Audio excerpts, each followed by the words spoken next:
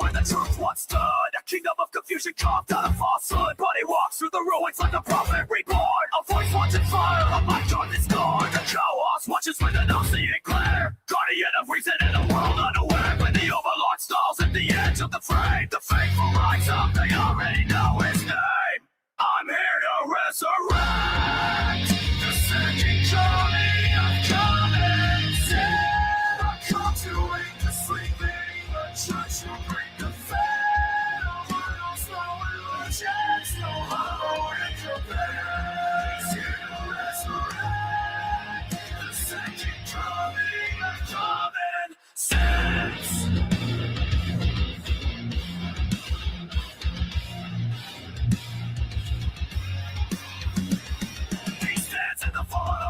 Misled, thinking truth from the wreckage, lazy thought from the dead. Every word is a weapon, shot men declare. Exposing every shadow we pretend not to fear. And the overlord rises with a sovereign command. A beast of judgment, the mortal chemist band. On his growl rips through the silence of the night. The loyal understand, trigger keeps the balance right. I'm here to resurrect the second coming of common sense. I'm making the chaos of found to strong against the darkness, rising defense. He's here to resurrect the second coming of common sense. Now you're head to the beast that controls the doors. It's in yellow reason with the ball crushing block. If his ball runs empty, the shadows will consume. The world cracks open. Usher it up.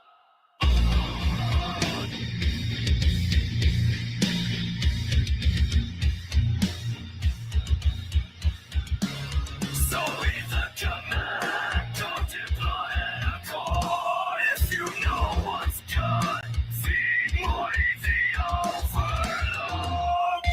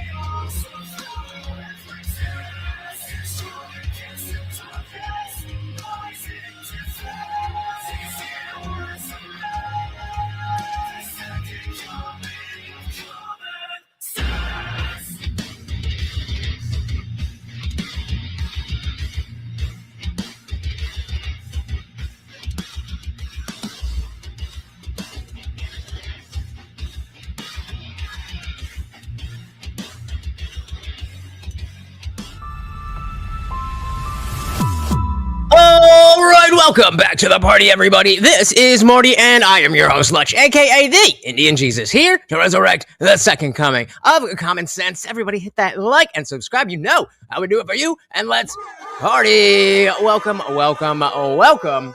What is going on, everybody? It is debate night. It is debate night. So, as you can see, well, maybe you didn't see, shout out to Glow and Dark. Welcome, welcome, welcome. Is it just me, or does the lighting look different? I am wearing a light shirt, and I feel like that's throwing everything off. Is it just me? Am I bugging out? Usually I'm in a black shirt, but it feels like, I don't know, something's missing. I don't know, but we do have 3 debates tonight that I will be the judge. The first one is the removal of a profit motive would improve certain products or services. Second debate is vigilante violence is immoral. And then the main event, mutual combat should be federally legalized. So we are just hanging out, getting everybody ready to go. I am looking to make sure we're not behind. Good to go, good to go, good to go. All right. So I'm actually excited about this one. Last week, I mean, you know, it was convenient that I was going to Shout out to JL. Welcome to the party. The vigilante violence is immoral. Well, somebody could say that either no, it's not immoral because if the police aren't doing their thing, then somebody has to do something. And you might go to like for example, the crime rates in Chicago, but when Al Capone was running things, or you go on the other side and say, well, of course we can't just be doing our own thing. We can't be vigilantes. And luckily, we do not have to worry about what arguments are made because we can just listen. We can just listen. And I have a lot more of an idea of how I personally feel about these things in comparison to the prompts from last week. What are you doing, Mort? You want to come hang out? No? Yeah, come on here. Every time. Who was here last summer when he wouldn't even sit in the chair? He was terrified of the fireworks and would only sit in my lap. Those were the days. Yeah, exactly. And I mean, then the other side of that is, if vigilante justice, I'm trying to think. I'm trying to map it onto the Alex Preddy and Renee Good things. That you could say it's immoral because those people died because the cops actually didn't step up and they didn't help. Or you can go the other side and say, well, who knows? More people would have died. So I don't know. It's very interesting. Like I said, these debates, I have a little bit more of a basis of my own opinion. And so I'll, instead of having to like really laser focus in on exactly what's being said, I'll be able to just kind of have a little bit more of a vibe of the direction they're going and be like, okay, see, so when they're saying that, they're saying that, and I'll be able to talk to you guys a little bit more because I won't have to be so locked in. But essentially, I'm going to know where the argument is going once it's been presented.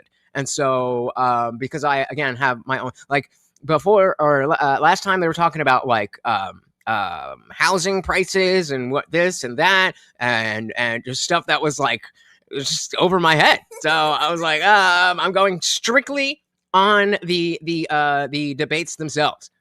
And I mean, I think we did a good job, but I think this one's going to be a little bit more fun.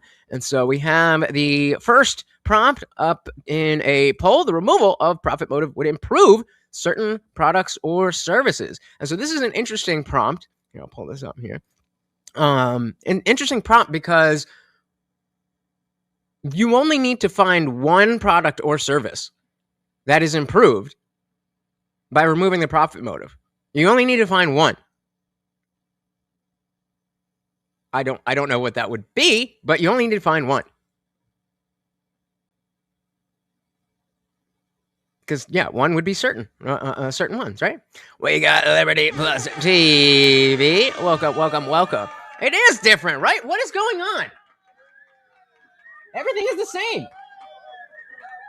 I really think it's the shirt.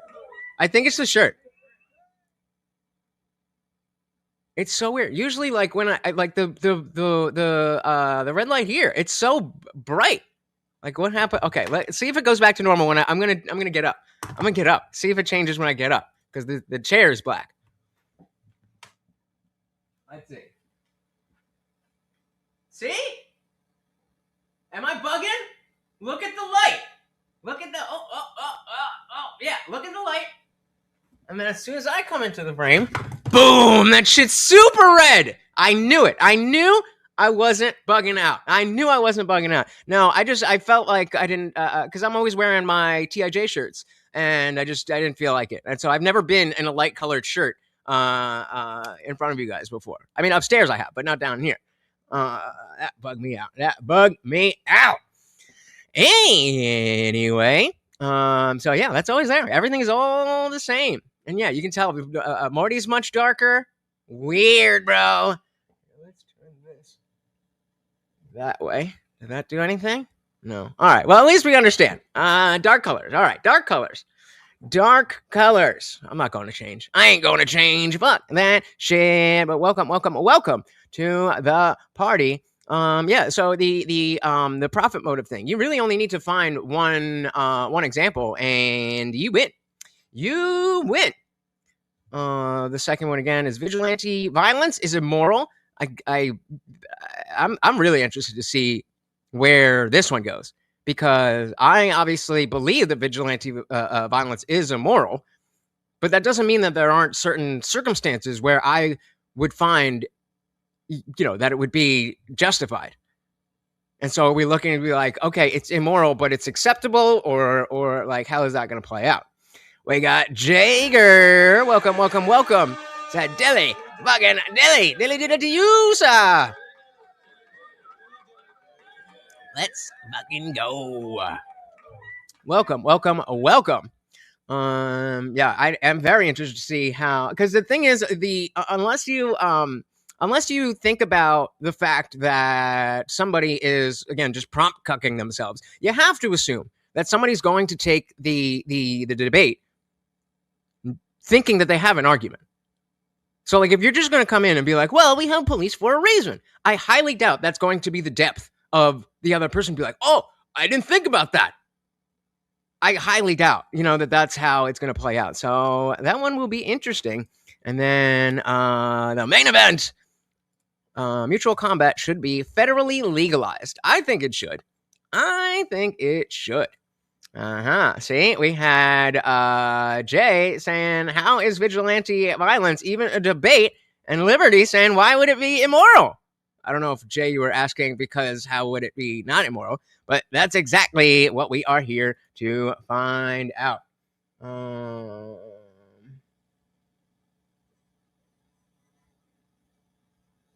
7 p.m. Oh, fuck me. 7, 8, 9, 10. Oh, fuck. This shit doesn't start till 10. Oh, God damn it. He said 6. There's no way. Yeah.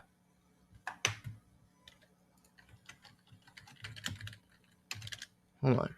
Because now I am kind of getting hot, so I might just change my shirt if we have that much time.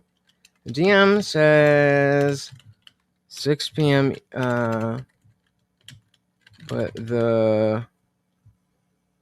Or no, am I looking at the wrong thing?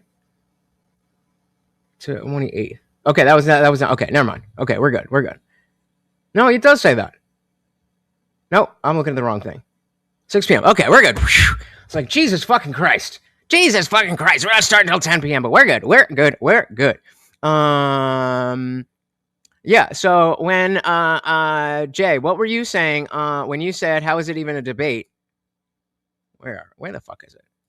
When you're saying, how is it even a debate? You're saying it's not a debate because it's obviously immoral, or you're saying it's not a debate because it's obviously moral? Not as simple.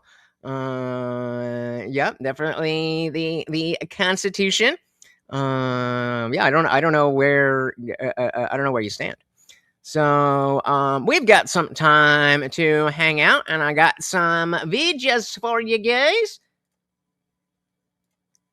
Just some. Let's start here. The UK has got their very own white George Floyd. Do we need that? Okay. Our very own white George Floyd in the UK. I think we've just had Britain's George Floyd moment, except the victim in question... Hey. Welcome. Yeah, so I was looking at the wrong thing. He had something from yesterday that started at 7 Pacific. And I was like, wait, what? And I was just confused. So 6 p.m. Western, 9 p.m. Eastern. We are chilling for a little bit, and then the debates will start. Welcome to the party. We also got Heimdall. Very good to see you. You said being a vigilante is probably the only way you actually get justice these days. Very probable. Yeah, but you're not saying how, Jay. You're saying it's self-explanatory, but you're not explaining it. It's self-explanatory because it's automatically good, or it's self-explanatory because it's automatically bad. That's the whole point of the debate. The entire point of having a debate is that it's not self-explanatory. So that's why we're asking, what is it that I don't know. I don't know what you are saying. So again, just tell me, immoral or moral. The prompt is vigilante violence is immoral? You agree that it is immoral and thus is a silly debate? Or, of course, you think it is moral, like Glow and Liberty, so the debate doesn't make sense. Either way, what you're saying can apply. Yet again, it's not just talking. It's articulating. Shout out to Lucid's Emerald. Welcome to the party. Depends on what would be more helpful to society as a whole. Indeed. And so again, I could see I could see people going either way. And there you go. So there's people here that are saying that that it's immoral, like Jay, and Glow and Liberty are saying that might be the only way you actually get justice. There's the debate. So we will see who represents either side and how that works out. Shout out to Jeffrey McDowell. Welcome to the party. Especially got off in less than 6 months. Who got off? We're talking about Daniel Penny or the guy here. Speaking of the guy here, the UK's very own white George. I think we've just had Britain's George Floyd moment, except the victim in question was an innocent British young lad and not an American serial criminal and heavy drug user. Henry Novak was stabbed in the heart, his legs, his face, and I guess that would be more like the UK's Charlie Kirk, but okay. his jaw. He was attacked by this man. So there you go. So we got somebody who is definitely on the side that is not immoral. Some people are saying it's mostly immoral, but, you know, it's depending on the circumstances. And Lucid said it's in the middle. And so what's the best way to decide that? To have a debate. Said someone's justice shouldn't be dependent on what's good for society. That's how you end up with OJ being set free. Very true. Very true. So real quick, guys, as you can see from the banner, you guys were fucking amazing. And not only did we hit the weekly movie night goal, but we hit I upped it to 400 points for a double feature. So tomorrow, probably around 7 p.m. Eastern, so slightly earlier than I usually would start, around 7 p.m. Eastern, we're going to watch the first movie and then the second one. So let's take a look at the poll itself. Oh, that's not what I want. Where is it? Oh, there we go. And so we have so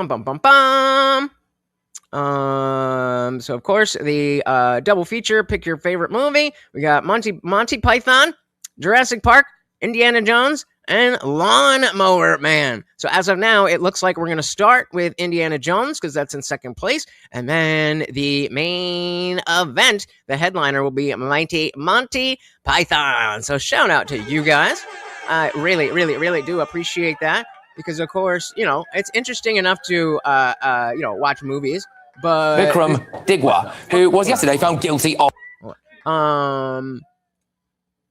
But yeah, there's a lot of assimilation, right? That I need to do, having parents that look more like this than your parents. And what's wrong with Indiana Jones? But again, I've never seen it. Do you not think it is important for an American to see Raiders of the Lost Ark and then be like, okay, I didn't really like that, you know? Sally Cat said, moral vigilante justice. Someone hits your wife, you hit back. I agree. Because that would be illegal, but that which is illegal does not mean it's immoral. That sounds morally justified to me. We will see. All right, let's see what happened with the... I'm going to call it UK's Charlie Kirk because that's more fitting.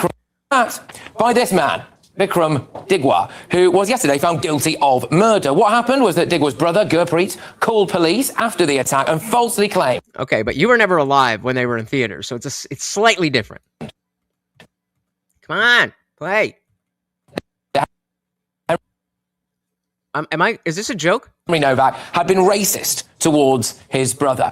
They did not call an ambulance, even though they must have known that Novak had been stabbed. Then Digwa's mother arrived at the scene. She just turned up, and she took and then hid the ceremonial knife that was used to stab Henry Novak to death. She was And so we can see an aspect of, and maybe, you tell me if this is fair. You tell me if this is fair. That more likely, a third worlder is going to have this type of, I'm going to protect my son than if it was, some white kid who stabbed somebody. I don't know. That's where my mind went, but that might not be accurate. What do you think? And found guilty of assisting an offender. So then what happened next? Well, it appears that 3 female police officers turned up. Henry Novak told them that he'd been stabbed. They said, "No, you haven't." They then handcuffed him, and they didn't check him for stab wounds.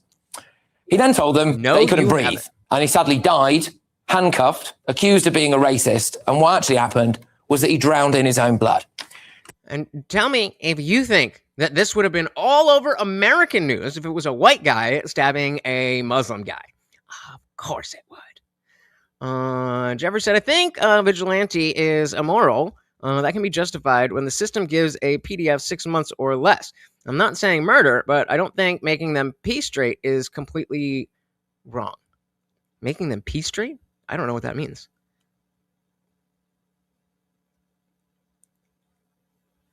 It can be justified when the system gives them 6 months or less.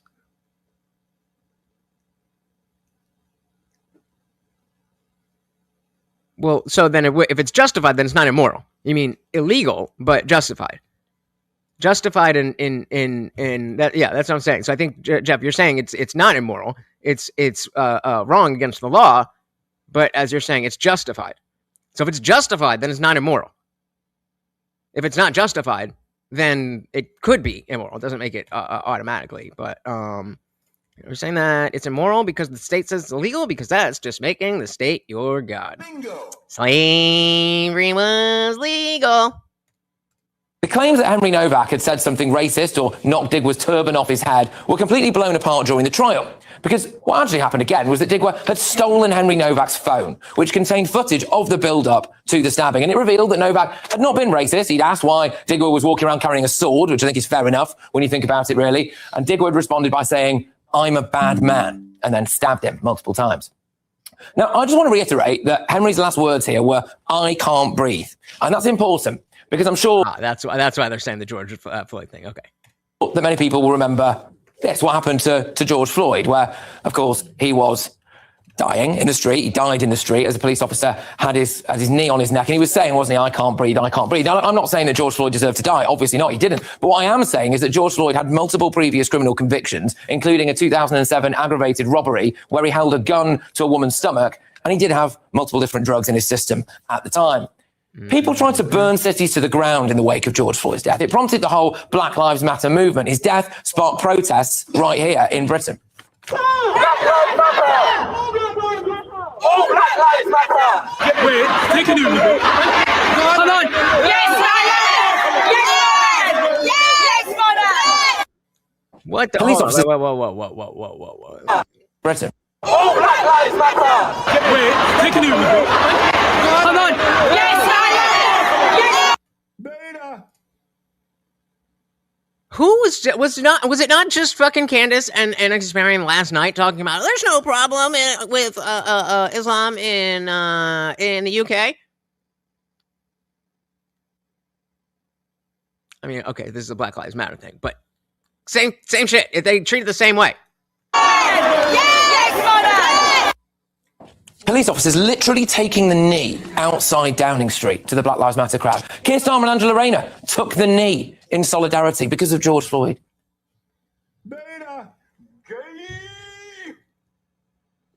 Fake and gay. What else can you say but fake and gay?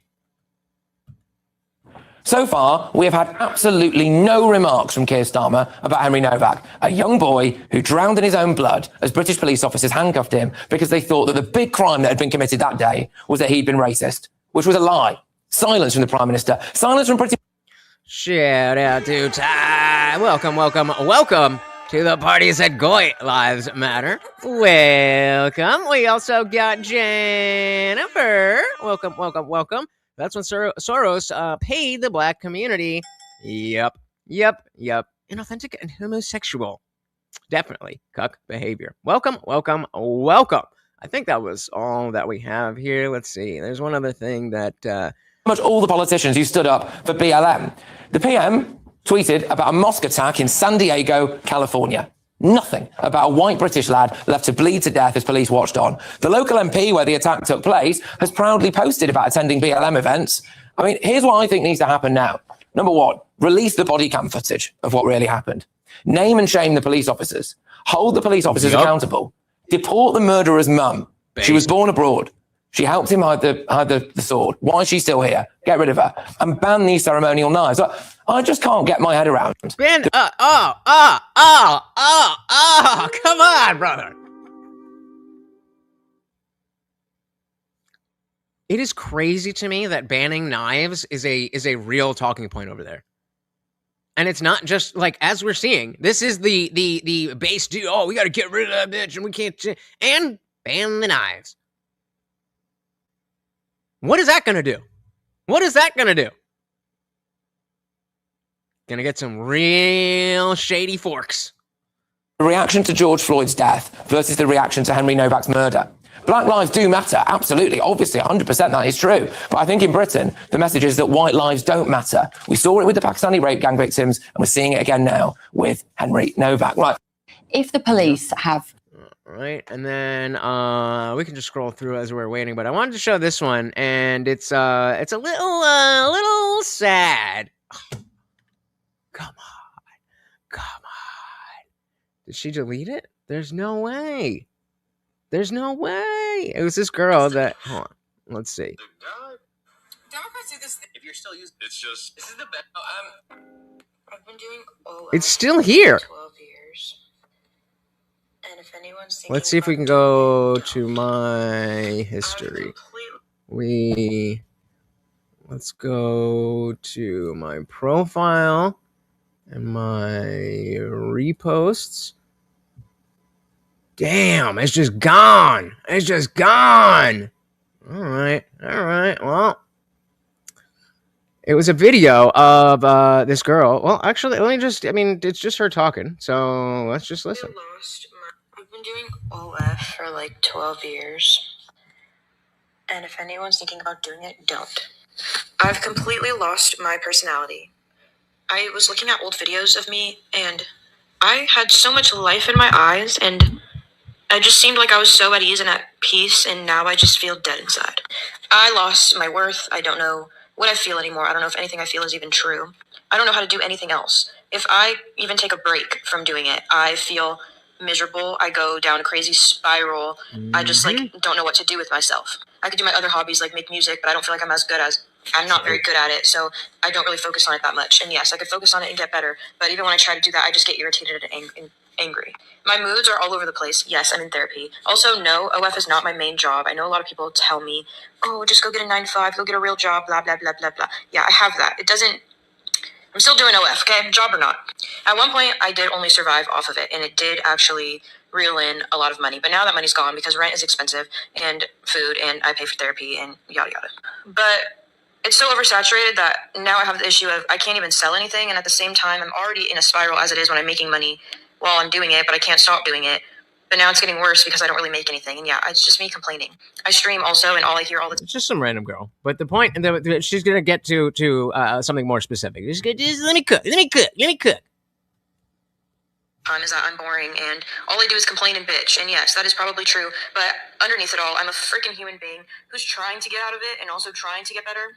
My job doesn't cut it for bills, right? So I continue doing OF. I'm trying to study real estate. I've already got my certificates. I just need to go take my test. But the problem is I don't want to take my test and then wait just to be able to pay broker fees and all of that. So I'm trying to use streaming and OnlyFans as like a way to just save money on the side. But now that I'm not making money on that anymore, it's not working, and I don't feel like I'm ever going to be a real estate agent. But also, I always fear, what if I do get there and then that stuff gets flooded around? Because my job right now, I hate that I even have to say this, but I filed a sexual harassment form, which is kind of hypocritical. But my manager was throwing around my OF everywhere, so that's fun. And also, they threatened to fire me over it because apparently I don't have enough proof. So if you're thinking of doing OF, don't do it, because you're going to lose your entire personality. Well, let me just finish that sentence. Your will for anything, all your hobbies that you once loved, are going to be gone. You're not going to care about them anymore. The light and spark in your life is just going to be gone. How you feel about the world and the people around you are going to change, and it's not going to be for a good reason, and you're probably going to end up and on and on and on, and exactly what we expect. I don't know why the fuck that didn't show up on here when I put the link, but it's almost well, shout out to Mystery Man. Welcome. The sad the sad aspect of, like, of course actions have consequences, of course, not taking accountability, there's all that stuff there, but we also have to understand an aspect of, well, these are young kids who are growing up. Like, let's say when you're 14, you're looking up to the 18 to 20 year old 22 3 4 year old crowd as what to do. And like the millennials had our own understanding of, the internet is forever, but it was slightly different because we lived in a world without it.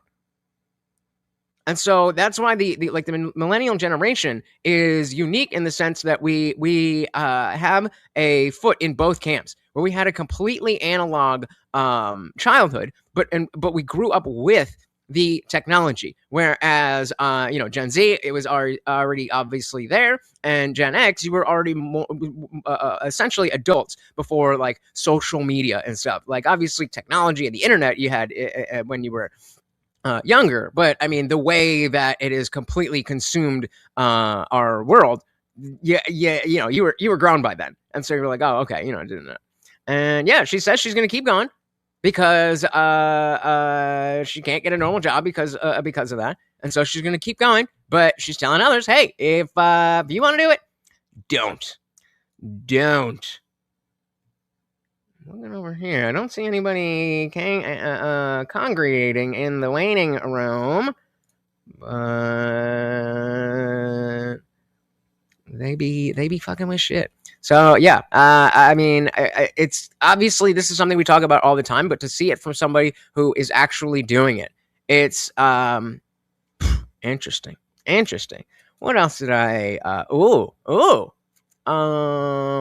Do you guys? Okay, do you guys know what this? So MAGA, and it's so stupid. I know, the bacon, like, that blew up. Like, that took off. I was shocked. Okay, it's everywhere. It's Islamophobic. It's anti-Gaza. It's a taste of your own medicine. Yeah, that's how we felt about all of the watermelons this entire time. But, like, seriously, you guys know what it means? You know what I mean? Like, I just put it as a joke that people should add the bacon emoji to, like, their name, and, like, it's everywhere now. Like, I go to other videos that, like, aren't even on my page, and the comment section is just like watermelon versus bacon. Like, I can literally track who follows my page based on the fact that people are actually putting bacon emojis in their name. And it's so I just started that because all of the lefties were using the watermelons as their Palestine thing, and it's just like, fuck it, I'll use bacon, and I like it. Not MAGA. I don't get it. Tootin'. Don't be tootin'. Everybody loves what everybody does, but when you try to I for Israel, when you try to repurpose the watermelon to be, oh, you're on the good side, then it's a little annoying. What else we got? Yeah. I mean, it's like, I don't think a kid's going to be safer because a tent is 500 feet away from. This is I forget, what is her name, but Nithya Raman. She's running against Spencer Pratt. I mean, it's like, I don't think a kid's going to be safer because a tent is 500 feet away from a school. It's like, whatever. So I woke up this morning to a sound of commotion outside of my window, and I looked out the window and I realized that there were people setting up like a homeless encampment outside of my house. Multiple people outside of my house. This is somebody who wants encampments on our streets, that she lets encampments be there. I have 2 little kids. I mean, it's like, I don't think a kid's going to be safer because a tent is 500 feet away from a school. It's like, whatever. Yeah. They didn't see it, luckily, this morning, but it has definitely, this has gone far beyond what I expected the campaign to be about. I, again, thought it would be about bike lanes and management of the Department of Transportation. Well, maybe that's because you are not qualified to do the job that you are trying to do. So what is your take on President? Right. What else we got here? This was that. Oh, so here's another thing that, like, I think this is the one I'm talking about. That Spencer Pratt is doing. He's getting all the right answers and being Trumpian in all the right ways. But then, of course, people are going to ask him about. So what Trump. is your take on President Trump? You're going to host the Olympics in 2 years. You're going to be the mayor of that city, maybe. What's your relationship going to be like with President Trump? I'm going to have a relationship with two presidents, and they're going to be the same. I'm going to work with the president the same way I'm going to work with the city council members, or my state reps, or the lieutenant governor, or the new governor. I'm going to work with whoever I need to work with to execute the best for Angelenos, period. Do you want his endorsement? I don't need anyone's endorsement but mothers. That's what's getting me elected. People keep forgetting it's Democratic moms that do not feel safe that are putting me in office in 5 days. Can you explain to me something? Because you're not afraid of anything. You're not afraid of giving your opinion on anything, but you won't give me an opinion on President Trump. And I get it that his endorsement, his blessing may not be good for you. Likely isn't. Right. So then what are you doing? Now, I get that that's the job of the journalist to kind of poke and prod, but then don't say that. Good for you in LA. But if you're fearless, what do you think of President Trump? You're a Republican, right? Again, this right here, what you're doing. Get I'm telling you. Yeah. This conversation is what's destroyed local elections. People don't care in LA. They want to feel safe. They don't want to step in human poop. I don't need to have personal opinions about anybody that doesn't affect them stepping in human poop. It's not being scared. I'm just not falling in for this tribal politics back and forth. It's a local election. I'm not running for president. So it doesn't matter my opinion on any presidents. Okay. But you will, if you get elected, try to build a relationship with him. I will build relationships with everybody to execute for Angelenos. Yeah, I mean, it's definitely a long shot, so to speak. But I made a video about like just asking, people from LA, like, what do you think? You get a lot more reach with that kind of thing on TikTok. And let's do we care? We don't care. And a lot of people are saying like, hey, a lot of people around me don't like the Republican thing, and they don't like, but he's saying all the right things, and yeah, they about it. I just followed this chick yesterday, kind of because she's hot, but also because she's funny. AOC, you have been very vocal on your criticisms of billionaires, most recently Jeff Bezos, ever since becoming Congresswoman. The question is, what policy changes are you planning to make as a member of Congress in order to enact change based off of your criticisms? That's a really great question. I think AOC. It's really about power. It's like restructuring of the power to put the power structures in the hands of the people who should hold the power. If she had the actual impression down, it would be perfect.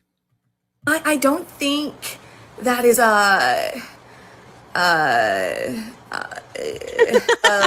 American idea. I mean, all right, we get it. But I came to the graduation planning to give a speech about my trauma and influencing me as a person. And Black, brown, and mixed youth are facing oppression nowadays and being forced to fear their own identities. I had a speech ready to cheer on and encourage oppressed youth, which makes up the entirety of the school. I was told by Mr. Dawson and Miss Imes, there's a time and a place. My speech is too negative, it's too controversial. This school is built on racism. So here, damn it. So here we actually have a school that's like, you know what? Let's not talk about racism and sexism and all these bad things on graduation day. So we actually have the school being on the right side. It's too controversial. This school is built on racism, sexism, and homophobia. I encourage everyone here today to stand up for yourself, even if it makes a scene. This school is ridiculous. This video has been making its rounds, and it happens to be coming right out of here in Kentucky. Having seen what I've seen, I'm not terribly surprised by that. Kentucky citizens have been looking at as their own children are sucked into the mind vortex that is the state-sponsored institutions. Parents send their kids off to public school with hopes and dreams, only to have them come back speaking the language of the establishment. They are marching in school, organized protests, and ratting out their own parents or teachers for not being fully committed to party doctrine. What the heck is going on? I have some ideas. Before we get into it, my name is Nicole. Over here, we operate under the assumption that the Democrats have... All right, I see our first debater in the waiting room, so it is only a countdown before we begin. Have been attempting to stage a communist revolution disguised as progressivism. Now, this is a big claim, but I've laid out my evidence as to why I believe this before, although the Democrats themselves spell it out for us clearly enough. They want universal everything, open borders, and they often resort to the same totalitarian tactics used by past communist regimes to create chaos and division. My goal is simple: arm you with the facts so you can navigate this situation safely. Let's address the claims revolving around racism and homophobia. One thing I want to point out is that progressives have largely had full control over educational institutions, healthcare, and media for decades. They are the mainstream culture. Yet, if you talk to these students or teachers, they will tell you they are marginalized or being pushed to the fringes.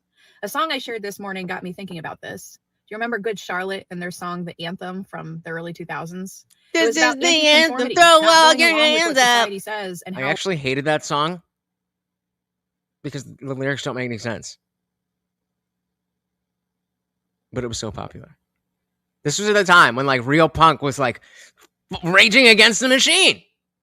Hey, a shout out to Jennifer. Thank you, thank you, thank you so very, very much.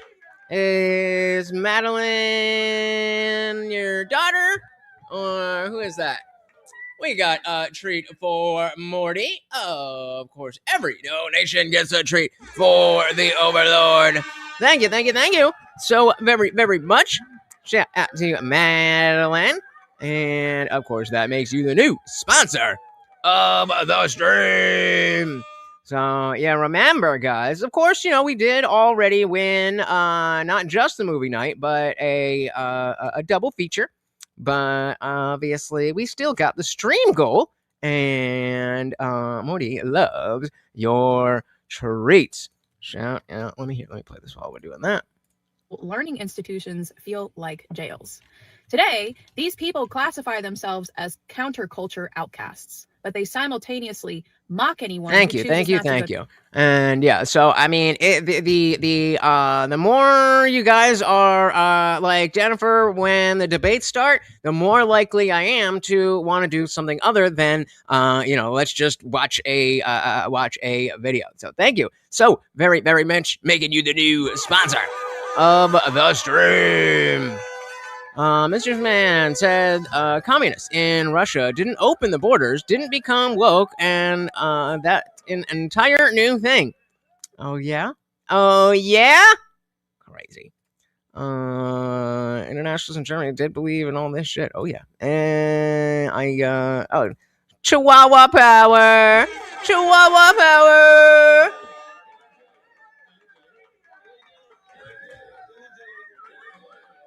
For Chihuahua power. Say thank you to Madeline and Jennifer. Thank you. Shout out to the puppies. All right.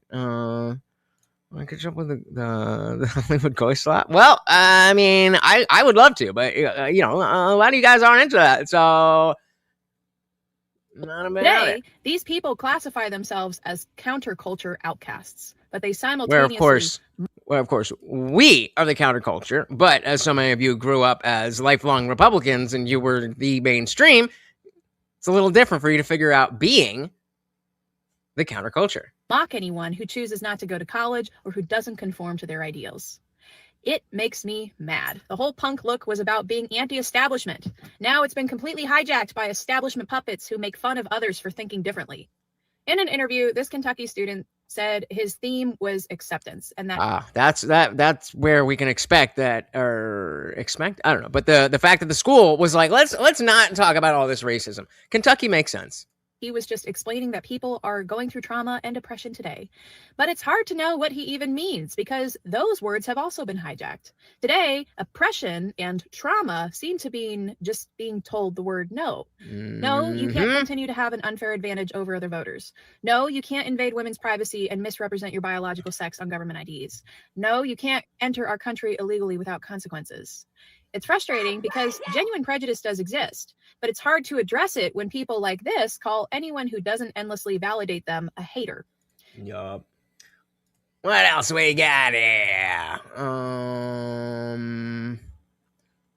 accountable. Walls deflected and said white men should be holding white men accountable. Do you want to hear more from members of leaders from That's about it. to say we need to look at ourselves, we need to hold our own neighbors accountable, because look at the damage that this has done to our community. What do you want to hear more from, instead of just saying don't blame us? Do you want to see more ownership and oversight from within this? Look, it's not. And this is after the, what did it say, $21 million in Somali fraud was exposed. Law-abiding citizens. If that were the case, there's a lot of white men should be holding a lot of white men accountable I agree. I think we should start with you. for the crimes that they have committed. I totally agree. I think he's right. I think for the community to maybe educate their population, because I think what you're seeing here is there's secondary victims in this, that there's dividers inside the community that are then victimizing the community themselves by signing them up, because when we're going to some of these people, they're like, Bro, this is literally the Adam Carolla thing. This is literally the Adam Carolla thing. Adam Carolla, Muslims.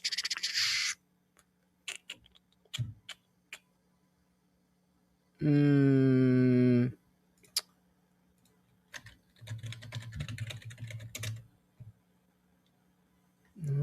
on. God damn it. Is this it? I don't know where it is, but it's a famous line. He's like, we really can't ever have any kind of Muslim attack ever again, because then the Muslims in America are really gonna have a bad time. They're doing the same thing, Tim. They're doing the same thing, Tim. there's dividers inside the community that are then victimizing the community themselves by signing them up, because when we're going to some of these people, they're like, I had no idea I was in this program. They're lying to you. How can you be so stupid? You're not. He's not that stupid. You know that they're lying. You're enabling this. So I think it's asking us then, for every crime, which of course the majority being committed by white men, asking us to do more about that. I think it's crime in general. And I think the biggest thing on this is just making sure that we're educating the population. And again, this is 80 people or so that have been convicted in this, maybe some more in that. That you know of. Should be a lot more. And also there are a lot of people that were collaborative with it as well. No, I think that's really what's happened. And about a whole lot more. Yeah, exactly. Right. And how many people lost out on both Medicaid benefits in the wake of the 21 million fraudulently taken from the taxpayer? Why did? Yeah, and I don't know if you were here when we were watching the Anna and Candace thing, but they were acting like, fucking what's his name? Is it Keir Starmer or whoever the fuck it is? They were just saying like, oh, it's so crazy. It's so crazy to think that. It's actually the lights. Yeah, it's actually the lights. Just, but thank you. Thank you. They keep saying white men because they want to reframe and create the originals. Like they want to make it sound like it's only white men that are doing this because that's the only acceptable group in their mind that they can criticize collectively. I think that you shouldn't be criticizing any collective groups of people by an ethnicity, but you should look at whenever there's a community of people that are doing something problematic, whether it's a big group of a trailer park of white people or an enclave of Somalians in Minnesota, this is still bad. It's obviously bad and you should go after it. He's afraid of them. Well, I was thinking about it. Is. And the reason why people like Tim Walz are afraid of these communities is because they do vote and they do behave inside of a race. So Somalis just mean they're from Somalia. But like, so you could say that this is like asking, are Americans Christian? So in general, yes. Yeah, probably, but not necessarily. That being said, it's not nearly as open as it is here. So there's, it's more accurate to say that Somalis are Muslim than it is to say that Americans are Christian, even though both are true to some extent. So I found that MMA fight. Fallen Facts versus Tamika Brents, September 24th. Let's see if we can find any. Let's see if we can find anything on that. I think that maybe. I always forget it. Let's try X. Let's try X.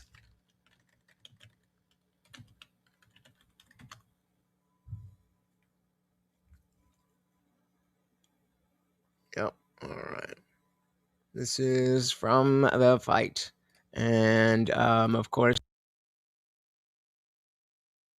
And just dominating.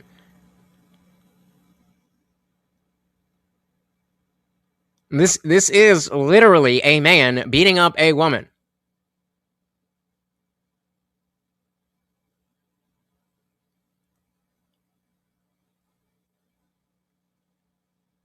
Elbows to the head.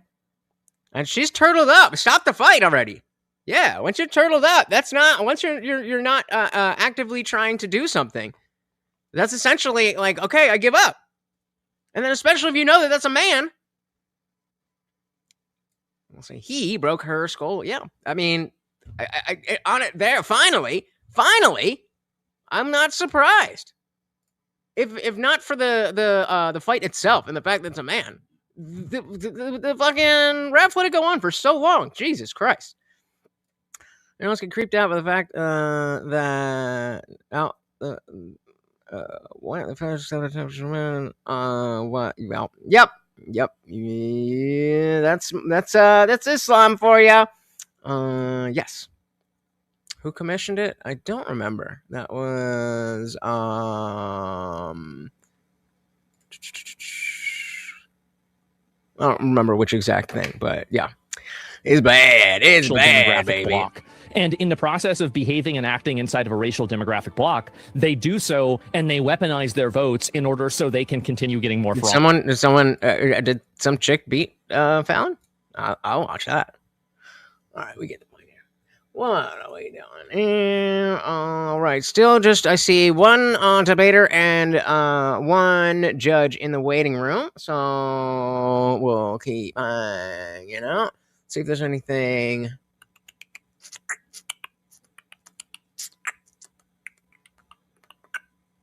Thanks for coming over. So, like, what do you want to play? Whatever you want to play. Whatever I want to play? Yeah, I'll do whatever you want to do. I love that. Do you want to play jump rope? Whatever you want to play. Okay, when I say jump, what do you say? How high? You know there was a monster in my bed? Really? Oh, yeah. Like a real monster. There were claw marks. Do you like candy? Yeah, sure. I love candy. Her and I have only gotten closer. No, I love candy. Again, I think you might be thinking of Cyborg because Amanda Nunes beat Chris Cyborg, and Chris Cyborg looks like a man. But I don't think who has Fox lost to. Oh, Ashley Evans Smith. There you go. So let's go.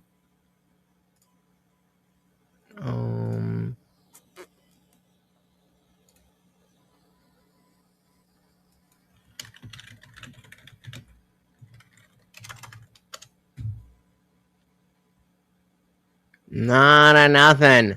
Not a nothing. They erased it.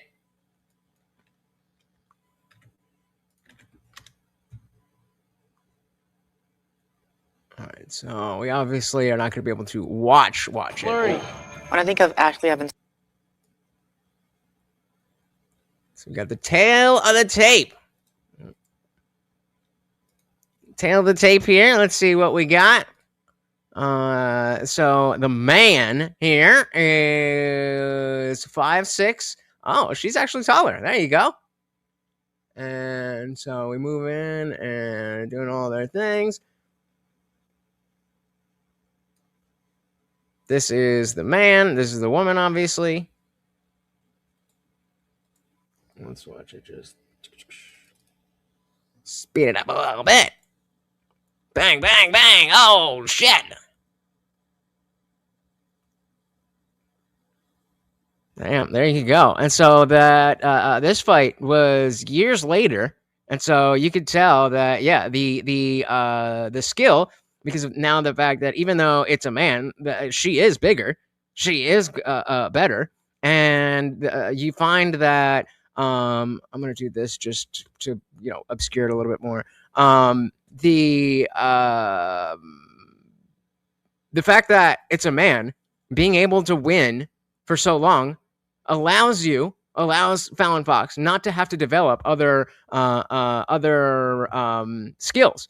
And so you get here, and it looks like this is about to be it.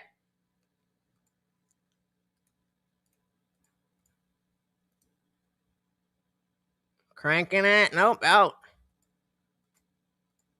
Not so fun to be on this side of it, is it? Back to their feet. Oh!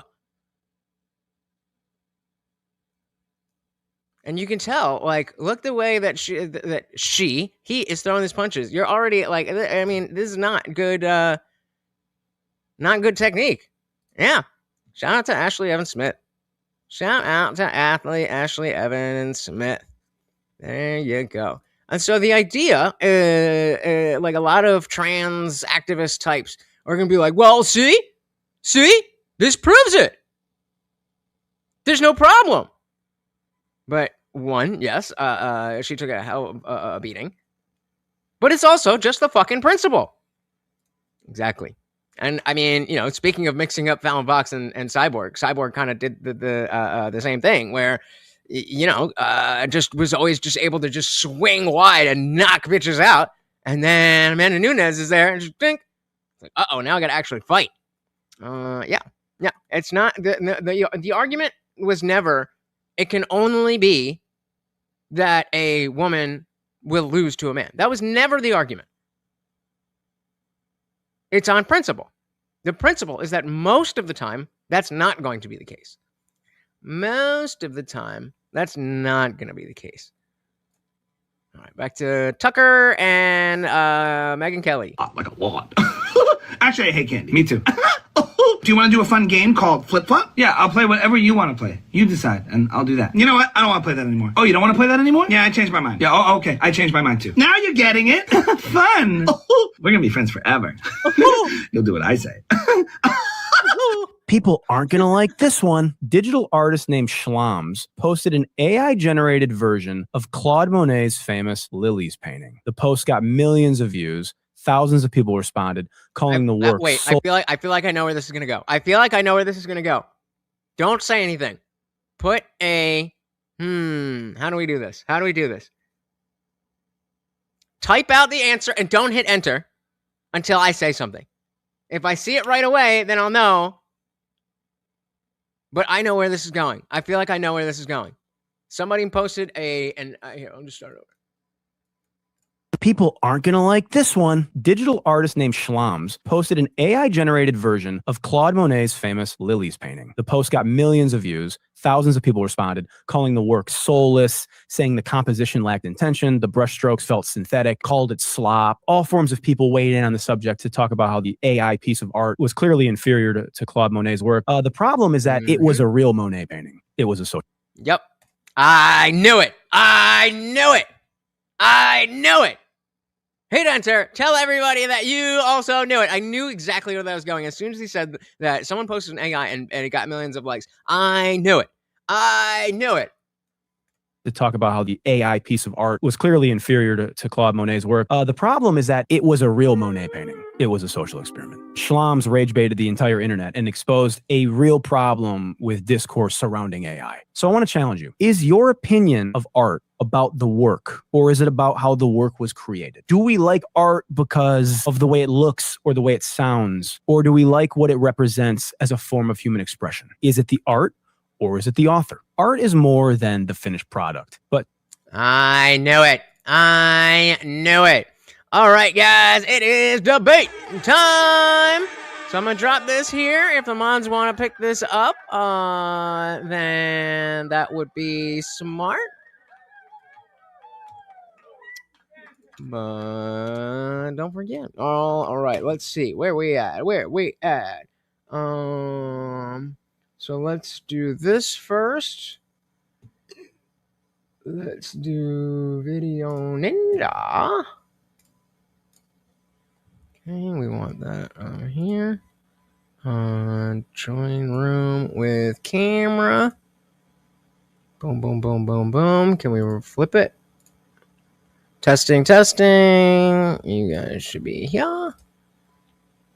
We should be here. And then... Oh, you guys like the... You guys prefer the... There we go. That looks better. Okay. What am I doing? So we wanted to find... Okay, we wanted to find the site itself. Because even though the oh, he might not have started it yet. Because when we look at the Discord, then we can't really tell. Okay, here we go. All right, we got that. That'll be muted. We are here and that.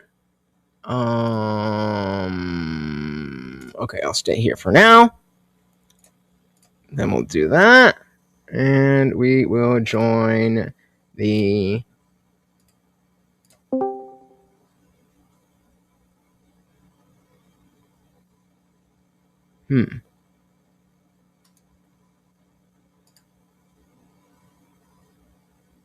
I'm stuck in the waiting room.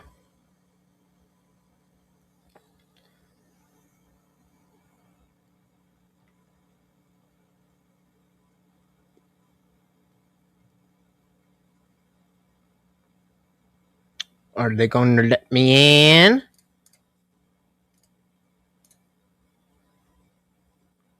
Come on, bro. What are we doing? What are we doing?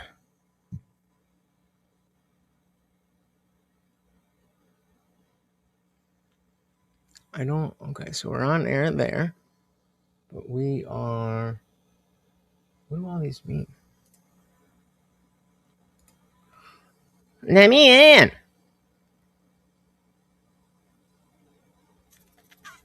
It is hot. I should turn the fan up. Actually, it should get cooler as we go. Oh, and I didn't drink my kratom. Let me just if my live is locked, I'm in the waiting room.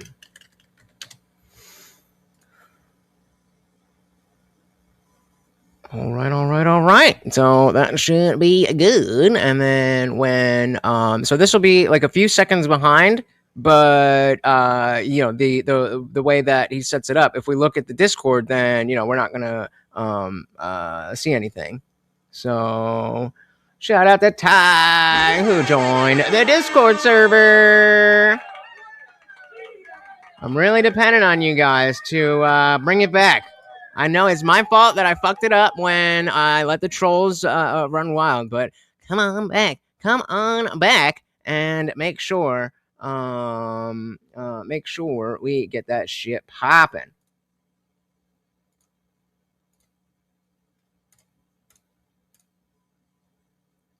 Let me ask Tyler.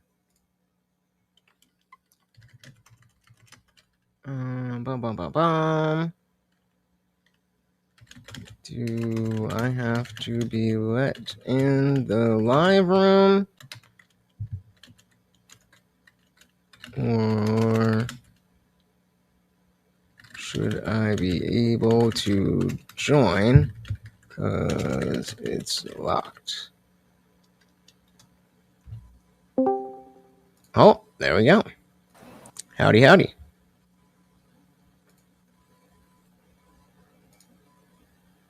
Oh, that's Lethe. What's up? Do you know? Are we just waiting for them to bring us into the locked room? I think so. Okay, I literally just got here, so. Word. Well, you are live on my end, just to let you know.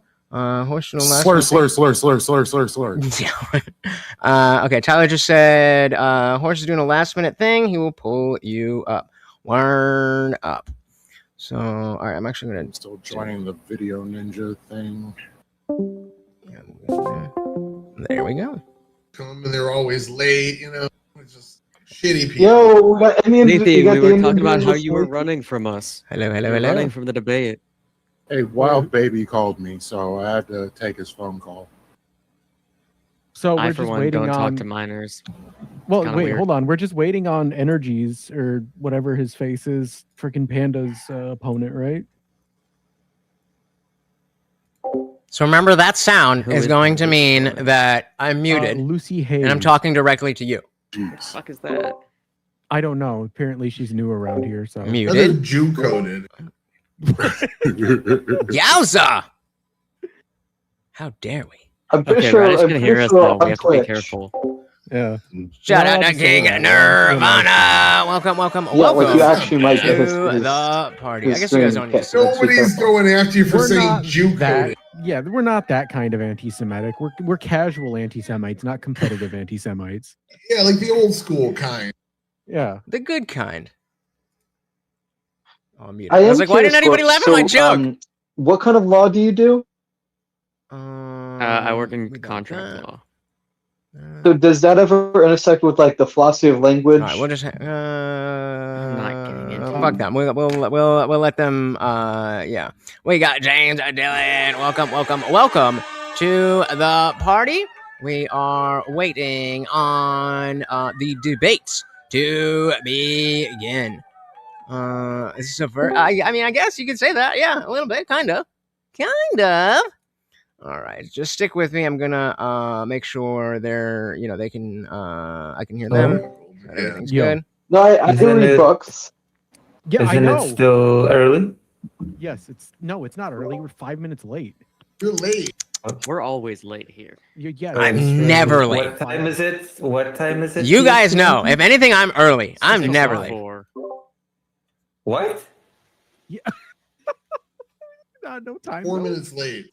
We're supposed to start 4 minutes ago. Hey, This is really? already They're started. waiting. Yes, He's we're doing supposed to his start intro. 4 minutes ago. Oh my He's doing goodness. his See, intro. this is why dealing with these guess I'll fucking start my streamers, stream man. then, or Dealing with something. these fucking He's not even doing streamers. his intro. He's just on the countdown screen for another 55 Yep. seconds. Sorry. Nope, I'm here. I was trying to get so Mida and Energy are turning their cams on, so I had to put an avatar icon up for them. Welcome in, Lucy. Lucy, this is everybody who doesn't Hello. know Lucy already. Ooh, can you say a few Howdy, things howdy. for me just so I can get your volumes? 1, 2, 3, 4. The no bombing tonight. No drones That's tonight. perfect. Oh, I would love no drones or bombs. All right, cool. So Lucy, are you going to be camming or are you not going to be camming? I can cam. All right. So Not did you camming. see the link that I sent you? That link is going to be where you put your video link.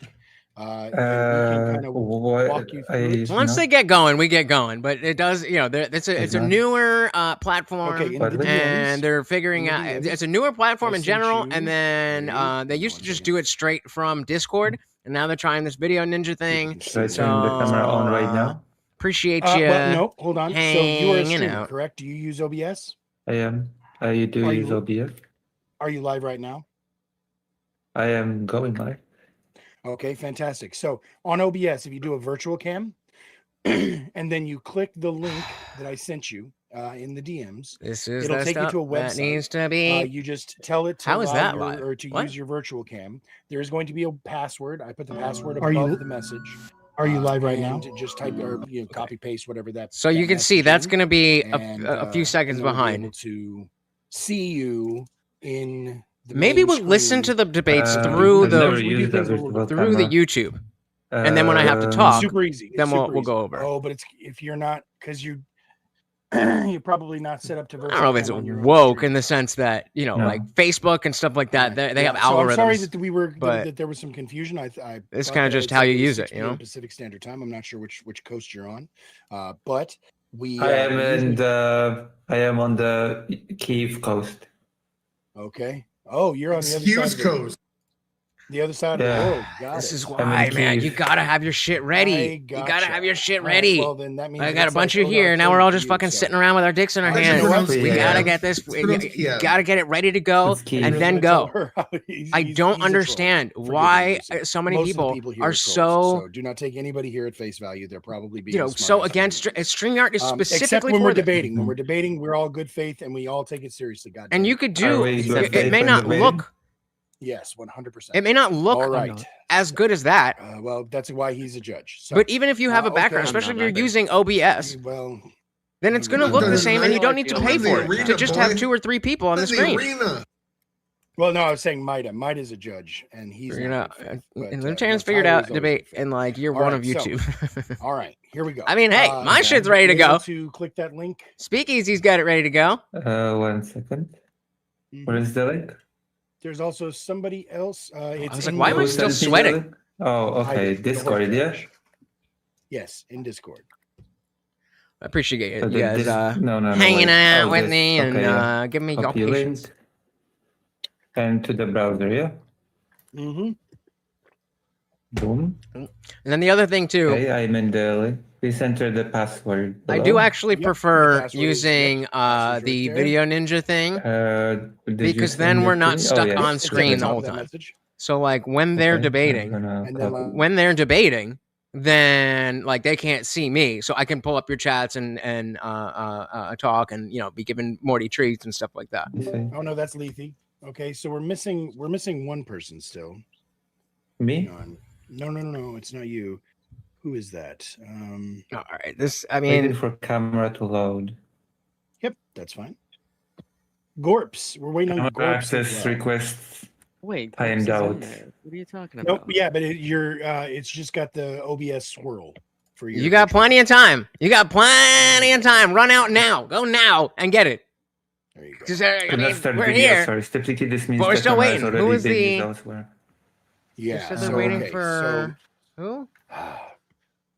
I don't know your setup or your how you do your stream, okay, but at least for this evening, just because and once you see the production, you'll understand why it's worth it. But Worth it to if you, are not worth it okay to with everybody it, listening. You could just do the virtual cam on OBS.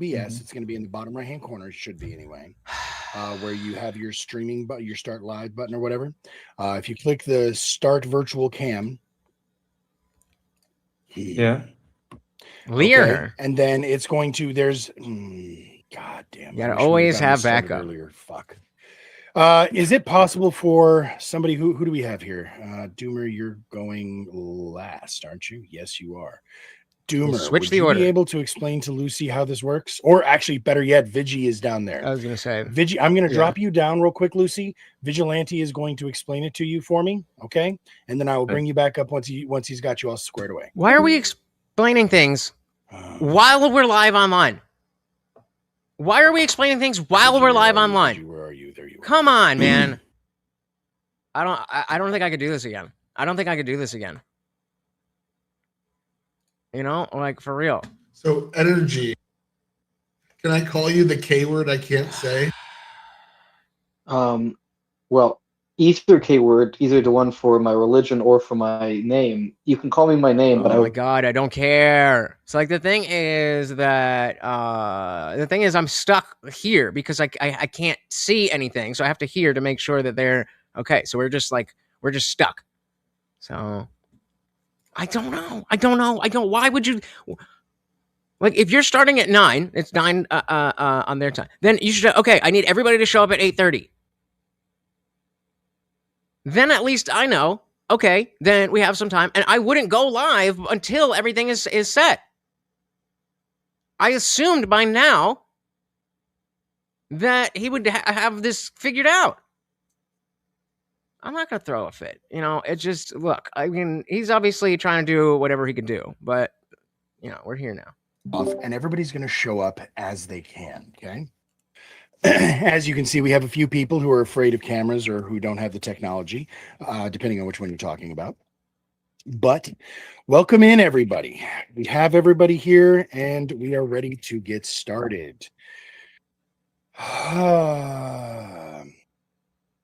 Thank you all for showing up tonight to the DMZ. Okay, so here's what we're going to do. This is a good faith, but welcome in, everybody. We have everybody here, and we are ready to get started. So this is going to be a little bit behind. Thank you all for showing up tonight to the DMZ. This is a good faith. For now, I'm gonna. It's been a long goddamn day, people. I've been. I'm gonna keep keep nonstop. unmuted. Just So we're gonna try that over. Well, just to find the flaws in what they're saying. Please attack the belief. So you're not listening the to believer. Discord, so it's not going to match up. But Leave your once we weapons get at the there, door, it'll be fine. Take notes, act like grown-ups, and please refrain from the blood sports and shit slinging that have been plaguing our society. Oh, and we gonna politics for far too long. we gonna go hard. Also, here the audience gets I mean, to say. I've you talked will to hear- him. You will see a link in the chat. I've talked to him behind the scenes and been like, "Yo, like this is people are leaving. People are leaving." He was like, "Yeah, we're working on it. I appreciate it." Like, okay, man. just want you to be exercising your democratic rights and deciding which side made the most persuasive case. But all right, what we're going to do here, and it's going to be a little bit out of order, unfortunately, because as you can see, some people aren't really here, and we're still trying to get some technical difficulties worked out. So we're going to start a little bit late, okay? But we are going to get started, I promise. I'm going to go around the table with everybody who's already here, and we are going to. I think I made that too big. So you can see how much of go there's a around for everybody delay, who's here, and we are going to have everybody introduce. and that's why I'm themselves going to real quick. listen from this. But once For the those of you who debates, do we'll not listen know to that. them. Also, is anybody streaming on Twitch other than me?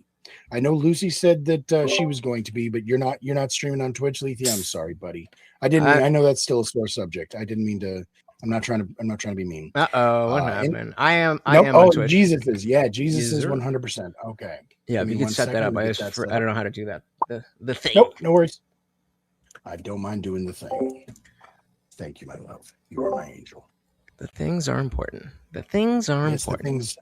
The things are definitely. And so then we'll get all of their Twitch let's chats go. in here, so we can talk shit to them, and they won't even know. I know this is super boring for all of you guys out in chat. I'm so sorry, but you know it's an amateur production here. We're doing the best we can. So just let this be. Invite guests, and you do remember where it shows up, right, Jesus?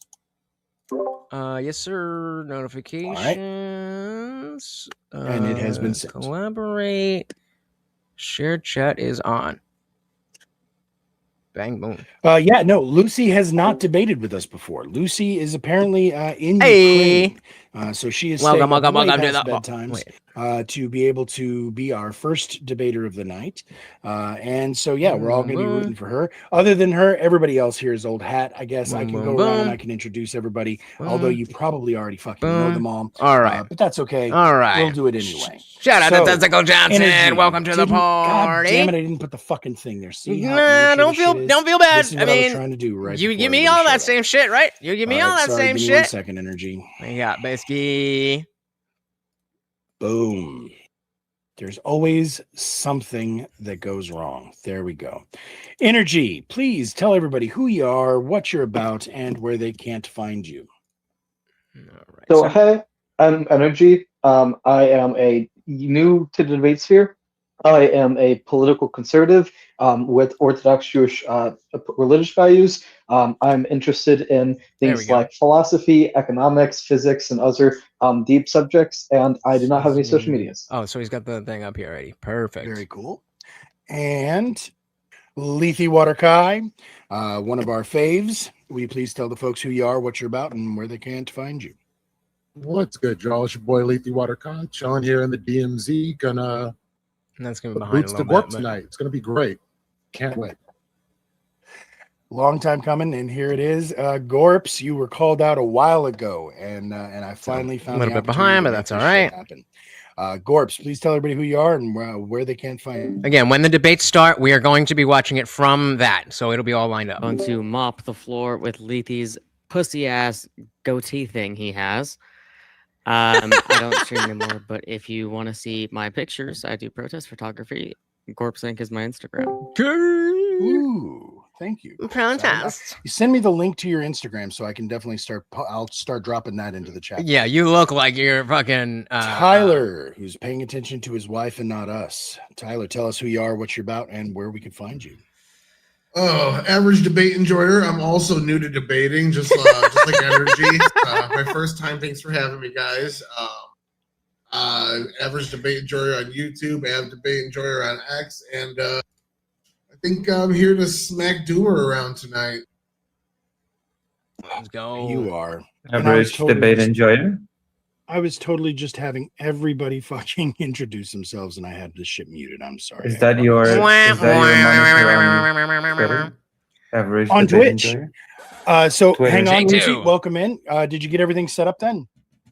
It seems that way. It seems that way. No? Yes, we did. Fan fucking tastic. All right. We'll come back to you in 1 second, Lucy. You'll get the chance. So let's check what they're doing. Introduce themselves, and I had this shit muted. I'm sorry. I fucking. Is that your? Yep. All right. humor. I'm kind of the based liberalism enjoyer around here. You can kind of say I'm unofficially exclusively Really? signed to the DMZ Nobody- and Horseradish. nobody wants to Discourse. even You get can to the pretty much only debates. find me here and there. Yeah. And we are fucking honored for it, man.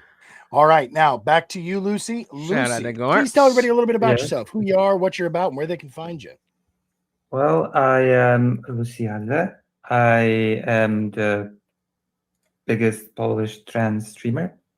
I do a variety of things. I travel to Ukraine to do journalism on children when it comes to the kidnapped children, children living in the occupied territories.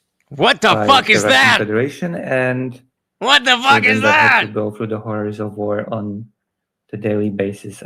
He's got the publish Reddit voice. articles based on interviews The that mobile I is conduct with families we should and really children, and I also it's produce really video bad. format interviews and documentary style videos. In documentary. I also I'm sorry, do but that history. I cover news, and I do gaming and art. So I do a variety of things. And I did just drop the link to Lucy's page over on YouTube right there in the chat. If you guys want to give her a click and give her a Which sub. page? Oh no, I already did it for you. I already did All it. right, into what's the, the- into so the we need a Twitch. Are drinking you game. streaming live on Twitch right now? Oh wait. I Or just do on stream YouTube? on Twitch and YouTube. We need Okey-doke. a drinking Well, I'll tell game you what, if you for want, the start I will of the go ahead and show. throw you a invite, Lucy Hayes. Is it all one word? I did not have your Lucy Hayes. Yup. Yeah. Is it what is Yup. it? Is there like where? There's a lot of Lucy Hayes. Again, this is The stuff one that with should be figured an out anime, before we are like, live on the one. I air. have 3 YouTube channels. I have one for gaming. Right. and Nope. This is for Twitch though. I'm looking for Twitch. Are you streaming on Twitch? For Twitch, I am. Yeah. Okay. And what's your handle moniker on Twitch? It should be Amateurs. Lucy _ Haza, I believe. Okay. You should find me. Lucy There should be _ a duck. There you go. I mean, All not right. anti-trans, So I just sent you an but, like, invite to the stream just together. like, We like to stream oh, together Jesus. here whenever I anybody did who's not on expect Twitch, that. Did just so not that we can all expect kind of have our gonna- chats interact and I'm gonna introduce judge themselves. the- Plus, that way, whenever we the, drop a things link he for says the vote, as, you know, everybody's chat gets anybody to see else. it all at once. I'm Now, not sure if real- I am. What do I? Yeah. Okay. Am I- No I'm worries. not logged So, okay. Well, I'll tell you what. While you sort that out, if you go to your streamer dashboard on Twitch, you'll see under your notifications there. If you click on that, there's going to be an invite there for you. So while you're sorting that out, I'm going to go ahead and introduce my judges. So, all right. So our judges tonight, we that's have Maida, first time here in the DMZ, although a longtime collaborator and Yeah.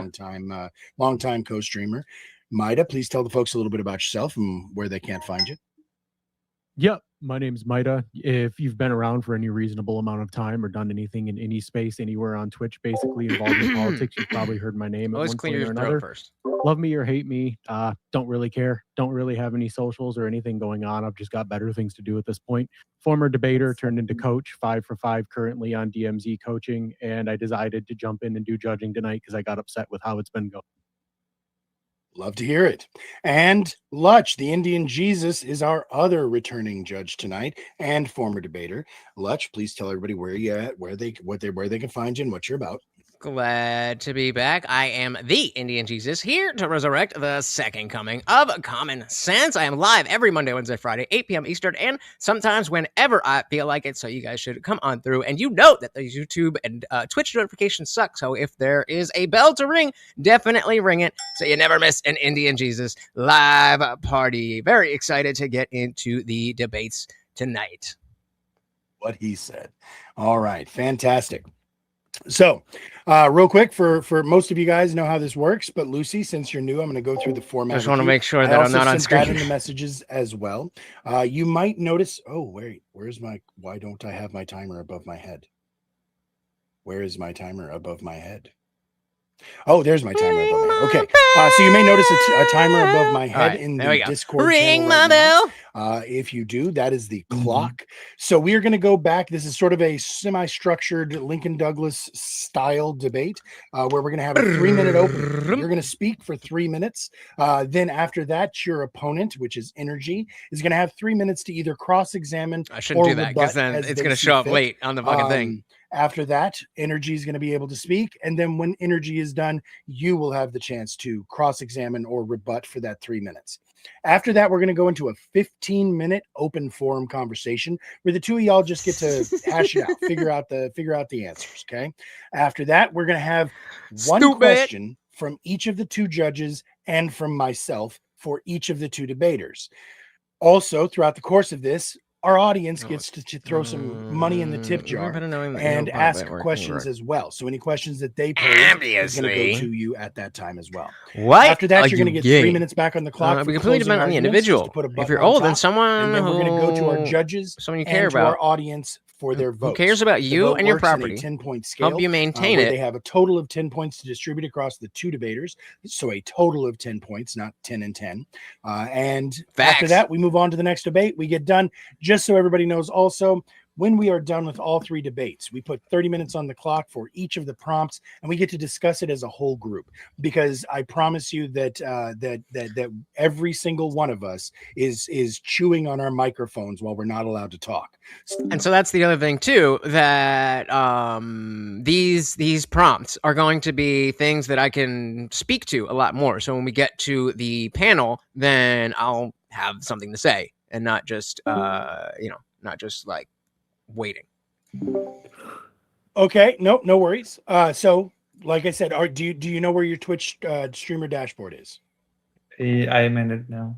Okay, in the top right Removing corner, profit incentive do you from know where the healthcare little would be whispers good. button is? There's 3 little icons. Disagree. One of them is going to say whispers. That's probably the strong area. That's something within healthcare, but I wouldn't say healthcare itself. But that's probably the strongest angle to take because our healthcare system is fucked. Notification, my Twitch, yeah. Yes, I see it. There you go. Click that. And it should bring you straight on in. You're going to say yes. Why are you and give against it the permission profit and all motive? that? Make sure that you mute and deafen that. Otherwise, you get an echo, and it's kind of annoying for you. So, Right. all right, so now we got- everybody. Looks like everybody So has again, finally made it into the DMZ. We are ready to Oh fucking go. Jesus! So, Okay. tonight's first debate of the night is going to Remember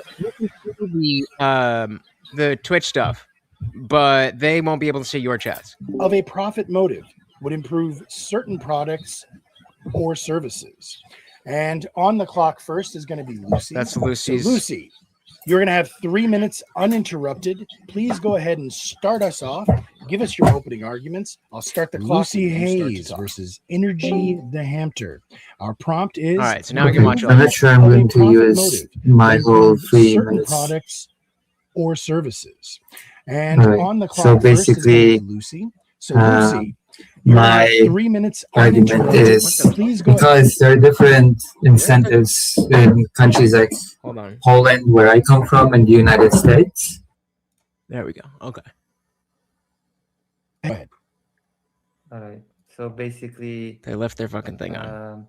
My argument is because there are different incentives in countries like Poland, where I come from, and the United States.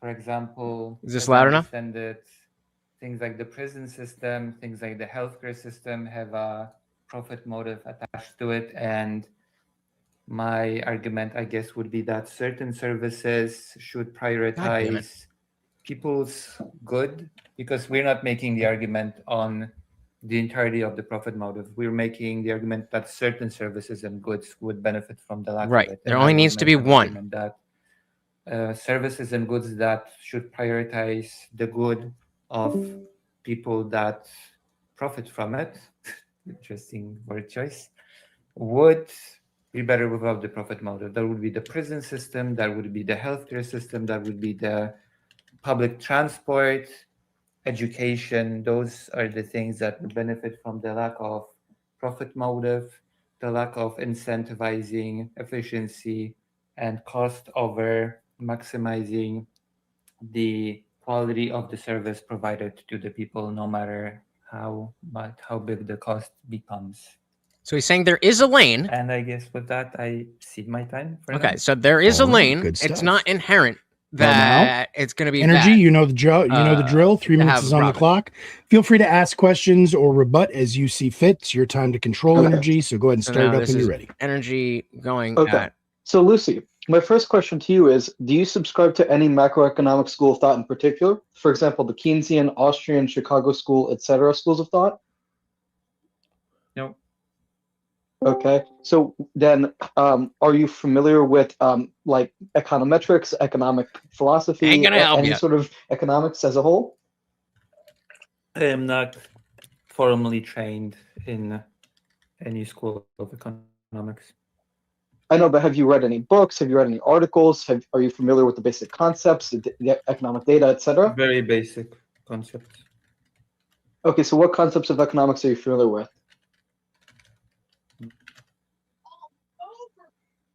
I am familiar with the basic models of economy. Looking it up but right I am now. not familiar with the particulars of any economic theory.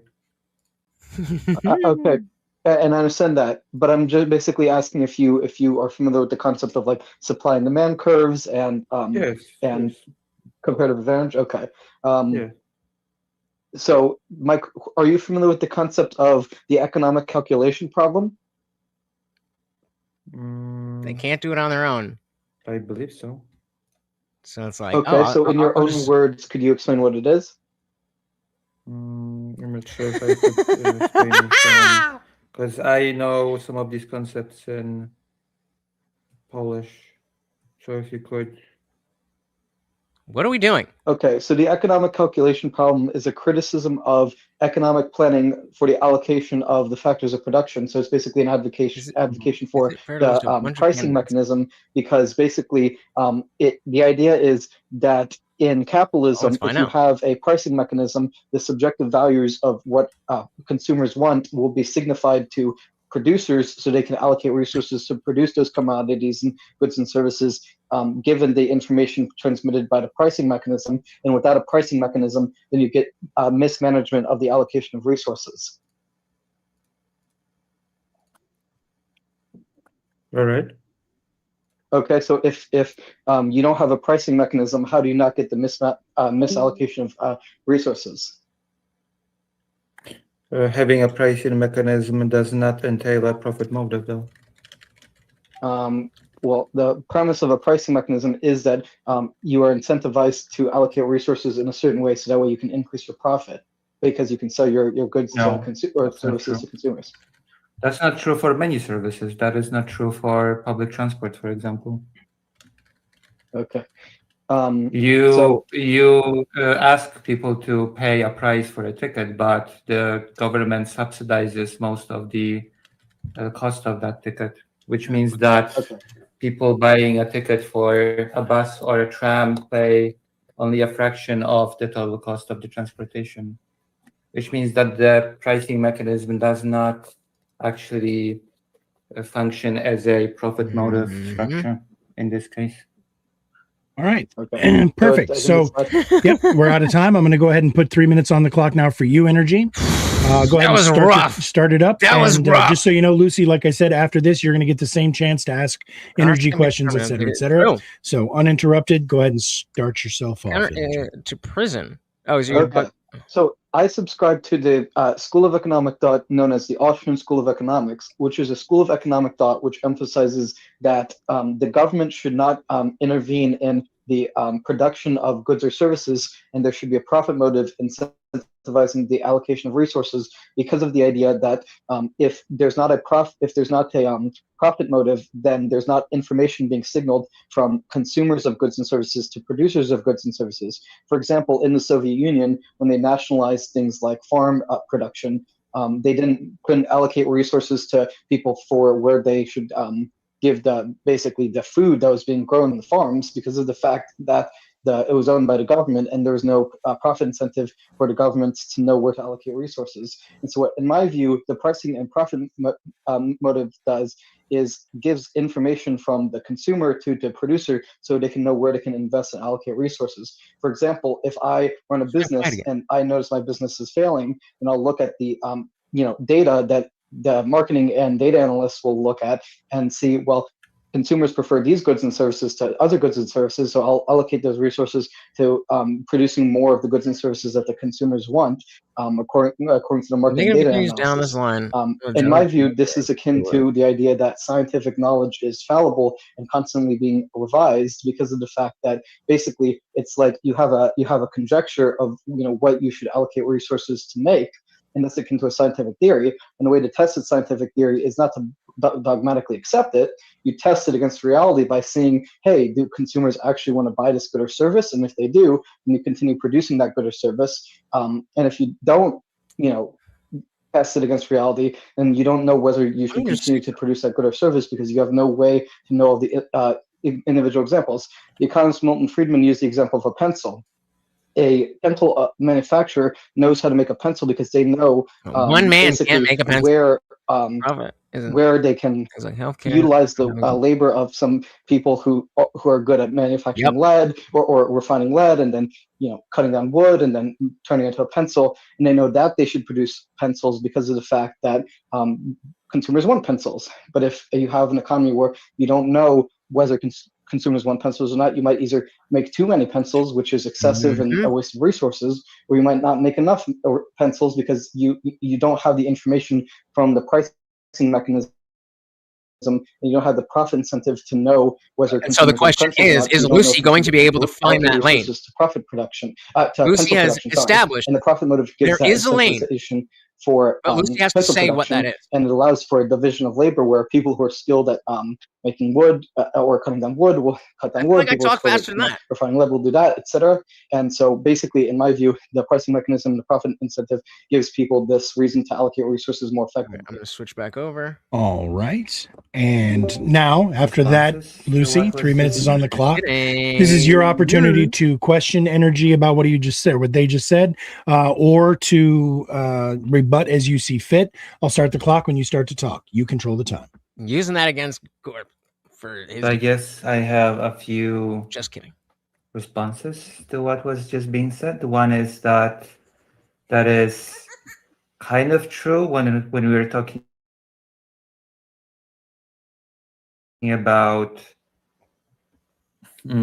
companies, because companies incentivize profit and companies incentivize providing services and goods based on profit because they want to maximize the amount of revenue that gets in. But companies are not the only parties that offer services, and governments are bodies that offer those. And citizens of countries, cities, and neighborhoods are not customers. There are people that benefit from what the government has to offer to them. And so we have things like healthcare. When the government creates medicine for people that are not in large amounts, for example, that need a certain type of medicine, they will research the medicine even though there will be no profit in it. The government will provide transportation to rural areas where not a huge amount of people will live, that will also not produce profit. The governments will subsidize, even at a loss, certain services for people that need it. And also there's the case of supply and demand are not necessarily linked to a profit motive. These are more things tied to trade overall. You do not need to maximize profit to give people what they need and charge money for it. Non-governmental organizations that start businesses are forbidden from having a profit from creating a profit, but they still are able to create a successful business via selling goods, learning what people need, providing that good, and then earning money for it. But there is no profit motive involved because profit is not something that is possible in that model. I am not arguing that profit motive is a negative in all situations. All I'm required to do in this conversation is to say that certain goods and certain services would benefit from the lack of a and show how that's the case. And I would definitely make that case for medicine, for that inflicts people in very rare cases. Development of such medicine will not generate profit, and certainly distribution of such medicine will not generate profit. And yet that is something that is necessary for the people involved, and that is something that the government should do, and it would be a benefit, even though the profit motive would be taken away from the equation. And I would make the case as such for the prison system, which, as I understand it, is profit motive in the United States, and things like transportation, because sometimes there are just not enough people benefiting from those things to generate a profit, and yet people still need those things. All right. So, again, as I have said before, it is not necessarily just a time for cross-examination. The debaters are absolutely allowed to use this time to rebut if they prefer, which is exactly what Lucy decided to do. With that said, 15 minutes is now on the clock for the open forum. Now it's just a conversation between the two of you. Please keep it above the belt. Stay reasonable and I don't want to know what's below that belt. Yeah. So my first question to you, Lucy, is what's your perspective on the idea that like generalizations from experience are fallible? Do you agree with that idea? Can you repeat the question? What's your perspective on the idea that generalizations from experience are fallible? Generalizations from experience are fallible. In what context? Yeah, sure. Okay, because for example, you look at something like white swans, and for centuries people thought all swans are white. But then you have the philosopher Karl Popper noted that conjecture was falsified when you had a black swan discovered in Australia. So scientific theories should be, in principle, you can disprove them. You can falsify them. So mad. You can disprove them, because if you're wrong, you want to be able to show that you're wrong. Because if you can't show that you're wrong, then you become dogmatic. Do you agree with that? Yes, absolutely. That is correct. Yeah. So in my view, the reason the pricing mechanism is superior to government is because the government can be very dogmatic at times, because the government does not have an incentive to respond to the needs of or interests of individuals. It has a tendency to self-rationalize its bureaucratic tendencies, because if you're a business and you make a bad decision, consumers can boycott your goods or services because they don't like them. But if the government produces a good or service and the people don't want them, they can't tell the government not to do it unless they violently overthrow the government. So in my view, the market process is much more scientific because it recognizes that fallibility much better than the government. The problem, of course, is that the market and the pricing structures are something that existed before the profit model. Yeah, I'm not seeing too much. You need the specific. Why is it bad in healthcare? Liberty said. The premise is that the reason the business will change its course of action is because it has a profit incentive to do so. Okay, agreed. There you go. Yeah, but it will also often jeopardize quality of the product for the sake of maximizing efficiency and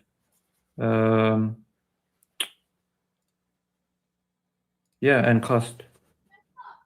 Well, I don't agree with that because of the fact that if a product is bad, then naturally consumers will boycott that product and buy a new product which is better from another competitor. Not when there is a monopoly. When monopolies exist, the United States being a prime example, or in many states have only a single internet provider that will often provide a very subpar service, and yet people cannot do anything about it because they have no alternative.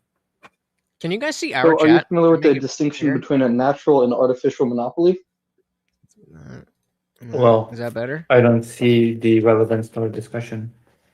Well, but do you understand the difference that a monopoly can be artificial and propped up by the government versus it can be natural and occurred due to market processes? Do you understand that distinction? I understand that distinction. So what I would argue is that in the case of internet providers, due to the like regulations on many things related to internet production, like building internet infrastructure. That is why there's internet monopolies. What caused those? What caused those regulations to be in place? I'm not familiar with the specific justifications given. Could it be that So the what is the companies argument? have Energy should be like, lobbied the it won't governments work in to healthcare because to create favorable conditions for their monopolies to thrive? Possibly. And that would be part of the profit motive, wouldn't it be? Not necessarily because, well, okay, it would be part of the profit motive, but not the profit motive as I understand it, because in my view, a profit motive applies to the profit motive. we didn't of get all any business definitions. owners. And so when you're talking about the profit motive in a crony system where the government favors some businesses' profit motive over others, that's not But I'm not saying about that. I'm talking about companies using all means possible to maximize their profit. And one of those things is eliminating the competition. And they will do it by any means possible, which includes lobbying I for think I'm just gonna straight profitable up laws ask. that will allow them to be a monopoly. But either way, the point is the solution to that is not getting rid of the profit motive, but the solution to that is getting rid of the government regulations on businesses. But I'm not arguing for the elimination of the profit motive. The prompt is that certain services and goods would benefit from a lack of the profit motive, which means that I do not have to argue for the elimination Correct. of a profit motive In general. across the board. I just have to say that certain things would benefit from that lack. Okay, but what I'm arguing is that unless you can provide a specific example where the government is better at allocating resources, then you have not provided a specific example. Correct. The problem is that it's not about effectively allocating resources. It's about, because that is effectively allocating resources is not always the best thing. The best thing can be just maximizing the needs of the people that need that certain service or good. Like well, as I that's not- said, there are diseases that only affect a small amount of people, and allocation of resources in order to create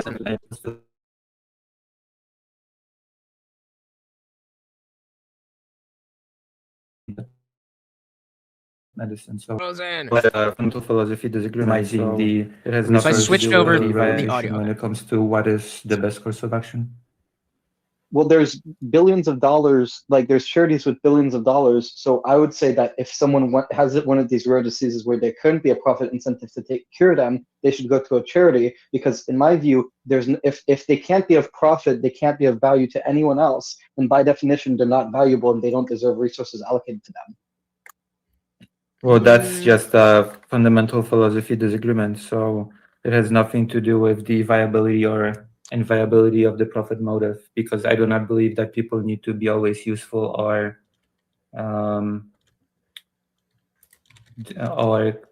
contribute something in order to deserve something. So what ethical that goes that kind of conversation goes beyond the purview of whether or not the profit motive should Lucy's kind of taking this home. Distributed across the board or not. Okay, so then what is your ethical stance? Like, what do you think is right? What do you think is ethical? I feel like there are certain baseline things that we all deserve that we should, as people, as social animals, should be taking care of one another. That's why it's the opener. Maximize one another's well-being. And what evidence do you have for this? That's my personal belief. I don't need evidence for that. Okay, and that which can that's a strange ask. You need me. You want me to prove that's what I believe?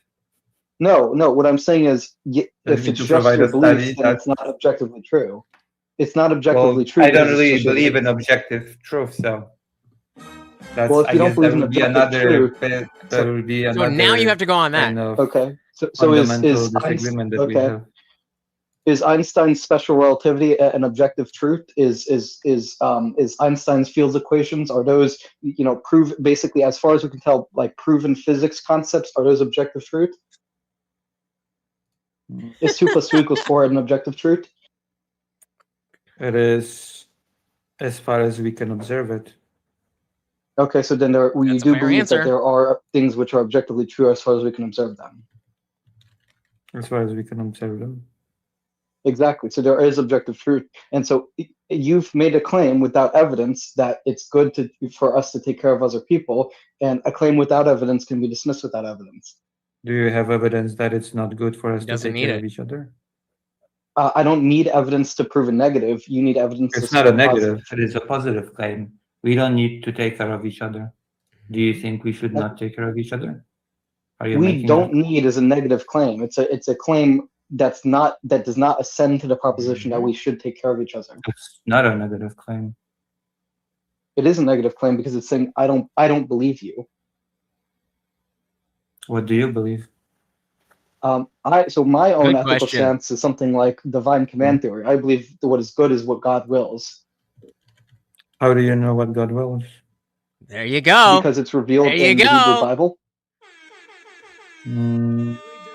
But the Hebrew Bible is primarily written as a tool for the survival of the Jewish diaspora. You want to call what objective?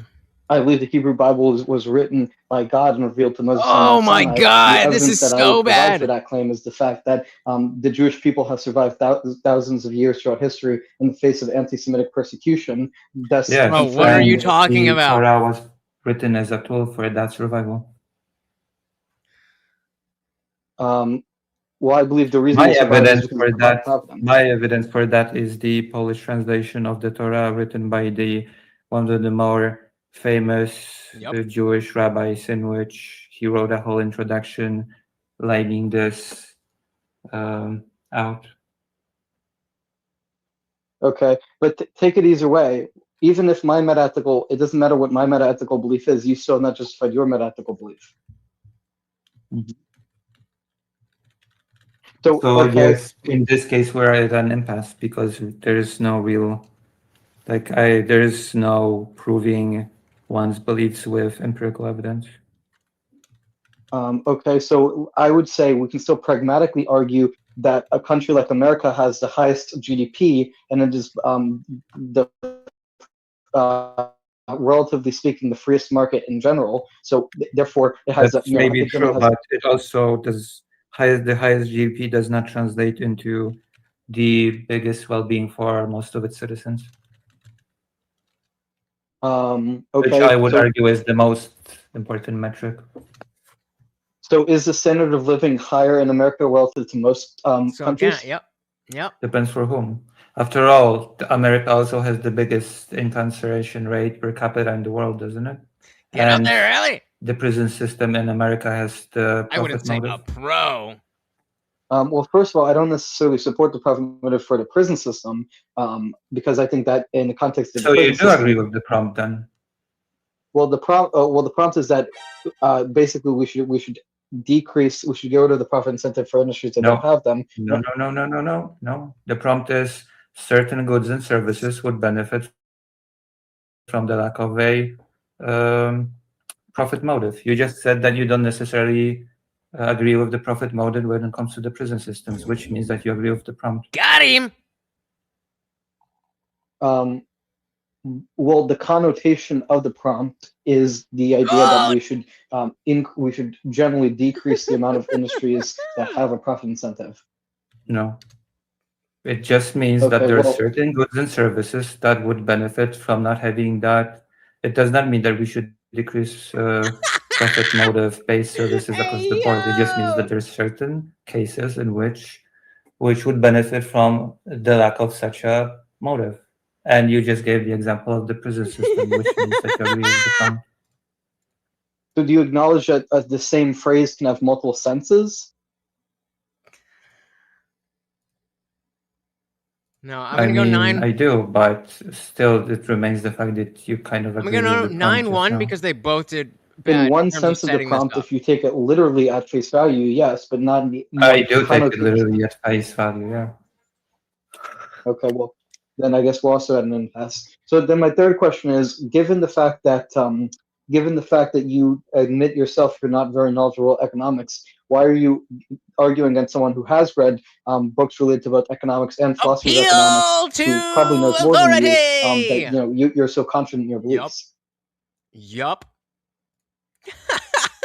Because I know examples of goods Well, and that's why services that would I'm taking 1 benefit point from from Lucy for the not giving for any profit kind of motive, and framework. you agree with it? No definitions. How do you, no, As a person that has how do you come to know that? Do you come to know that from speculation, or do you come to look at it here from we looking go at the again. economic evidence and logical, understanding of the economic system?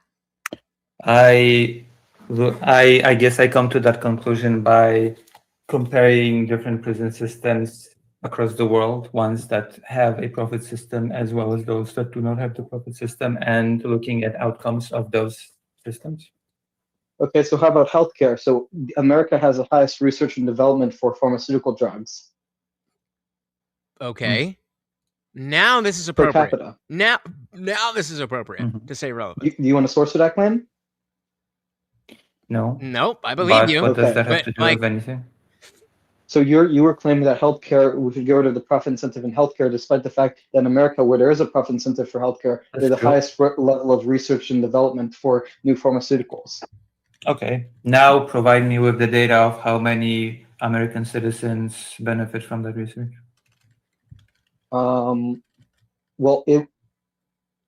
Okay. I don't know how many American citizens benefit from it. I imagine some, but either way, foreign citizens might benefit from it as So well. that's basically proves my point, doesn't it? Because what does it matter if the America has the biggest research on certain healthcare if most American citizens will not benefit from the research? Because of the profit motive, because most Americans will not be able to afford the healthcare to benefit all right, from so the we're going to go over there. Has offered any questions for themselves? Well, the time's up anyway. I'm going to go first just because I can, and I know that you've already Physical answered pain this, over Lucy, here. so forgive me. So we're going to go with 3 questions. Just to clarify, it seems like you have made it clear that you do not believe that all industries would benefit from the removal of the profit motive. For the audience, just for the purposes of steel manning that position a little bit, would you name, please, a couple of options or a couple of services just or so we know products that you think actually do still benefit from a profit motive? That's again to you first, Lucy. Sorry, can you repeat the question? Absolutely. And just so you know, I'm putting a minute on the clock for you, but it's not like if you keep going after that, I'm going to let you finish your thought. Can you name a few industries, products, services, etc., where a profit motive is still beneficial? Oh, that. What's up, Chudley? Actually, I'm not a super big fan of the profit motive, but I guess you could say that the profit motive could be useful in things like entertainment. Okay. Although it also leads to, I mean, it depends on how you implement these things. It's never just as simple as profit motive equals good, because when unchecked, it can lead to certain predatory. So again, that's not going to match like the infamous audio. It's not going to microtransactions match in because I need to games or be stuff like hearing that. So it in real time. It all depends on the debates will be good, like it just was. All right, fair answer. Now, Maida, do you have a question ready for Lucy, please? Yes, I do. Go ahead. So my question would be, do you think that profit motives are required in some sectors of the government to be able to generate enough value to allocate those resources to the government subsidized sectors that you believe should have a more ethical approach to how they provide the goods or services to the constituents? So are you asking if the government should provide, should create a profit motive for certain things to subsidize the other things that should not have a profit motive? Well, I'm asking if you believe it's required. No. Okay. All right. Easy enough. And Lutch, Indian Jesus, do you have a question ready for Lucy as well?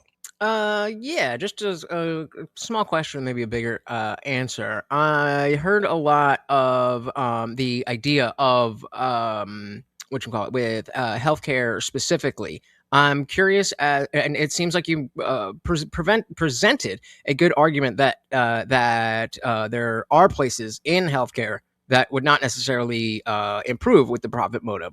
But, and I apologize if I missed it, can you give me a specific example of a product or service within healthcare that would be improved without the profit motive? Well, I gave the very classic example of a cure or a treatment for a ailment that does not affect a huge amount of people, therefore creating this procedure and delivering this procedure would not generate a profit because there's not enough people that would buy into it, quote unquote.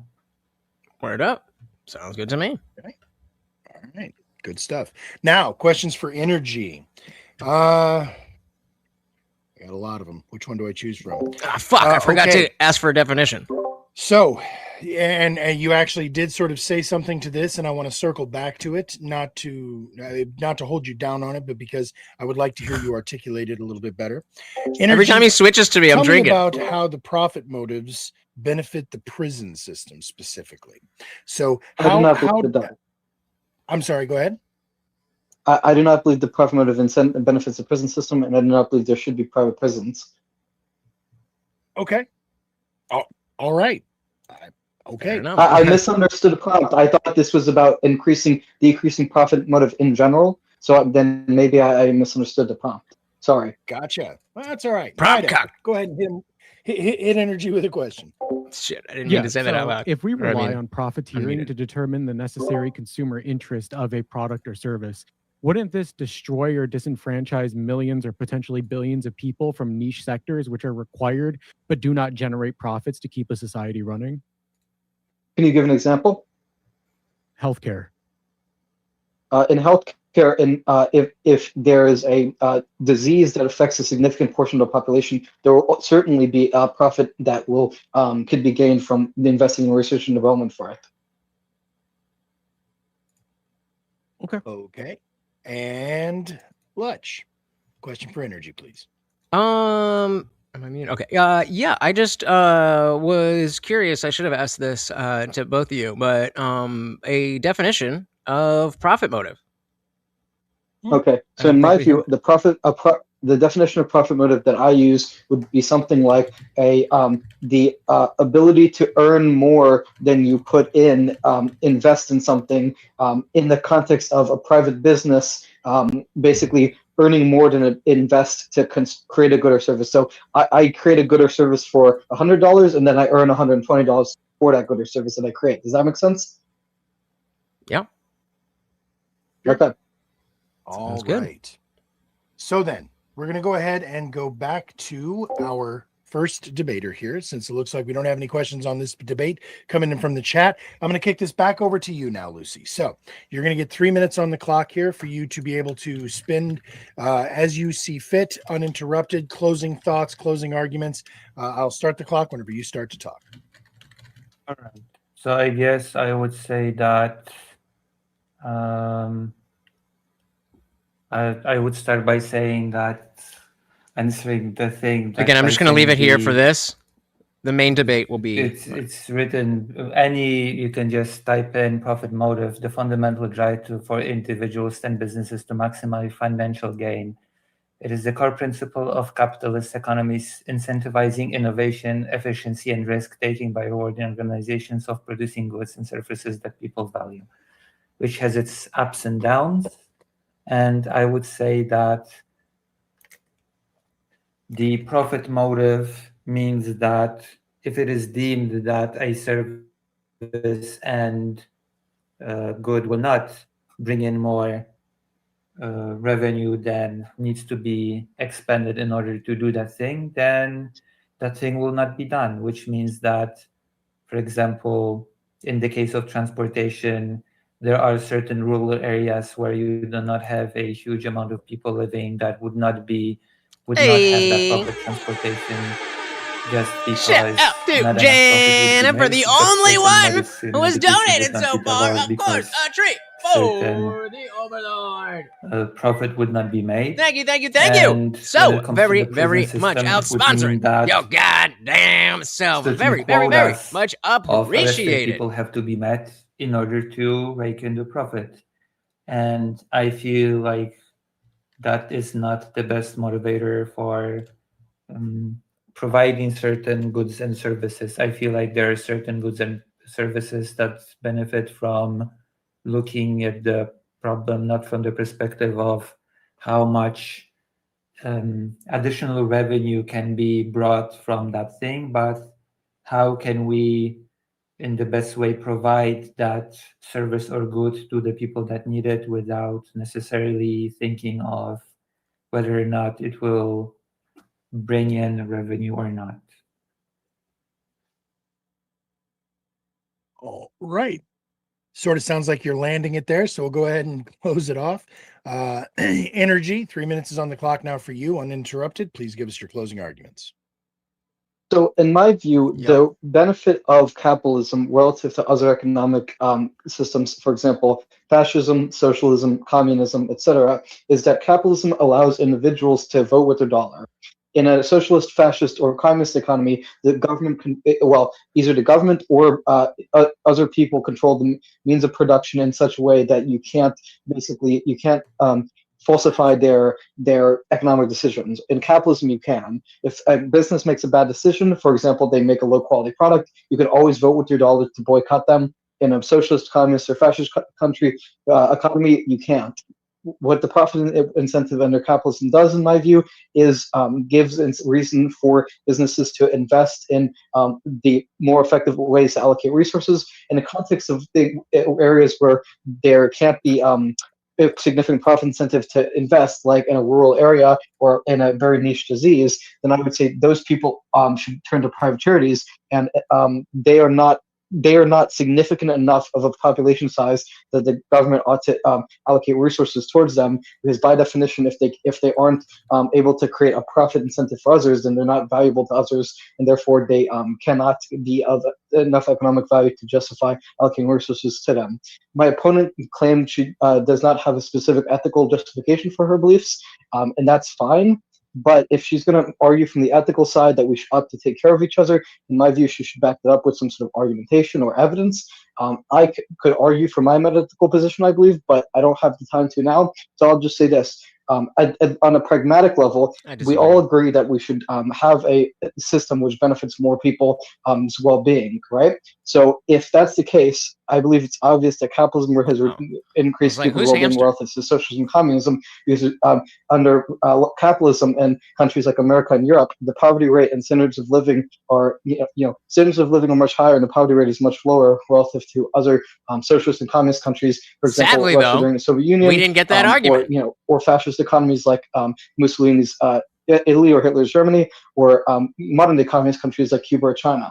I believe that capitalism also can be seen empirically, not just through these examples. For example, to allocate resources more effectively, like the fact that America, with its for-profit healthcare system, has the highest level of research and development, and Take a a highest sip social now, if anyone wants. so that I'm not And sipping so when they with bring it that, back I'll up. say, if you oppose capitalism, then you are opposing the system that increases people's well-being. So while you might not be malicious about it, you are fighting against your own best interests, because capitalism is good for basically everyone. The only people who aren't going to benefit from capitalism are the people who can't be productive, but they can always send charities. And typically those people are interned at gulags or concentration camps under socialist or fascist regimes anyways. And with that, the time's over. Is it okay if I interject something, or Not yet, but I'll tell you what. Here's the thing, Lucy. So we're gonna be going to the judges. You will get the chance to put a couple of words in there after the judges have rendered their judgment and such, and the audience has also voted.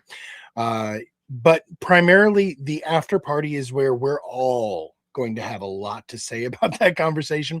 I know that you're on the other side of the world, so if you need to go sooner than that, I completely understand. But I do want to say, beyond anything else, thank you very, very much for your performance tonight. That was absolutely wonderful, and we definitely hope that you are going to keep showing up for us. So again, jot it down, and we will come back to it. but somebody else is probably going to say what you're going to say before you get the chance. Let's hear what the judges have to say first. So with that said, I'm going to drop the link here in the chat for everybody. Boom. That is where we go to vote. So if you can see that link, go ahead and click that link. Give us a vote. I dropped for who it you thought made the in most persuasive the chat case. already. Do you believe that it was Lucy Hayes on the affirmative, or do you believe that it was Energy to Hampter on the negative? Again, we are not looking for you to vote who you like the most or who you agree with, but who you think made the most persuasive case tonight. So without further ado, we're going to go straight over to our judges. I'm going to go to you first, Maida. Maida, I assume you are ready to give us your judgment on a 10-point scale, my friend. Yes, sir. So I guess I'm going to start off with the affirmative side. My overview of it. There was a good sort of line of argumentation talking about government subsidies, promoting certain things that the government deems to be important, how they allocate those. There was, during the midpoint of your argument, you made a strong prompt claim. I thought that was really good. It seems to have largely went unrebutted. You used the double down on the previous ethics claim that you had established. You called out the religious ethics claims with the Torah, how that book has an overlap with other like religious texts. That was good. Calling out the idea of cost of living not being translated to quality of life as a result of GDP was another good one. And there was partial concession of the prompt on behalf of the opposition.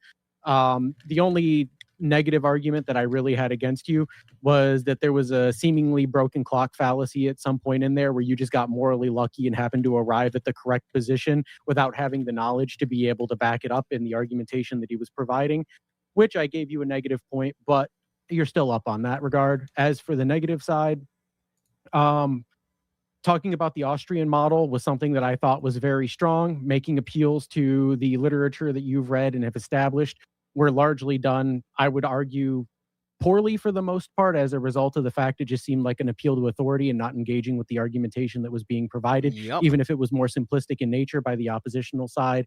You brought up things like crony systems being susceptible under the free market, which was something that isn't necessarily fixed in the opposition's argument. I gave you positives for that.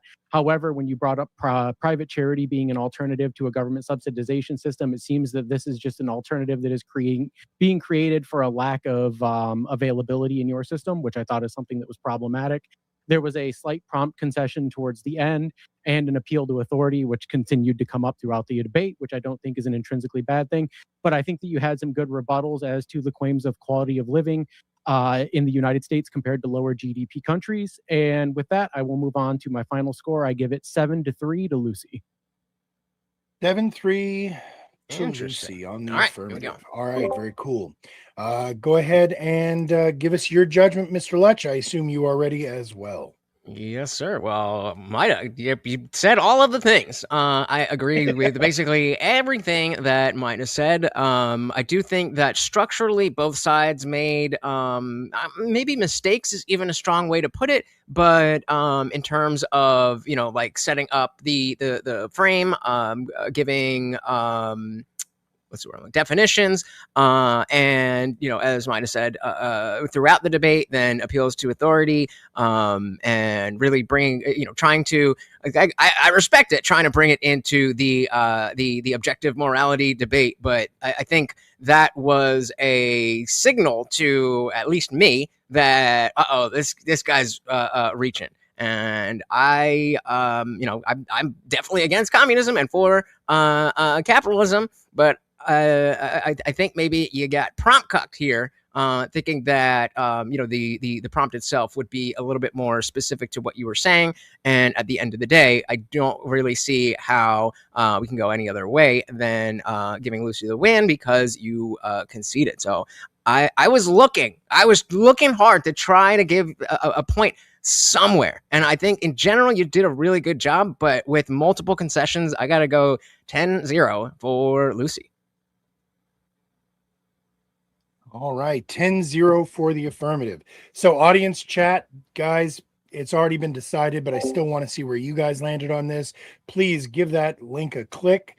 You see it in the chat, no matter which chat you're in. Just, it costs you nothing. Click it, but only click it once. Otherwise, you're playing with it. And we'll see where you guys landed.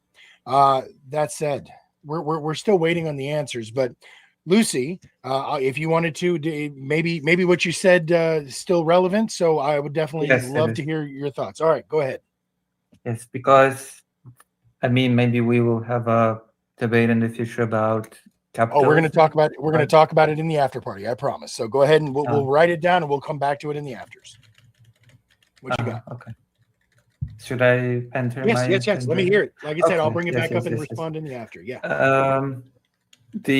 Capitalism has made life better for some, but it is also, that is something that I am aware of, that scholars of capitalism also recognize that capitalism has been built on the misery of many people around the world in order to build it up. So it has made certainly life better for some, but it has also made life a lot worse for others. Also, fascism is not really an economic model, so to speak. And a lot of fascistic countries actually operated under capitalism. So I'm not sure if that's comparing capitalism versus fascism. I'm not sure, for a person that is read on the subject, the best way. May I? Yep. And I was about to say, sure. I'll let you. Yep. You can go ahead and give your response. Go. Let me hear it. Okay. So first of all, Chatters, I go think ahead and it's make pretty. sure you click that link and give us the vote. Go ahead. Sorry, Energy. I think this is actually, like, I actually believe this. I actually think I objectively won this debate because of the fact that I think I actually came with better arguments. But if you guys don't think I argued well, fine. What I'll say is this: fascism is inherently It's not that you didn't anti-capitalist argue because well. of the fact that fascism You just didn't believes argue that the prompt. the means of production should be organized to serve the interest of the nation and/or state of a nation. And so inherently, because capitalism is the idea that the means of production should be incentivized for the profit motive of free enterprise in the laissez-faire system, fascism and capitalism are inherently incompatible. I'll also add that I did concede part of the prompt, but that was more of a confusion because I thought the prompt was more about reduction of the profit incentive in general, not merely the idea that some goods or services should not have a profit incentive. In which case, yeah, I'm not an anarcho-capitalist, but I think that's taking the prompt too literally. And with that, I guess no pain, no gain, right? So I lost, but all in good fun. No, that's all right. All right. So Lucy, yeah. We're still going to go and see what the audience had to say, but one way or the other, you've already won for the night, and you did so handily so far. 7-3 and a 10-0 is we have words for that, but I don't want to hurt Energy's feelings. So all I'm going to say is you did a great job, and like I said earlier, I hope that you keep showing up, and I hope you keep playing. We really dig your energy, and we really dig what you brought to the table tonight. So that said, let's go ahead and look into our results. We're going to lock it in 3, 2, 1. The audience has spoken, and fuck me, 10-0, 100% unanimous voting from the audience for Lucy Hayes, 16-0. So you got two 10-0s. I've never fucking seen that in all of the time we've been doing this. Yeah, there's never been a shutout quite like this. So Energy, I definitely appreciate you showing up and giving it a shot. You know what happened. It is what it is. Like you said, no pain, no gain. You gave it your best, and we appreciate it. Can I just ask a quick question though? Just one final thing. But you can ask another one. Okay, just real quick. Do you think that because of the fact that I've lost the last 2 debates, will this affect was you continue to send out prompt suggestions for me? No. Or okay. No. If that was the case, there are other debaters who would have been long gone before this. We're not here to try to venerate certain debaters over others. We're here for all of us to try to get better. Some of us are just naturally good at things, and some of us are naturally not as good at things. Sometimes we have bad nights, sometimes we have good nights. We're all here to play and to try to get better. So no, you are not getting nuked from the fucking DMZ. That literally goes against the purpose of the DMZ, my friend. Yeah, I personally, all in good fun. All in good fun. Yeah, I personally would love to see you come back because you do have a lot of good stuff there. But just for this particular prompt, you missed a little bit. But I'd love to see future debates from you.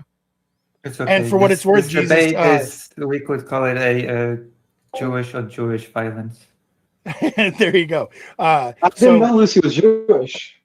Yeah, yes. Polish Jews. So she's Polish, Okay. and so there's a lot Jew? of Polish Jews. Speaking as a Polish person, Lutch, just so you know, Energy is great fun at parties, and he is available for rent.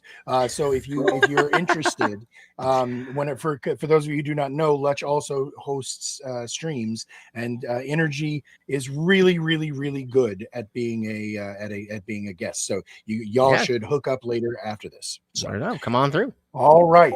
So let's go ahead and move on. I do think that would be interesting. The fucking grudge match. And just so you guys know, Vigi is going to be out in the audience banging his head against the table for taking the week off whenever this was the prompt he desperately wanted. Doesn't mean he's not going to get the chance to do it again in the future. But the fact that the two of y'all were able to be on opposite sides of this, I have been patiently waiting for this. All right. So I am super excited. Vigi is going to be out in the audience banging his head against the table for taking the week off whenever this was the prompt he desperately wanted. Doesn't mean he's not going to get the chance to do it again in the future. But the fact that the two of y'all were able to be on opposite sides of this, I have been patiently waiting for this. So I am super excited. Vigilante justice. All right. On the affirmative, Lethy Water Kai, and on the negative, Gorps Inc. Vigilante violence is immoral. Again, both of y'all are old hands at this. You know exactly how this works. I'm going to kick this straight over to you, Lethy. We're going to get right into it without any more waste. Start it up when you start to talk. All right. Alrighty. So as anybody that has experienced GORPS, we now understand GORPS is usually wrong. Almost always. GORPS is going to try to convince all of us that terms and circumstances aren't what they are. GORPS will try to convince us that stopping a crime in progress is a form of vigilantism. They are going to try to convince us that some people don't deserve due process. GORPS will try to convince all of us that he didn't unalive the Easter Bunny in cold blood with prejudice unceremoniously. Don't fall for any of this. The failures of the system causing people to undertake immoral actions in circumventing the due process of their fellow citizens is morally abhorrent. Due process is foundational to a free society. The societal degradation caused by instances of ignoring due process are the makings of horror stories. No expectation that someone you pass in your day could accuse you of a crime and become judge, jury, and in worst case, executioner. Keep in mind the lynching of Emmett Till, the rise of the KKK, George Zimmerman stalking Trayvon Martin, and even the killing of Ahmaud Arbery. Let's be clear on these definitions. A vigilante is a person who takes the law into their own hands. They attempt to prevent crime, track down offenders, or punish wrongdoers without possessing any official legal authority to do so. Vigilantism is the act of ordinary citizens taking the law into their own hands to prevent, instigate, or punish perceived crimes without any official legal authority. It bypasses the formal justice system and usually involves the use of threat of force, frequently driven by a belief that official authorities are failing. Even in media, the characters that represent these ideas are a cautionary tale, not something to aspire toward morally. Marvel's Punisher co-creator, the late Jerry Conway, consistently viewed vigilante justice as a tragedy and a failure of the justice system. He explicitly rejected the appropriation of the Punisher skull by police and military figures, arguing that Frank Castle is fundamentally an outlaw and a criminal rather than a hero to be emulated. Then moving on to characters like Rorschach, Alan Moore said, Rorschach became the most popular character in Watchmen. I meant him to be a bad example. But I have people come up to me in the street saying, I am Rorschach. That is my story. I'll be thinking, yeah, great. Can you just keep away from me and never come anywhere near me again for as long as I live? This is exactly what we're looking at when we're looking at vigilante justice or violence specifically. And with that, I yield my time. All right. Gorps, 3 minutes is on the clock for you to use as you see fit. You can use this time to cross-examine or to rebut. We'll start the clock when you start to talk. Lethy, do you think people should have a right to self-defense? Yes, self-defense is not vigilantism.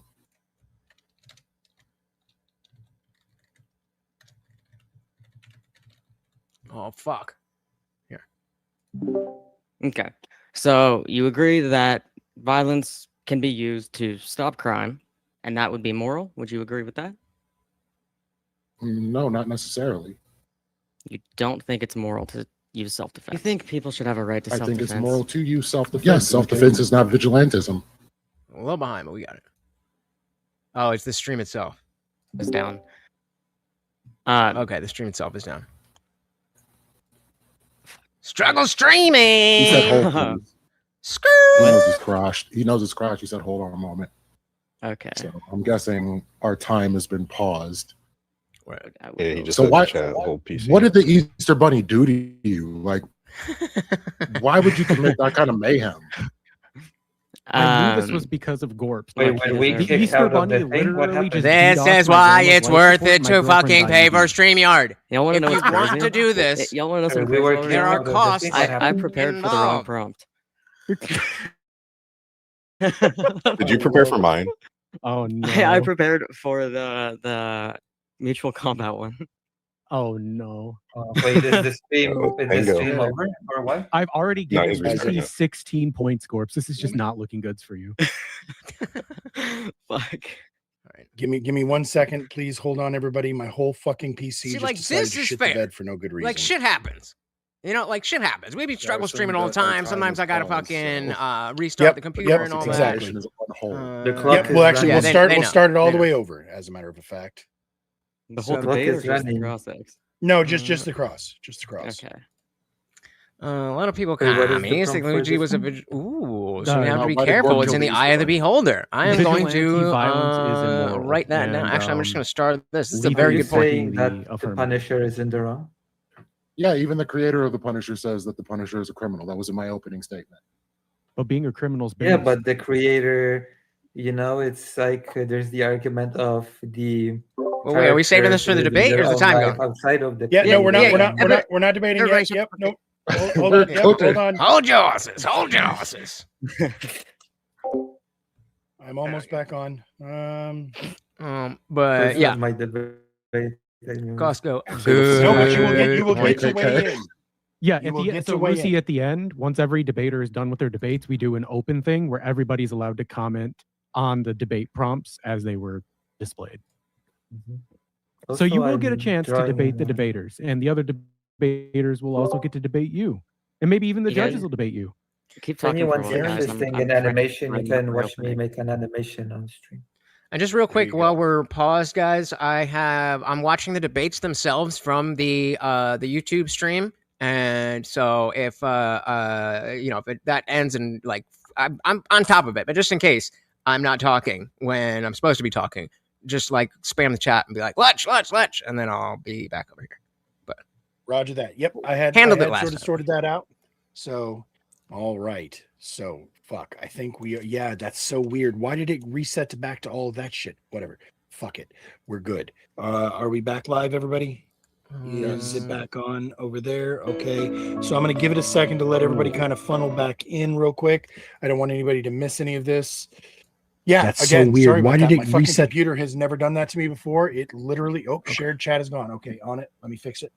Sorry. And just to be clear, if anybody wants my notes for my judging and how I arrived at my conclusion, feel free to DM me and ask me for them, and I will copy paste them directly to your DM. yeah, he wrote a lot. I usually get like 3 or 4 Yes. lines in. I've been trying to get Maida to get involved in the fucking DMZ since the DMZ started. But Maida is a very busy person. So, Lucy _Hayes. And Lucy, if you would be so kind as to reconnect that as well, I send it to you as well, Lutch, if you all are ready. Yes, sir. So the password is as it was, yeah. No, no, not that. Just I gotta get back in this thing. Yep. Oh no, you should be fine. You were still This there. isn't still there. Yeah, And no. then- I was saying late Lucy for the stream together, for the Twitch stream together, so that we can get the shared chat and all that jazz. And make sure you mute yourself because last time you had to turn you down. Yeah, yeah. Inside that share together or stream together, there's a little mute and mic, as well as in the video ninja that we. This is what we call a concession. And I agree with you, Glow. Right. I agree completely. Yep. Nope. I'll give you. That a it couple seems more to be seconds. like Not a word. a convenient position to just always be on the Thank outside. you, chatters, for coming back. Sorry about Sorry, where that. is that mute? Remember, it's on your Twitch dashboard. Says you joined. In the top where you got the messages and You're the joined. notifications. Click the notifications. Yep, Yeah, there you where go. do I mute Perfect. myself? Underneath the pictures, you'll see a little mute and a little microphone. Yeah. I You can muted mute them. Sorry, I Nope, no should have worries. muted both of them. All right. Thanks everybody again for your patience. Sorry about the fuck up in technology. Yay! 3 minutes is on the clock. Gorps, please start your cross-examination. Back to all of that shit. Whatever. Fuck it. We're good. Are we back live, everybody? All right. Is it back Here we on go. over there? Struggle. Okay. So I'm going to give it a second to let streaming. everybody kind of funnel back in real quick. I don't want anybody to miss any of this. Yeah, again, sorry about that. My fucking computer has never done that to me before. It literally, shared chat is gone. Okay, on it. Let me fix it. Sorry.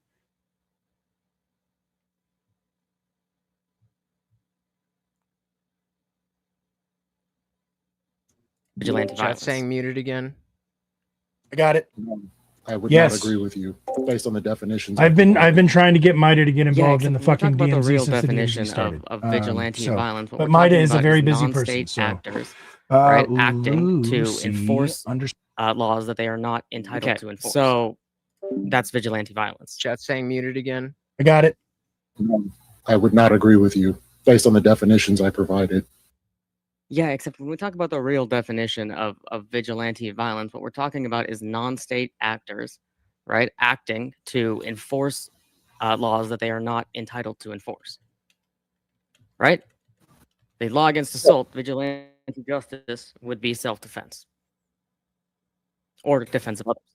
There is a clear differentiation between vigilantism and self-defense claims. It's pretty clear. You can put it into any AI, Defense of others. and it'll spit that out for you. So like George Zimmerman would be a prime example of a vigilante, whereas I wouldn't say that the individual, well, no, I would even say the guy on the bus would be a clear example of a vigilante.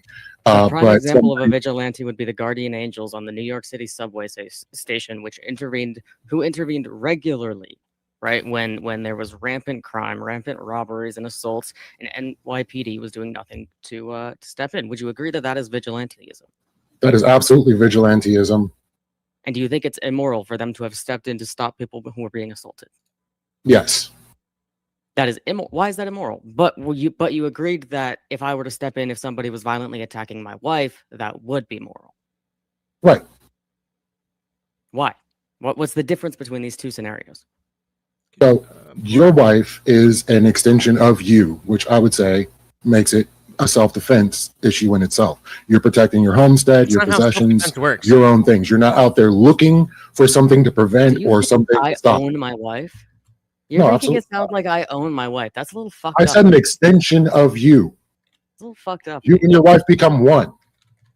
You don't own It's it. a little fucked up to act like I own my wife. What about You my can kid? self-defense Yeah, applies you to don't own your kid. strangers You as just well. steward over your kid, and you need to defend your kid. Okay, what about my best friend? Can I defend my best friend? Depends on what your best friend did. No. My best friend did nothing. Assaulted, walking down the street. Can I defend my best friend? Gorp taking it. You can try to defend them, yeah. Would that be moral? Yes. Okay, so why is the Guardian think that's a Angels on New York concession. City subways different? Because they're out there doing the job of what the authorities should be doing. So I would say their energy would be better put toward getting law enforcement to actually do their job, which is what they're put there to do. That's not a statement as to whether what they're doing is moral or not. Yes, I'm saying it's immoral. They have no reason, well, they have no jurisdiction to be out there physically assaulting people if they feel they're doing a crime. That's removal of due process, which I immediately feel is immoral. Is it moral? It's moral for the cops to step in without due process, but not for people. Ooh. Cops should get due process. No, not when they're stepping in to stop a violent crime. Usually they arrest the individual. That's not due process. Do you know what due process is? Yes, it's when they get to go to court after getting arrested by the cops. Yeah. But the actual intervening is not due process in either scenario, whether it's the cops or a non-state actor. Our time is up, so Yep, I'm gonna. I was going to let y'all finish there, but yeah, thank you very much. All right, Gorps, 3 minutes is on the clock for your opening. Go ahead and get it kicked off. All right. I reject the claim that vigilante violence is inherently immoral, not because I think violence is good or because I want a world without law, but because morality is not determined by who uses force. It is determined by why force is used and whether legitimate institutions are doing their job. Vigilantism doesn't appear in stable, functioning societies. It appears when the state fails, when police refuse to respond, when courts won't prosecute, when corruption or incompetence leaves people defenseless, and when the social contract breaks down. People don't magically lose the moral right to protect themselves or their or their community. They reclaim it. If someone is being attacked and the state is absent, is it immoral for a bystander to intervene with force? If a community is terrorized by gangs while law enforcement looks the other way, is it immoral for residents to organize and defend themselves? If a corrupt regime refuses to stop violence against its own citizens, is it immoral for those citizens to resist? The affirmative wants you to say yes. I'm saying that's not just wrong, it's morally backwards. Morality requires context. We already accept this principle everywhere else. Self-defense is moral. Defense of others is moral. Even state-sanctioned violence, police, military, any other security, is considered moral when it's necessary and proportional. So why would the exact same act suddenly become immoral the moment a person doing it is not wearing a government uniform? The affirmative position only works if you assume a perfect state, perfect policing, perfect courts, perfect response times, perfect justice, which we all know our system does not have. We live in a world where sometimes the only moral option is to act when nobody else will. To claim that all vigilante violence is immoral is to claim that people have a moral duty to remain passive in the face of injustice, danger, or state abandonment. And that's the real problem with this conclusion. It treats morality as a rigid, context-blind rule. But morality isn't a slogan. It's a framework for evaluating human action.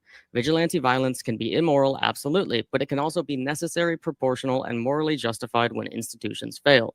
So the question isn't whether vigilantism is always good, it's whether it's always immoral. And the answer is clearly no, because when the state abdicates its responsibilities, moral authority doesn't disappear, it shifts. And sometimes the most moral act is the one the state refuses to take. And I cede the rest of my time. Nice. Back onto the 3 minutes for you now, Lethe. Cross-examine or rebut as you see fit. I'll start the clock when you start to talk. Okay, Corpse. Do you agree that in order for something to be a vigilante form of justice, that you would have to be seeking this thing out preemptively? No, that's not in really any definition of vigilante justice or vigilante violence. I actually, I don't know if the stream was up when I was doing this, so I'll restate my definition of vigilante justice, which is a non-state actor taking matters into their own hands, whether in this situation violently, to enforce laws that they are not given the legal authority to enforce. And so are you fine with the idea that if somebody thinks you are doing a crime, that they take matters into their own hands and physically harm you? Their response should be proportional to whatever they think that I am actively committing, right? So if they think I'm stealing something, they shouldn't be pulling out a gun and shooting me. But I think they do have a moral justification to step in and take that item and give it back to its owner that they think it was stolen from. So they have the right to illegally detain you because they suspect you of a crime? It is legal. Citizens' arrests are legal, and they are moral. So you're fine with this, and you think this is a good thing for society? I think it is a good thing when the institutions that society has are failing. Well, yes, that's already exactly implied. as I said in my opening. When the institutions are failing, we need something as a society to enforce laws and social norms. That is where vigilante justice can step in. So in the case that, of course, I'm going to say it's a moral decay that the justice system and the authorities aren't doing their job, is going a step further and having society itself do that the best moral action going forward? The best moral action would be for the state to do something, but at the end of the day, the state is not doing something, and so vigilante violence can become necessary, and at that point, it becomes moral. So in the case that Yep. individuals end up even killing someone in this process, what should be done about them? As just with in the case killing of we're anybody, there already should doing be like a court and prosecution. I did not say that all vigilante violence is moral. I said that vigilante Can be. violence itself is not inherently immoral. So basically what I'm saying here is the immorality of the police is going to create an immoral framework along the populace, because you can't expect people that aren't trained in law enforcement to follow the proper steps in law enforcement. There's going to be many like we can missteps. trust the people that And are in law do you want this to enforcement. be a societal norm? I think that it should be a societal norm that when we see people, when we're walking down the street and we see somebody being assaulted, that we step in and we stop that. I think that yes should absolutely be a societal norm. All right, so we're done with the cross-examination rebuttal. It's 15 minutes on the clock for Crow Open. We didn't even get into the forums. I'll just debate go ahead yet. and Let's keep on. fucking go. Yeah, I do think that is. All right, Kai, you were a focusing good on example. the little citizens arrest portion, and I want to dig into that one with you. Do you think that all crimes are immoral? Ooh. No. Okay, so when we're talking about vigilante violence or vigilante justice, even if, let's say, a citizen's arrest was criminal, could it still be moral?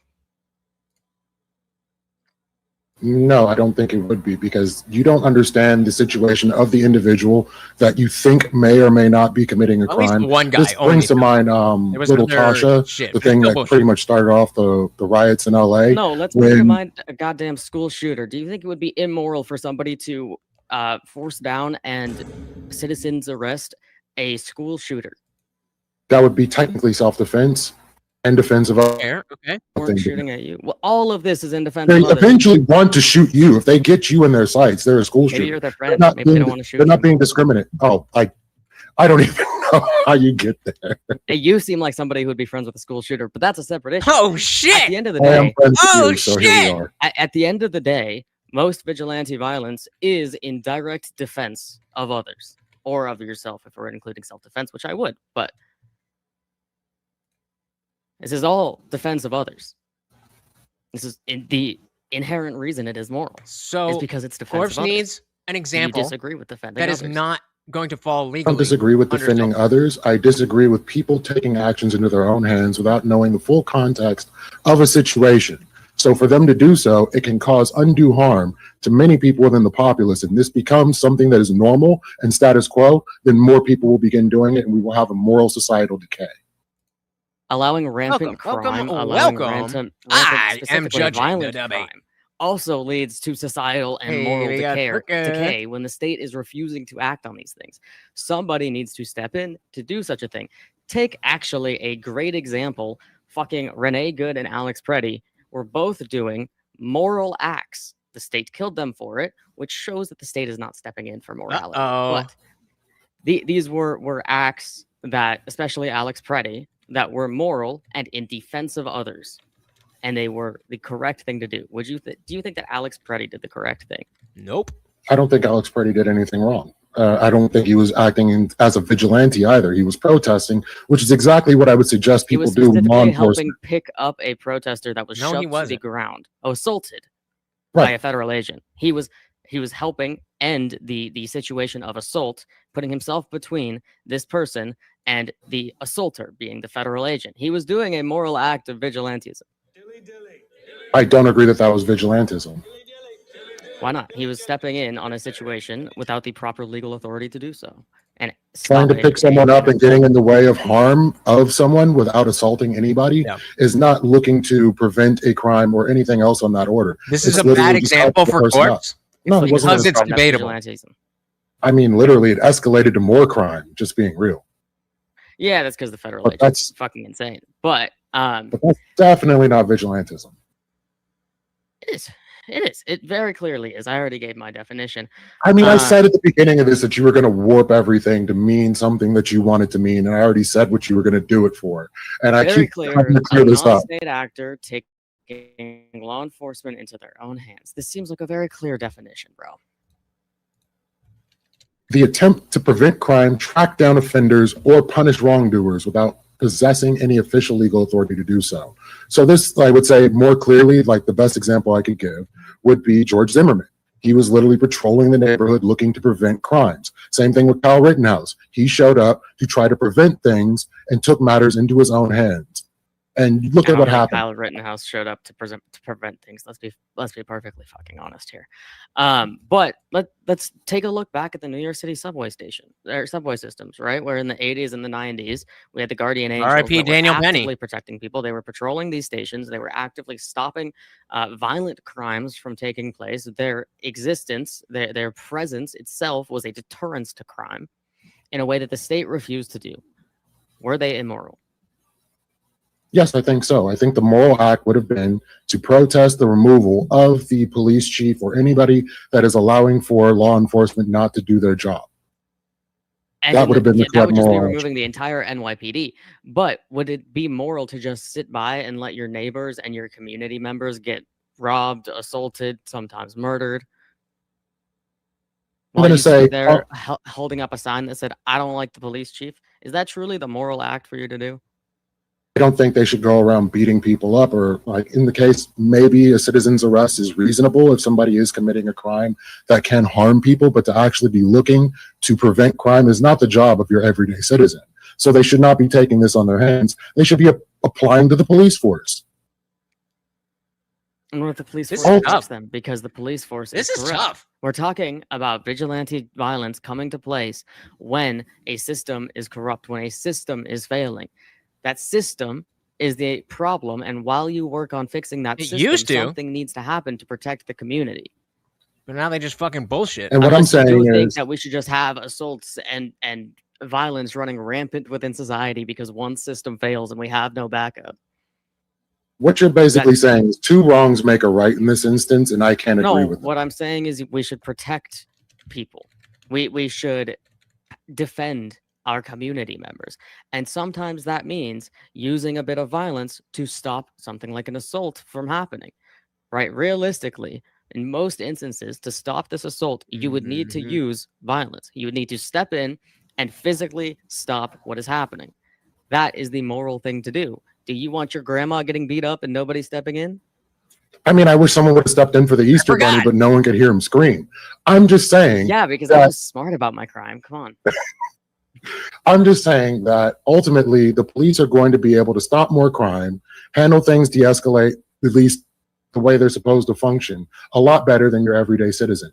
And I 100% agree with you, but vigilante violence comes when that system is not working, which you and I both know is not working in many areas of the United States, for example.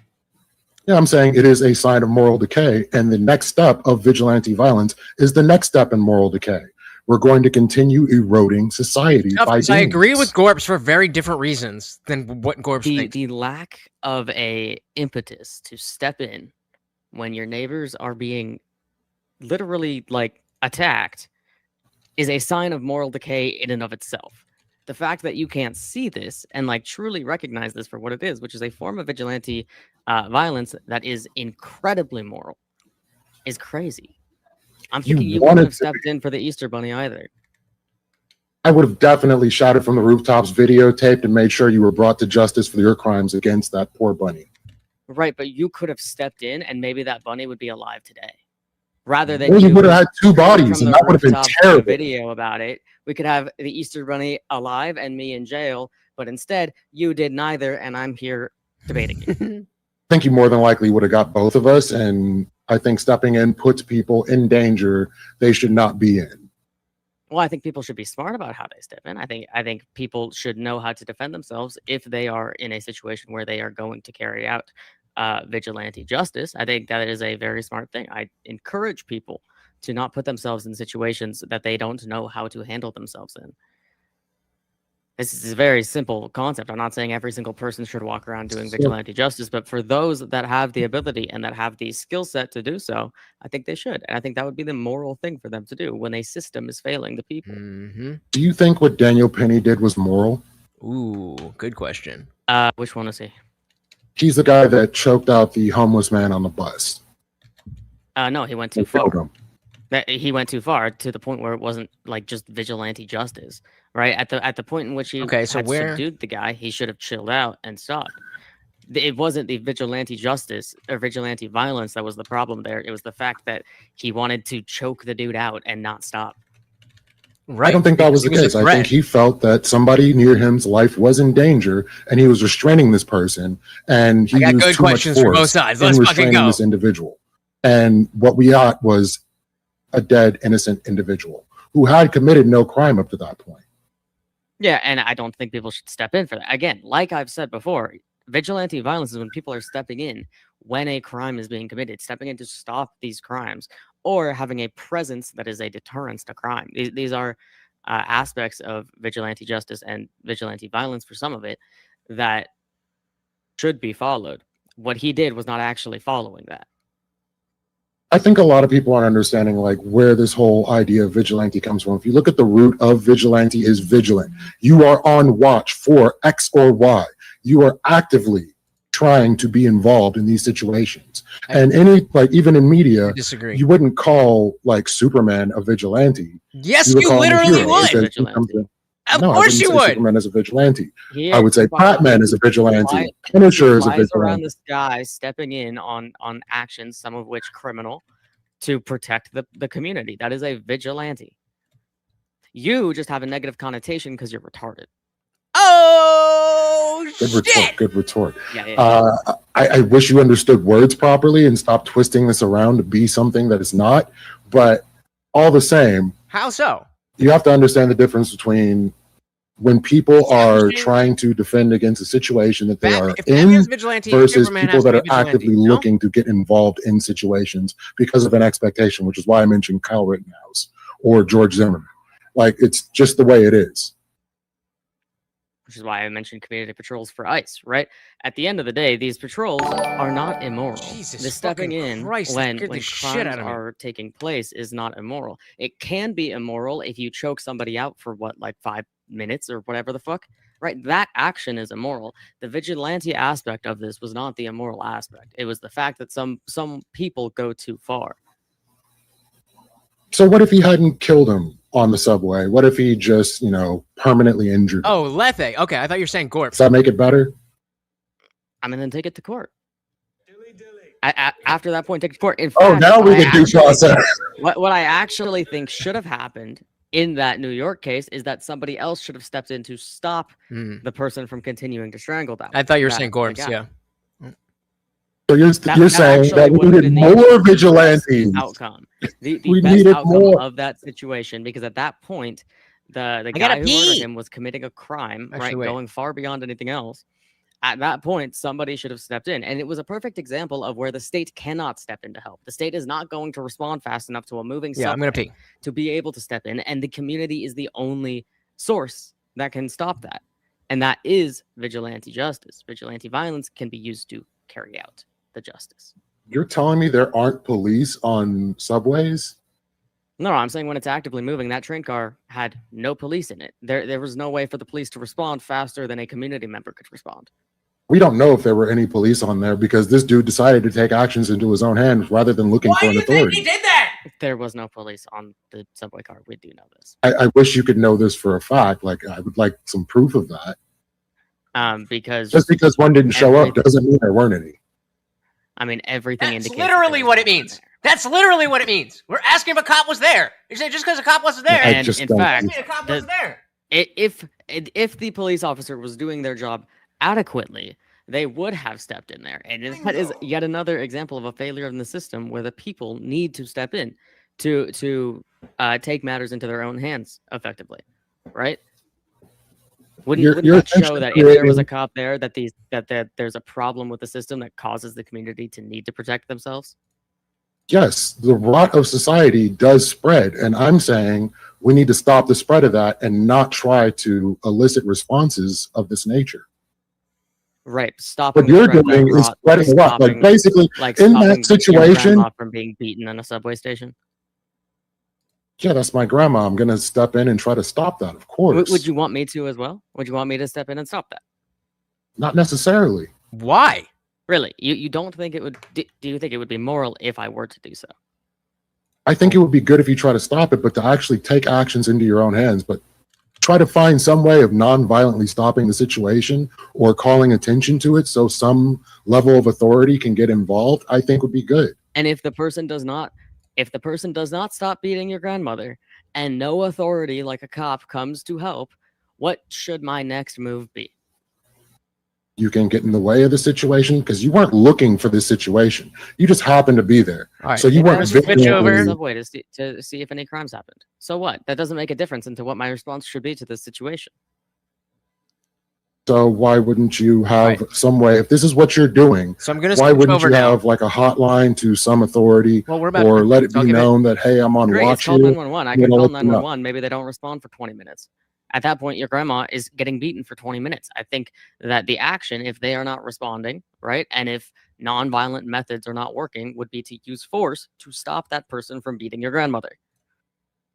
And that So would is be this- the moral Right, so I'm thing going to to switch do. the sound. So people taking, they're not going around beating people with sticks. We're not trying I'm to not create. saying beat people skipped with about- sticks. skipped It's about a 10 use of seconds. force to pull somebody off, right? If I randomly grabbed you and pulled you backwards, for example, on the streets, that would be assault, right? This is a use of violence. So grabbing somebody and pulling them off of somebody else, say your grandmother, right? This is a use of violence.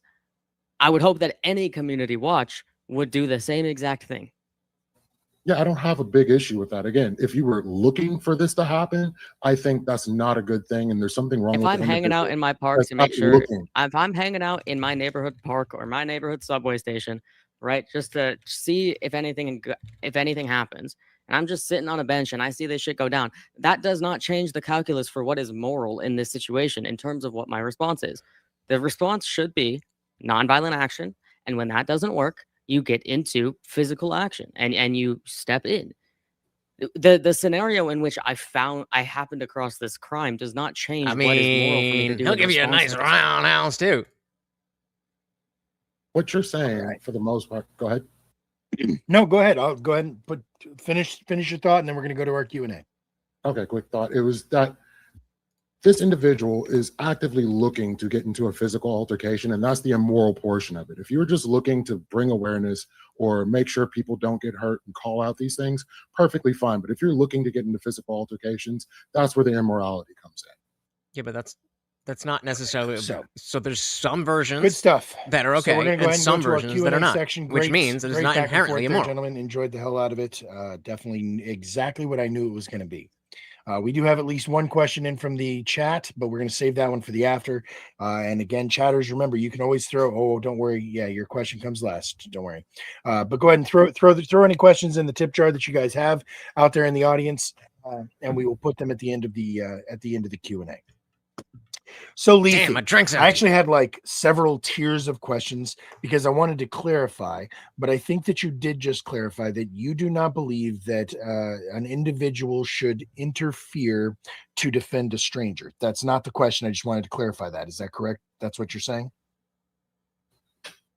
When you say interfere, like physically interact would be the very last thing anybody should be trying to do. Okay. All right. Fair enough.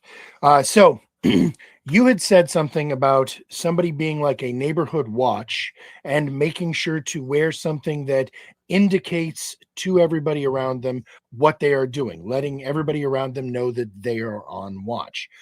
Does it change your calculus regarding vigilante violence and seeking out a situation to prevent a violent act if you are properly dressed or wearing a sign that says if you pick on somebody else, I will beat you up?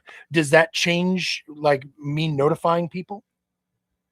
No, the problem is the beating up part. Like, to be out there whistling and like bring a call to, hey, there's something going on here. Yeah, or but you house don't is know being why broken they're getting into, beat you call up. the cops. That's what Neighborhood Watch does. They don't go around grabbing people and assessing like what crimes they did. The removal of due process is the primary immoral portion of it. All right, cheers. Maida, a question for Lethy, please. Yeah. So, just out of curiosity, would you say that the Underground Railroad and helping escaped slaves prior to and during the Civil War was an act of moral vigilantism, as going over the government and their immoral actions, or would you not consider that a form of vigilantism or immoral by nature? Oh, I wouldn't consider it a form of vigilantism. I would consider it a crime being done to free people in this instance. But a moral one? I would consider it moral, yes. A moral crime? Copy. All right. And now for you, Mr. the Indian Jesus, do you have a question ready for Lethy? There's too many long E's. Yes, sir. So we were talking about Batman and a Superman. Can you tell me why Batman is a vigilante but Superman is not? Superman doesn't actively seek to go out and beat up crazy people for fun and profit. Whereas Batman goes out and literally breaks ankles and holds people off of the ledges of roofs purely for himself. Is that true?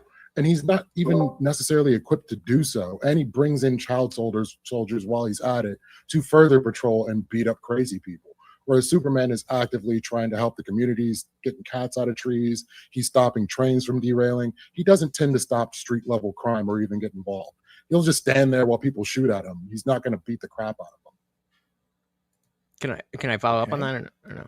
Yeah, sure. Go ahead. Yes, Jesus. So what going down to the semantics of it, what is it just because I don't know. I mean, I'm not, super into comics, so I don't know specifically, but I don't think it sounds accurate that Superman is not looking to help, because he'll be at the Daily Beast or whatever, and he'll hear that something's going on, and he's like, oh, I got to go do whatever it is. And so I'm not understanding definitionally why that is not vigilantism versus Batman. I understand that they operate differently. So usually Superman will get involved in like bigger things. He'll stop a bank robbery when he's called upon, or he'll stop train derailments. He'll interfere in like things that even the cops couldn't really do anything about.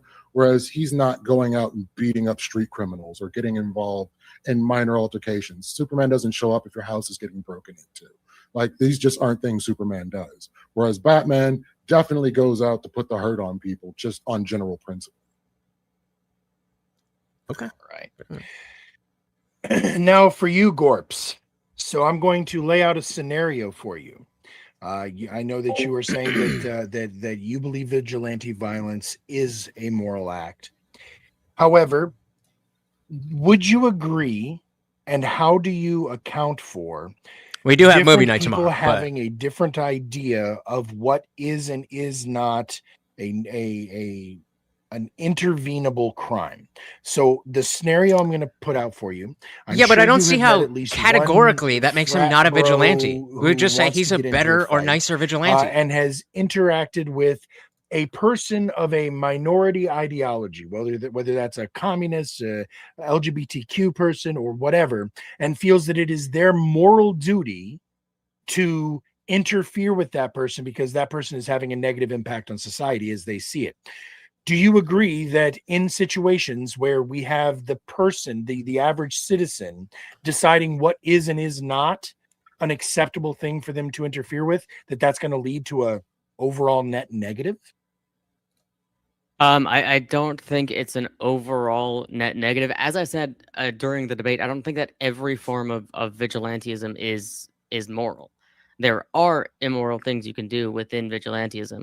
The things that I think are moral things, being like specifically stepping in on like violent crimes taking place, I think that is a net positive.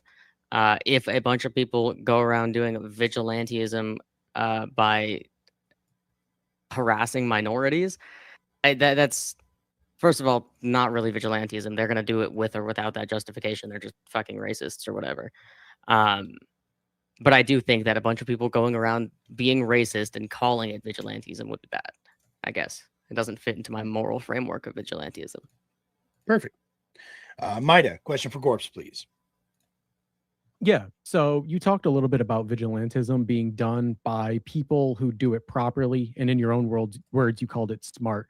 How do you determine without bias what is and is not smart vigilantism? And how would you apply this when so many people who commit vigilantism in the modern day are only motivated by bias? I mean, I define it largely based upon proportionality, right? That's so the what I reaction think. Needs to be proportional to whatever thing Different that they're degree, interfering with, not category. And then, sorry, can you restate the end of that question? Yeah. So how would you apply this when so many people who commit vigilantism in the modern day are only motivated by bias? I mean, it still applies the same way. Yeah, some of those people would be wrong. Similar to my answer to Radish's question. That doesn't mean if the whole if they're category is doing wrong. vigilante justice, they're doing a proportional response to like serious crimes. Really, is what I would consider moral vigilantism. And even if they're biased, a proportional response would still like that standard would still hold, and there would be no problem. It's the people that are not doing that are just trying to be racist or transphobic or whatever the fuck, right? It's those people that, whether you put vigilante on it or not, they would be doing that act. So in my mind, it doesn't really frame into vigilantism. Right. And Lutch, a question for Gorps, please. Which one should I pick? I got some. Okay, You are so still muted, my friend. Oh, sorry about that. So Gorps, can you give me an example of vigilante violence that would be illegal but would be moral? Illegal but moral would be there's a case out of California a couple of years back where somebody's daughter was raped and the rapist got off scot-free for the crime, and he went and beat up the rapist. Fair enough. That was very illegal and he was punished for it, but it was moral, I think. Fair enough. All right. So as I said, we do have a couple of questions from the chat. Get away with the that. first one, and this one I can't actually pop up because the person sent it to me directly. They're going to do a tip later, but the question is for Lethe. So Lethe. Yep. What is the distinction between self-defense and vigilante violence? Can you please that was my other question. Outline that, because there was some overlap in your definitions there, and I think some people were confused. What is the difference between self-defense and vigilantism? So self-defense is defense of self or people in your general vicinity. You're not looking for this. So in the root of vigilante is the word vigilance or vigilant. It is something you were looking for. It is a I'll assume this isn't for thing. me. So self-defense is usually not a proactive thing. You're not looking to have to defend yourself. You are looking, you have you're gentle just there parenting. and something happened and you're reacting to it. Whereas vigilantism would be the case of you're out there looking for this specific thing and already know how you're going to address it. I don't agree. Okay. I just don't Good agree stuff. that that's how you. And now another question. This one is for you, Gorps. Chatter asks, what did you do to the Easter Bunny? I'm going to invoke my rights against self-incrimination here and plead the fifth. Okay, so what did somebody else do to the Easter Bunny that you're being accused of? Let's just say the Easter Bunny won't be back next Easter. Okay. All right. Well, there you go. We will have to get that question answered in the after party. So good stuff. We are going to go ahead and go to our closing arguments. Great debate, gentlemen. We've all enjoyed it, but let's hear what you guys have to tie it off. Lethe, 3 minutes is going on the clock for you. Put a bow on it. Let us hear your closing arguments. So primarily the idea that there's already a moral decay in the sense that the police aren't doing what they've been assigned to do. The most moral thing you could do would be to press on the police and the system itself to enforce the laws that they are there to do, rather than putting more people in harm's way and advocating that more people should be doing so, which is exactly what I ended up hearing in the debate that I was just in. So I would like to see people actually pushing for better policing, better reforms, all of these things, so that people can actually experience due process. The individual that Gorps mentioned that went and killed the rapist of his daughter, which is a terrible thing that happened, should have had due process and should have to sit in jail or face whatever ramifications that the system places upon. Right. That's the legal part, not the morality part. Feeling like LGBT individuals are a threat to society and taking matters into their own hands, because one person's form of vigilante justice is different from another's. These are not equal propositions. So unfortunately, you're going to see a vast array of justice when we have a pretty clear idea of what justice should be. And I don't think everybody's going to have that same idea or mentality. And we don't want to propagate that within society. It will create much more moral rot. And with that, I end my time. Cheers.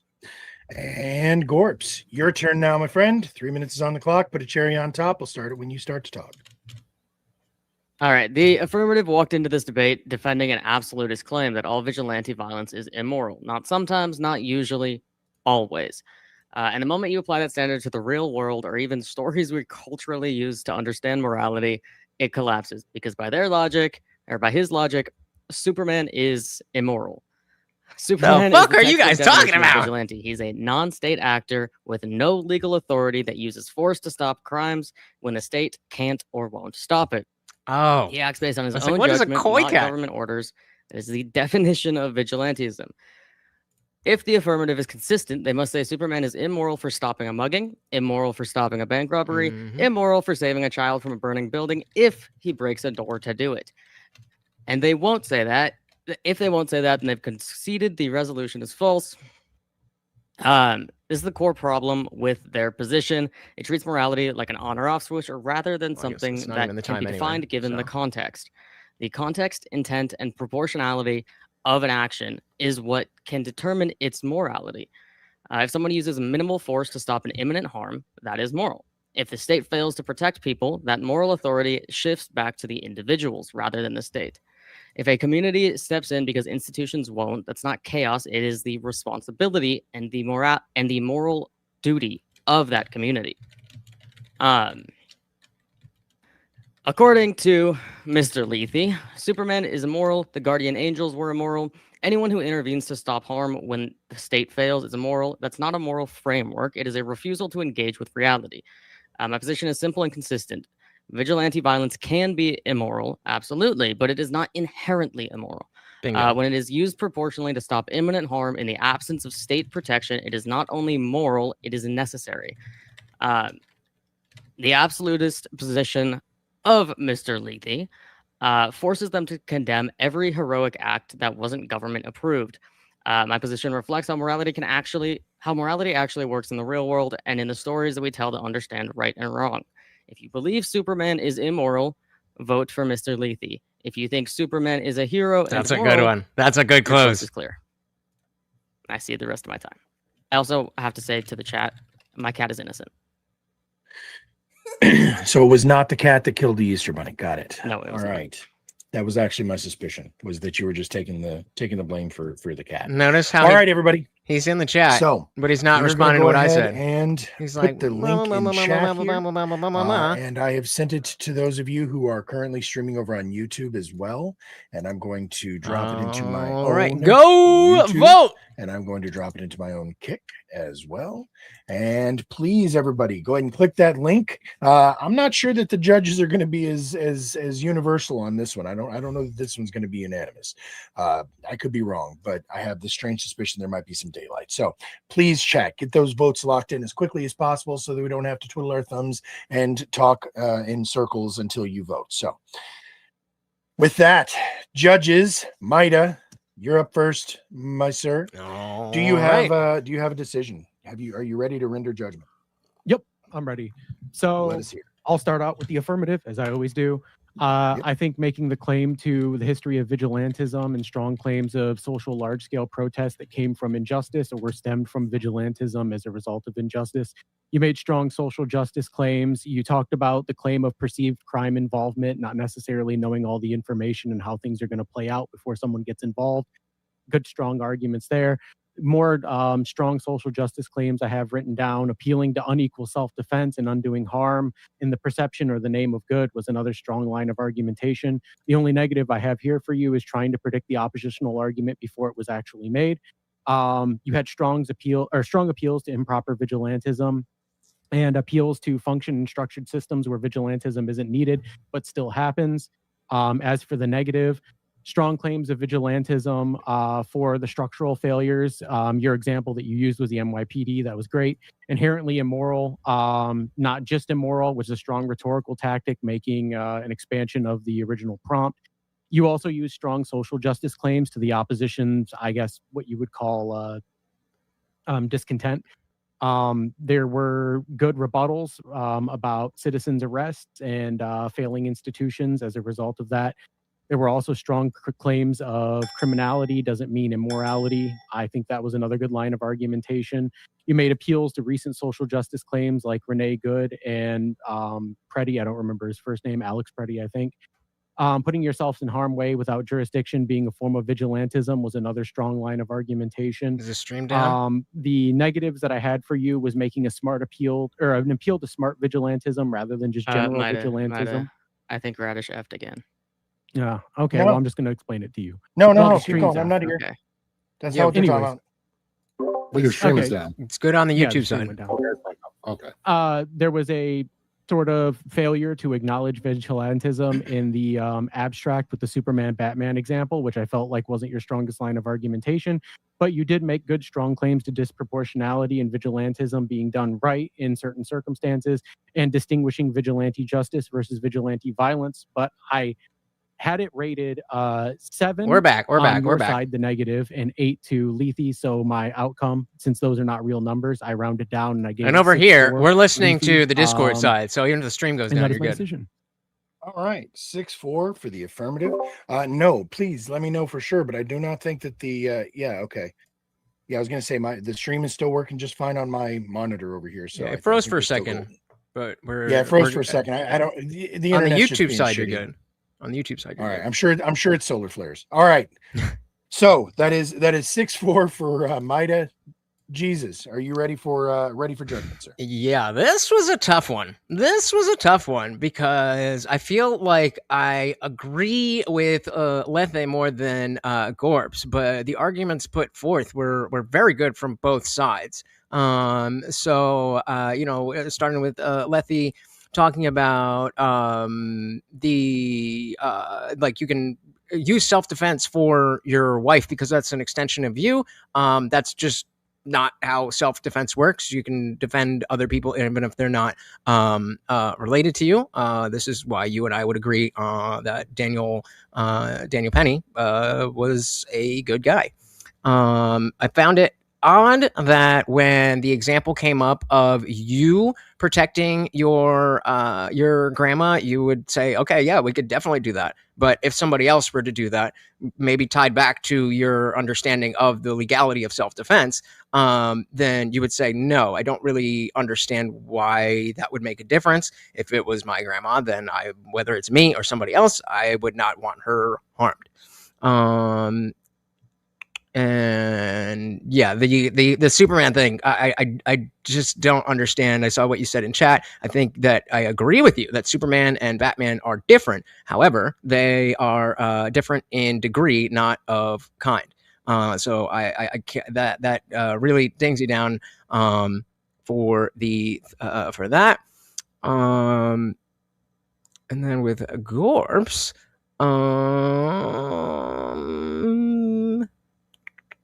yeah, I think Gorps is strong on the prompt, establishing that it doesn't have to be, well, this example of vigilante violence is immoral, that the prompt is holistic or cohesive, whatever word you want to use, that it is always wrong, even if the word always isn't specifically in there. What else do I get here?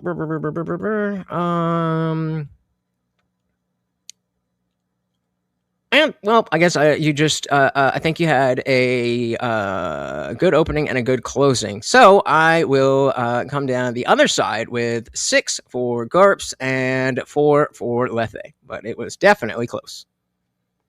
All right, so that's 4-6 from Lutch. So as I said, we did indeed end up with a split decision here. So please, everybody, anywhere you can see that link, I've already sent it over to you. I think I sent it to your DMs, Lutch, as well as yours, Tyler, and who was the other person? Vote! All of y'all could please make sure you've got that into your chat. Chatters, I want to see a lot of votes here. We got a lot of people, so please, it takes nothing. It takes a second. Click the fucking button. Tell us who you think won this, because the judges couldn't decide. The big. All right. The big four. Thank you, yeah, thank you. And for what it's worth, this was exactly what I thought it was going to be. I was looking forward to this debate, not only because of the prompt, but also because of the two debaters. Thank you. Both of y'all so did not very, disappoint. very much, sir. Welcome to to the party. Yeah, of course. I prepared for the completely wrong prompt. Okay, Energy, tell us more. I prepared for the mutual combat prompt because I am illiterate. Oh, so all of this was pulled together from the second you started our debate. Wow. Very professional. Very Thanks. top shelf. Very professional. Thanks. All right. So hopefully our last debate, both of the debaters know before they started the night what their actual prompt was. I guess we'll see. So everybody, there you go. You can take that information as you see fit. Y'all didn't really seem to care when it came to energy, not knowing what the prompt was. I'm doubting that you're going to care about this one, but we'll see. So I'm gonna give y'all just a couple more seconds here while I pull it up, but lock your votes in. 3, 2, 1. Liberty, I wish you were there show us for the the thing with Drew. I'd have been in doubt. Okay, 12-8. That is a 6-4 victory for Gorps on the negative. All right. Dilly Gorps. So, Lethy, I am sorry, my friend. It looks like Gorps has taken You the lose! W from you. And You lose! Good and day, he sir. has proven his case of why vigilante violence is immoral. So, thank you both. Miscarriage of justice and due process. The Easter Bunny's killer will walk free again today. Yeah, Yes, you know I what? will. We I will will get to the walk bottom of this free with a fucking Easter crown. Bunny shit by the after party. I'm telling you right now. So, all right. Well, both of y'all, I hope y'all can stick around for the after party. You did We a got great job, and I appreciate one the hell out of it as more. always. All right. So, everybody, we're going to go straight into our last debate of the night. Mutual combat should be federal shit by the after party. I'm telling you right now. So, all right. Well, both of y'all, I hope y'all can stick around for the after party. You did a great job, and I appreciate the hell out of it as always. All right. So, everybody, we're going to go straight into our last debate of the night. Mutual combat should be federally legalized. What Gorps thought he was debating tonight. So, on that debate, we have Tyler. Both of these are regular judges here in the DMZ. So this should be an absolute showcase debate of exactly what we're looking for. And hopefully both of the judges are going to come out not knowing what to do, just scratching their heads. So Tyler on the affirmative. I hope it's okay, Tyler, that I'm just putting Tyler because average debate enjoyer is just too goddamn long. So huzzah. All right. And Tyler Aid, it works. I like it. Oh, Tyler Aid it is. I'll get that fixed immediately. Doomer on the negative. Once again, like I said, mutual combat should be federally legalized. Both of y'all know exactly how the fuck this works, so I do not have to talk anymore. I'm going straight over there to you, Tyler Aid. Please start us off. I'll start the clock when you start to talk. Here we go. Oh, here we are for the main topic. I appreciate you sticking around. Tonight, mutual combat should be federally legalized. Because I only picked the easy prompts, and this one obviously being a no-brainer, the over legislation of morality and law that we would have to mitigate could be mitigated by the free market just as easily, and we could still have dueling without any of the consequences today. You could have dueling as an industry of resolving disputes that was regulated like any other blood sport we have in our country today. Like we have football, people die from that all the time. We have boxing, people die from that all the time. People fight all the time to resolve their conflict. And a lot of those ways see death as something that could be the result. Dueling, the intent was not death. Sure, you were using guns, but the intent was a duel over honor, the same way men fight all the time. So to get rid of one because of antiquated technology that couldn't keep a competitor safe, to me, seems like just an antiquated view of looking at the world. We could tomorrow set up a dueling arena that was highly regulated. We got UFC helmets to keep them from getting shot in the head, instant death. We could have people, medical staff on that was scene, MMA. and we could bring back this form legal. It's legal. Highly skilled conflict resolution and make a sport out of it. There's absolutely nothing wrong with it. The only reason why you mean like MMA? The way it is, in my opinion, leading into my second argument, the pussification of America, as George Carlin called it. About 15 years before dueling lost public sentiment, the women's suffrage movement began. I would argue that the statist I am arguing against wants to end our right to choice because he is a radical extremist feminist authoritarian that wants us to lick the boot the same way that he does. This nanny stater would have us, just like Mayor Bloomberg, not able to drink sodas that are of a certain size because he deemed that it's too bad for our health. We're not a free citizenry anymore. We need to be protected by the state. Doomer wants this top-down nanny state because he thinks that his way of living, his morality is better than yours. You can have some cake sometimes, but not too much cake because they don't might, be bad for your body. And so we also have to regulate what you can eat. Our civilization relies on an enlightened electorate and their full slew of rights, including contract law. You should have the right to sign yourself up for something dangerous if two consenting adults agree to engage in it, especially if we regulate it to be more safe. There's absolutely no sane reason why we should not be able to have this in modern society, again, with the technology we have. Doomer probably makes the FDA look rational because they would at least allow you a choice and give you warnings. They at least allow you to smoke and tell you it's bad for you. He just wants to outright ban it because his morality, his sense of what's dangerous is better than the American electorate. This is not a communist nation, Doomer. I'm sorry. Take the Americans' government, boot out of your mouth, and remember that we are a nation of the people. So they have a lots of ad homs here. We will not be held down. Well, so Steve, for this bootlicker, I have one thing to give you. If the other guy doesn't match the energy, then I got to knock down. Wow. Okay. So just so you know, Tyler, your microphone went back to being super echoey and like in and out. I don't know what changed. It was really buttery earlier, but now it's just oily. All right, Doomer, 3 minutes is going on the clock. That's been like for you to week. respond to the freedom finger, my friend. I'll start the clock when you start to talk. Use this time to rebut or to cross as you see fit. Yeah, I guess first I will ask the stadium announcer what federal mechanism you want implemented here. What federal mechanism? There doesn't have to be one. Like when things in the way we make laws in the United States is prevent action. If something's not written down as an action, it's allowable. Well, I'm saying you want this to be federally legalized. What does that mean to you? That means no laws in the book saying that it's illegal to do dueling under certain criteria. You don't need to have a law for anything. Are you just saying dueling is mutual combat then? Yeah, mutual combat, dueling, yeah. That's my particular version. Dueling, or is it just like mutual combat is like dueling is just a form of mutual combat? Well, I mean, if you wanted to use, I was using the two synonymously. I'm not talking about the old school gun duel specifically, what but that does encompass it. Would you define as mutual combat or dueling? Like rather than just assault? Any two individuals that mutually agree to engage in a particular version of combat, they're both consenting adults that understand the risks that are in front of them. Yeah, it implied consent contract law. Yeah. Do you think how does that work? Like in the heat, can you withdraw consent at some point? That would probably be laid out in the rules. Absolutely, you could have some sort of a safe word. It could be regulated. There could be certain. If something happens, like let's say you have lighting in the arena and the light falls, that could be built into the rules. Absolutely, but I don't think that's anything the federal government needs to handle. That could be set up. A league could be set up for dueling. Yeah, I'll stop you right there. That isn't something the federal government needs to handle. Yeah. That should just be a state's issue, right? How? That could be. It could be. I'm completely fine with it being. I don't want to say it in the chat. Like you but can they're literally talking about it's the 10th Amendment. MMA. It's not explicitly enumerated. Should MMA be illegal? Yeah, so you would be fine with this at a state level, right? Oh yeah, absolutely. But the prompt. Well, because of the 14th Amendment, because of the 14th Amendment, it would have to be legal at a federal level in order for it to be legal at a state level because of how the 14th Amendment works. So if you're fine with it happening at a state level, by dint of just your own desire, you're saying that federal level would have to be that way already. There are states that already have forms of mutual combat legalized, but that's not implicated to every other state because of the 14th Amendment. Can someone get me the language? Like if we're just talking all mutual combat, like.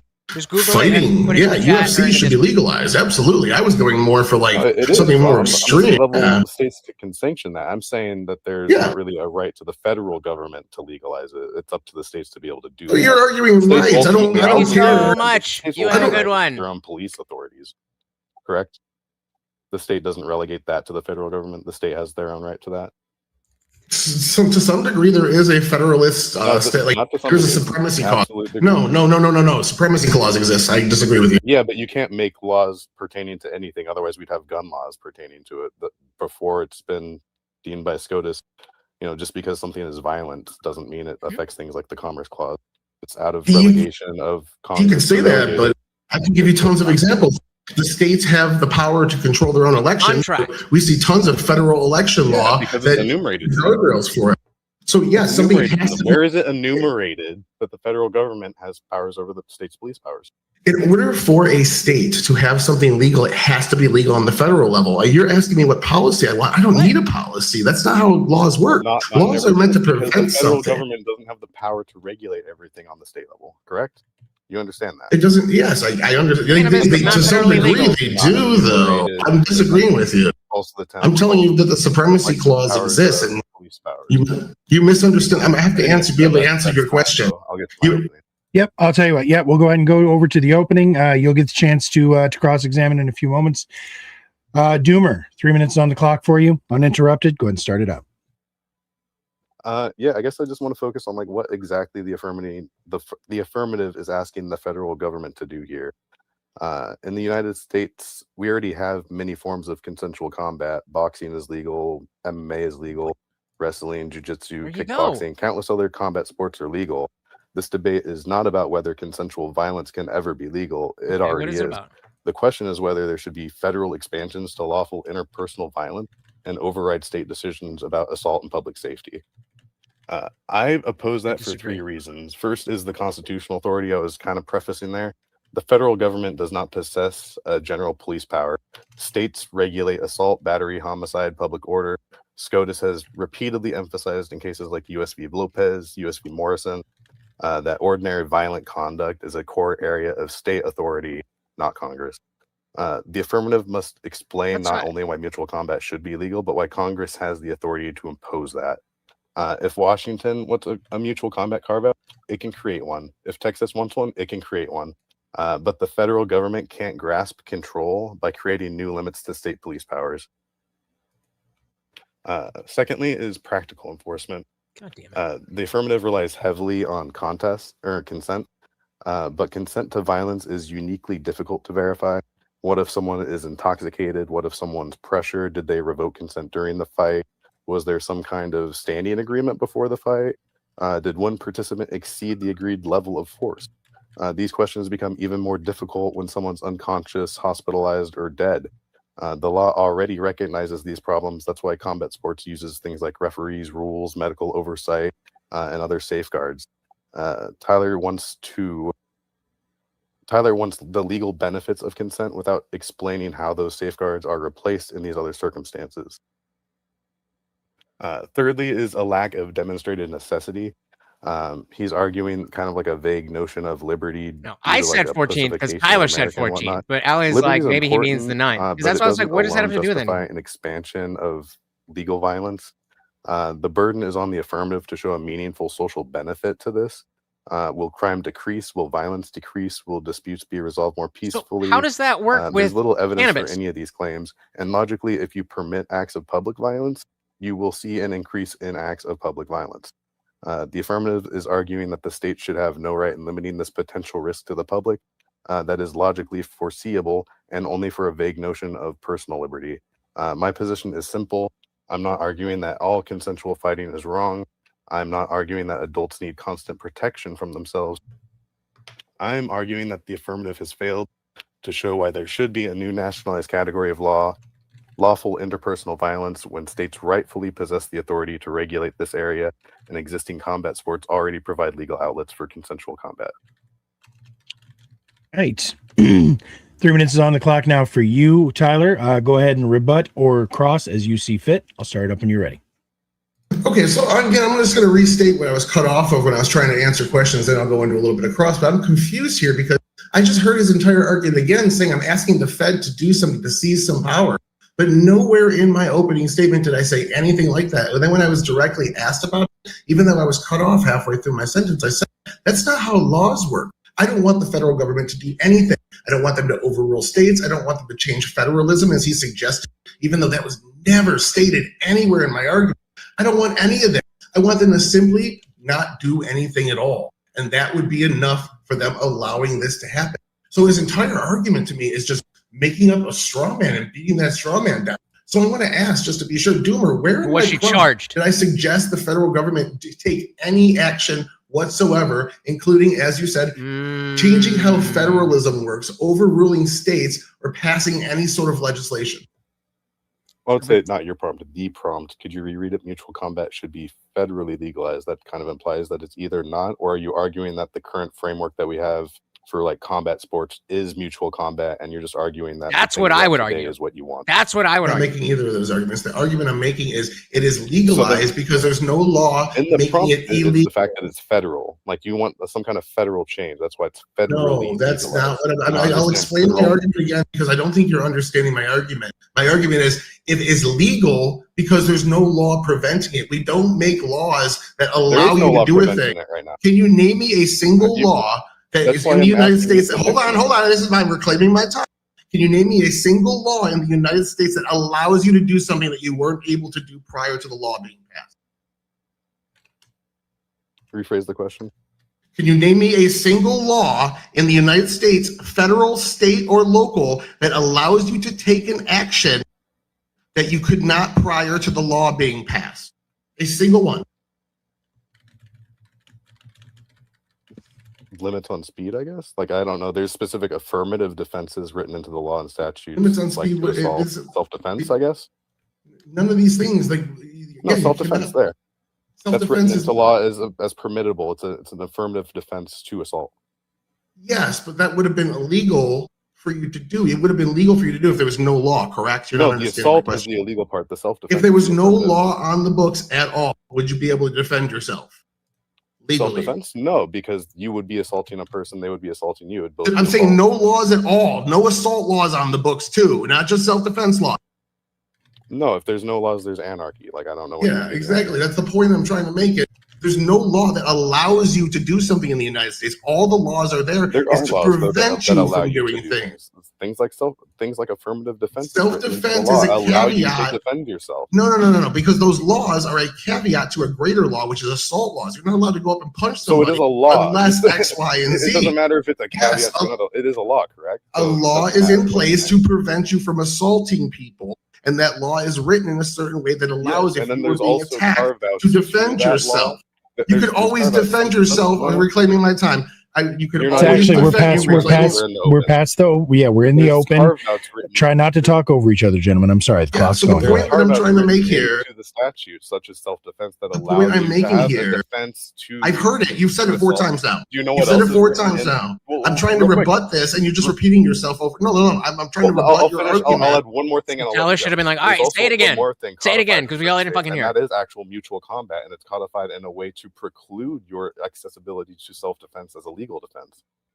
Okay, so it's actually codified as illegal in many states. You're missing the point that I'm making here. You're not allowed to assault people because of a law. Self-defense is not granted. It's a caveat out of the assault law. It's a level of assault that they're allowing, but they're passing a law to make all other forms of assault illegal. So you already have that ability to do that. The law is preventing you from doing that unless the circumstances line up. It doesn't give you that ability. Laws in the United States do not give you the ability to do something. They're only put there to prevent you from. That's why I'm asking you the mechanism. What do you want to see should be federally legalized? I've already answered this 5 times.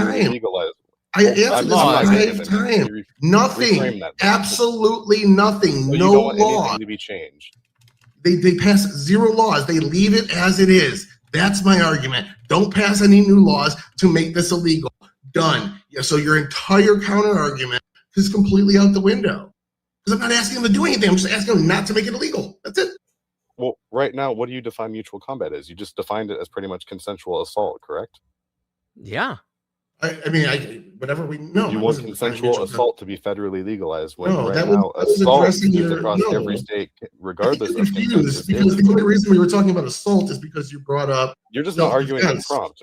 Like I see you saying that, but amorphous thing. No, I think you're confused. I think you're confused. If you let me address it, I could clear up this confusion because the only reason I brought up assault was because you brought up self-defense, and I was explaining how self-defense is a version of attacking somebody that's not covered under assault. See what? That's the only reason that was brought up is because you brought up a point. That it is going back to my actual argument, which is the prompt, which is the prompt. If you want to go back to the prompt, you're cutting me off every time I try to talk, man. I gotta be. You're just trying to talk for the full 15 minutes. If you want to go back to the prompt, I was answering your question. If you want to go back to the prompt, my point is, I'm not asking the federal government to do anything. I'm asking them to keep the status quo of no laws making this illegal. So your entire argument about how I'm trying to change federalism, you're not making overrule an states, argument is that mutual completely out the combat window.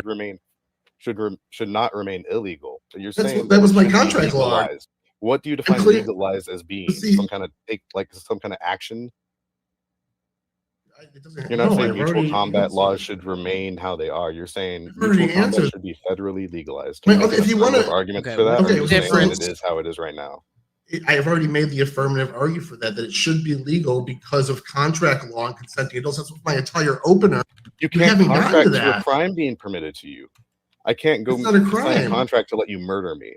That's not what mutual combat is. That's not what mutual. Yes, you can actually. You can go sign a contract to have somebody assault you. That's what boxing is. Yeah, in certain things, probably not. That is permitted, and that's permitted by the state, not federal. Oh, so you can. So you can. So you're wrong. So you just well, no. There are carve-outs. You can go look at some of the laws. Actually, the carve-outs are specific in them. Even in Texas, let's see.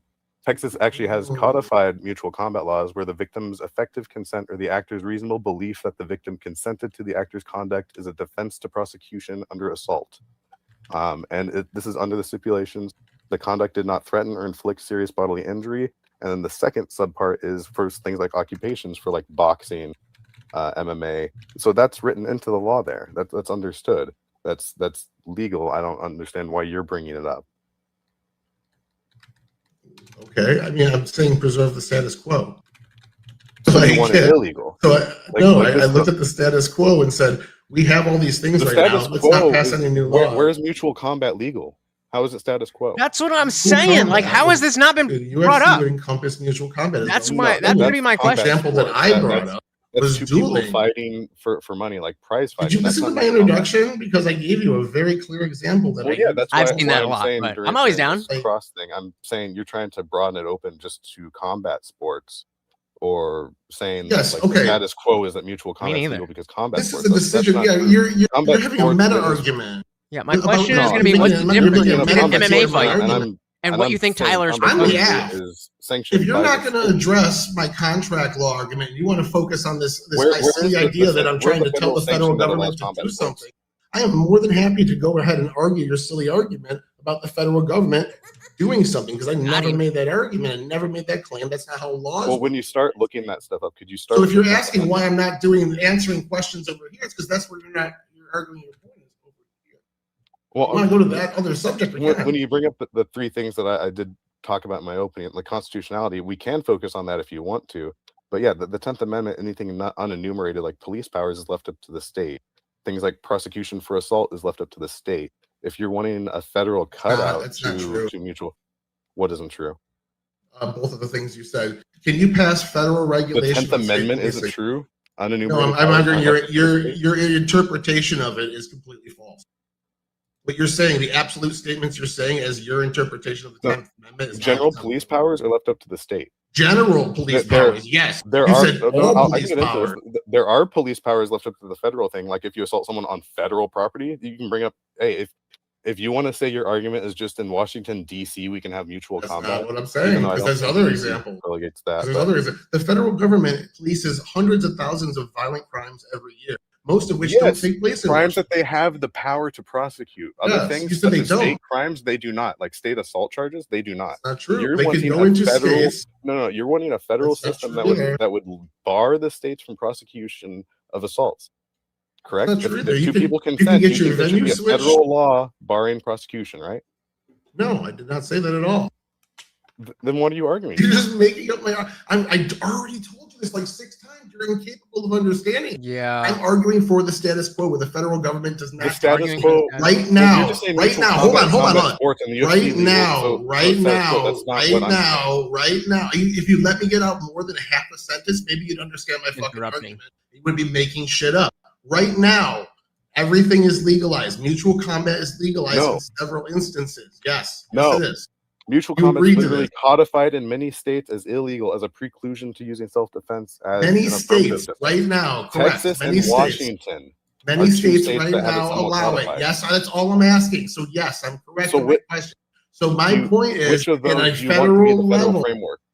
Neither. I don't ask for any federal framework. What I'm telling you is right now, oh my God, if you let me finish a fucking sentence, you would understand this very simple concept if you let me finish a sentence. You can't let me finish a sentence. I haven't been able to speak. You keep asking the same question over and over. Filibuster turn purple. This is getting old. Maybe if you let me finish a sentence, you'd understand my argument. You wouldn't be making shit up because nobody's asking the federal government to do something, and still you're going back to the straw man. The prompt is really asking the federal government to do something. What I'm telling you is currently it is federally legal because there's no law preventing it. That's how laws work in the United States. I am arguing we pass no further laws to make it illegal because that's how laws work in the United States. We do not make laws that grant you abilities to do things. That's not how fucking laws work. Okay, well then question then. Let's say, okay, we know Washington and Texas have some codified laws, correct? We agree on that? Yes. Are you saying that Nebraska needs to have some sort of codified law like that? No, I'm not. Why? Do they have a right to? Yes, they do. That way? Okay, yes, then why do you agree with the prompt that it should be federally legalized if we just agree on pretty much 90%? Because currently it is federally legalized because we have no laws on the book making it illegal. In order to be federally legalized, the prompt. In order to be federally legalized, I'm explaining. You asked me a question, you don't even let me answer. I'm telling you, federally legalized means no laws banning it. That's what federally legalized means. And I want to preserve that status quo. So how are you not understanding this? There's no federal law illegalizing assault on a state level. What is that just legal? There's no what? I'm sorry? There's no federal assault laws outside of like assaulting like a federal official or whatnot. Like if I assault you, that's not a federal charge. There's no federal assault. Does that mean it's legal? No. States have their own charges. Yeah. And what it seems to me is you're asking that the federal government bar them being able to charge that due to certain circumstances, like these two people consented. I'm saying that's not right. They don't have the power to do that federally. It's up to the state. So two people. I'm not saying. You're making an argument about ability. Absolutely, the fucking federal government has the ability to say that we want to ban a certain activity in the states, and the states have to abide by it. No, but should they? They have to have the authority constitutionally to do that. Otherwise, they'd be banning guns. They do. I'm telling you, they do have that authority to do that. Then why aren't they banning guns? It's almost like guns have nothing to do with the conversation. Switching the subject to something. Switching the subject to something completely different because you don't have an argument here. No, it's because it's rooted in the 10th Amendment and you want to rough. Why are they banning guns? Because the people don't want fucking guns banned. That's why. I'm not the one running from the prompt. You're literally saying it's just the status quo that mutual combat's legal. You're ignoring all the things. I am literally defining the prompt. In law saying it's not. I am defining the prompt and how it practically works in reality. I'm defining the prompt. I am defining the prompt. When you make something legal at a federal level, you don't need to pass legislation for it. All you need to do is have no legislation saying it's illegal. That's how our laws have always worked in the United States. That's what something being federally legal means. The government doesn't ban it. They do not pass laws that grant you abilities to do things. That's not how laws work. I'm defining what federally legal means in the prompt, and all you're saying is you're not arguing the prompt. It's not a rebuttal to my definition. That's a concession.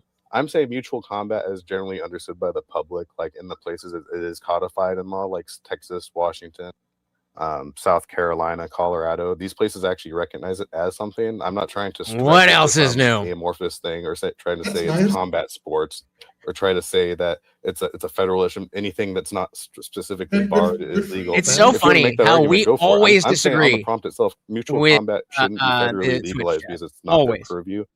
On a personal level, I wouldn't say that it's beneficial to society, but on a kind of United States level, they should be able to do it. It's their power. That's his argument. Their own state. That's why the federal government shouldn't have. You know what a federal murder charge? You know, you can charge that in states, even though if it doesn't cross state lines or didn't happen on federal property. It is within their purview to say this specific thing could be murder. You can't consent to it. No, hold on. The state can't charge it because they consented to be just let you talk for like 20 fucking sentences. Let me get one out. He's interrupting a lot. Federal murder. They can say this action, we don't consent to it as the government because that's an inalienable right, and the federal government follows the Declaration of Independence definition of inalienable right. They can't tell give that. Hold on, shut the fuck up and let me finish the sentence. because that's an inalienable right. The federal government says that falls under the definition of federal. And that's why that then gives them the authority to arrest. Tyler should have let him interrupt for 10 minutes. He was a dick this open. You can't do that. Charge it. Because now you're trying to say the federal government can force a state to not charge things. We always talk about that goodwill. People consented. In the abstract, if he built up goodwill, Tyler could go hard as fuck right now. You're missing my point. You were missing. You said your claim was the federal government. My point. I'm addressing your claim directly. The claim was the federal government does not have the authority to police violent actions done within a state. I brought up federal murder, showing you an instance where the federal government does have that exact authority, and then telling you how they could redefine federal murder to encompass this specific type of combat. They absolutely have that authority and could do it tomorrow. So again, you are just making shit up. The state from charging murder. Show me where they can prevent. I never made that claim. Nobody made that claim, bro. Are you That's lost? what you want when you're saying this should be federally legal. No, it's not. You're making shit up again. Why would they? Are you lost? Can you address my federal murder point? Right now, mutual combat in places is not legalized. No. So you're not going to address the point. You're just going to move on. Legal there. You can do it. It just doesn't matter if the state doesn't want it. What's that? I'm saying right now, mutual combat is illegal in many places. You want it to be federally legalized. Are you saying that the state can still charge these things, or there's no supremacy clause that the federal government would have in that? Are you really not understanding? I've answered this question for you exactly twice. I'm not saying they are states are not compelled to make this legal. When something is federally legal, that means they have not passed a law to ban it. That's how laws work. A state cannot ban something if it is federally legal. What can a state ban that's federally legal? A state can ban whatever. Federally legal literally just means the federal government has not barred it yet. Yes. So if they can ban whatever they any item, I can't even think of one. Any item they want, they can say tomorrow, we don't want sugar in New York State. We're going to ban all sugar from New York State. There's no law in the books federally that says the federal government can do that. No. Here, your argument here is basically because I don't like vanilla, or because I like vanilla, I hate chocolate. I am not saying anyone should be compelled to allow mutual combat in all 50 states. Nowhere is it in my argument. Really? No, that is nowhere the prompt. is it. No, it's not. And you're just not arguing the prompt. No, it's not. I'm saying the states should have the right to choose the laws that they want. Exactly. I don't know. I think it's going to get cleared up with some of the questions. What makes this out of bounds for you? You can avoid it all That's you want. how federalism works. That's what MMA is. This is why I'm so fucking confused. If the local jurisdiction wants to ban something, I explained what federally legal means. You never challenged my definition. You moved on. I explained how federal laws. What have I been talking ban about this things. time? I've been challenging it. All right. You moved on. My definition of federal legal has been unchallenged. All right, gentlemen, we're going to go ahead and go to the Q&A section because I'm not sure that you guys are actually Q&Ing to each other. Between the term legalized and the term decriminalized. Parse that out for So me. now we're on Discord. Legalized means somebody is allowed to do. There's nothing barring somebody from doing a specific action. Decriminalized means it's still illegal, but there's not a penalty toward it. Okay, and those are your definition. I'm sorry, those are your definitions, or that's like the actual legal definitions. Legalized is anything that's not against the law, and a law has to be passed to bar a specific action in the United States. That's how our laws work.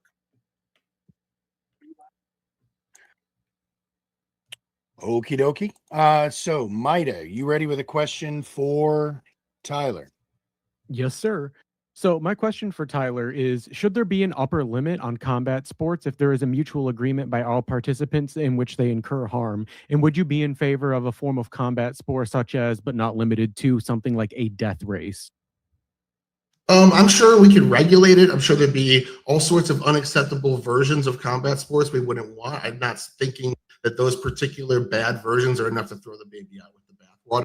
So I could concede that there's probably several bad things, like a death race that you could think of that I wouldn't get behind. It doesn't mean all combat sports or all combat in general should be barred. Right, and Jesus. Question for Tyler, please. Yes, sir. Great debate, gentlemen. I am left a little bit confused though. So, Tyler, can you speak to how, on the one hand, you're stating that you're asking for the status quo, When you're claiming that you're asking for the status quo when there are states that make mutual combat illegal, and so based on the prompt using the verb legalized, that can you square that circle? Yeah, do you understand what I mean? What I'm saying, yes, the definition of legalized, which I gave pretty damn clearly, I think here, how the federal government mechanically legalizes things is they do nothing. They don't pass any laws to say that thing is illegal.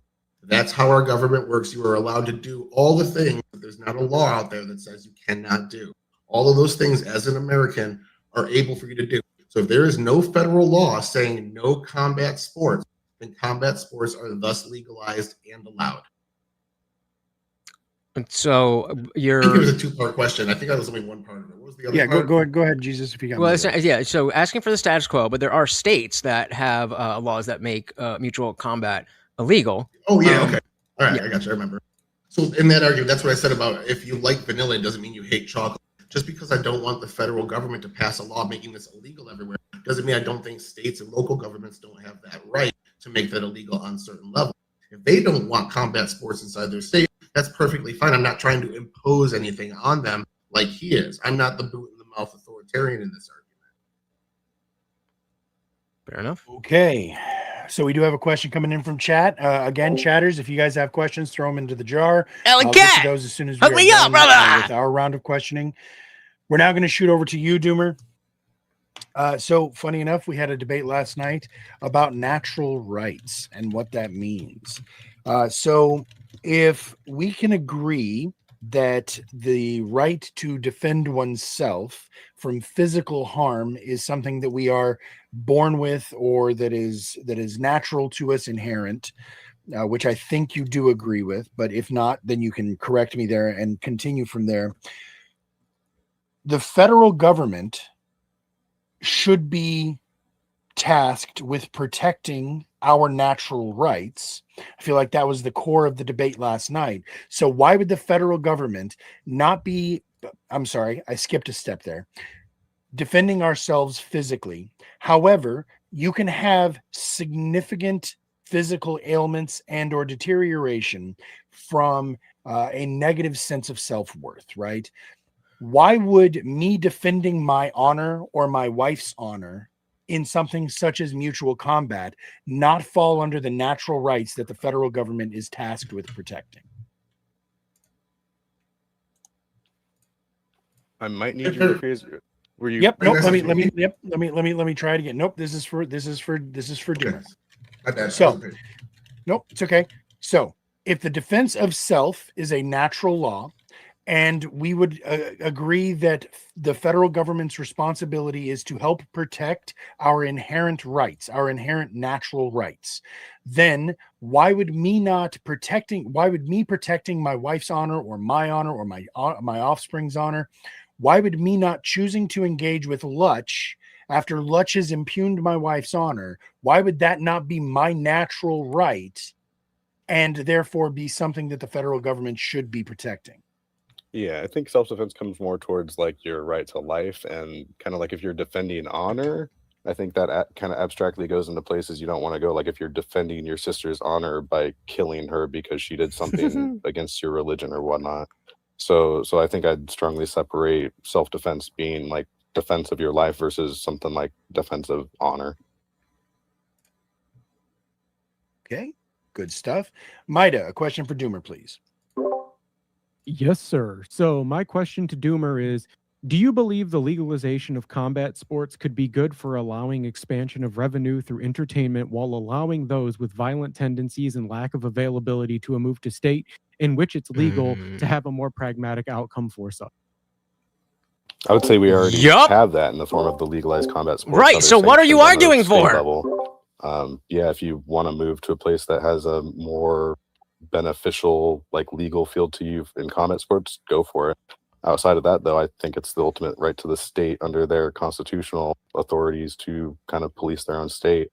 I'm not sure which states still have combat sports illegal. I think it's most of the U.S. I could be wrong, but Outside of that, the reason they wouldn't have it Legal in right all now is 50 because states. probably current restrictions on the books that they have that, I guess they have the freedom to have. And Lutch, a question for Doomer, please. Yes, sir. So, this is where my confusion really came from. So, what is the difference between a sanctioned MMA fight and what you think Tyler is asking for? I wasn't 100% sure on what Tyler was asking for in that debate. It seemed like a couple of things. I guess, like, I could put it in the normal frame of like how we view mutual combat is just like two dudes at a bar wanting to go fight, or two friends wanting to wrestle it out for one reason or another. And I'd say the differences in those aspects is like a UFC match that's sanctioned is for money. These people are doing it for a promotion. That there's a big incentive. These people are paying, taxes on all this revenue. There is a state benefit to it. Where in the other thing, it's really just a state risk, and the state has that freedom to mitigate these risks for the general public. So would it be illegal to have a sanctioned fight where no one was getting paid? I'm not sure how the money comes into the equation. Well, the legality is on the state. There's unpaid sanctioned events happening all the time, but there's still like a professional like portfolio kind of benefit. Like there's a benefit outside of some like amorphous thing as of liberty or honor. Like there's a professional element to those. Okay, I don't really understand how that changes anything. But if I'm in an MMA fight and fighting someone, I stand to gain something from that, even if it's unpaid. There's rankings, even if it's an exhibition match. People are but how's that not the And- case with just a backyard brawl? You have value there. There's your ego, your reputation. There's no stand. It's just between friends. I mean, like I said, like that honor or liberty argument, but the circumstances surrounding those two are quite a bit different. Okay, fair enough. All right. Very cool. All right, thank you, judges. Yeah. All right, so we're going to go ahead and go into our closing arguments. Oh, wait, no, we've got questions from the chatters. So our first question here I'm thinking is 6'4" Tyler. Alley Cat. I'm thinking 6'4" Tyler.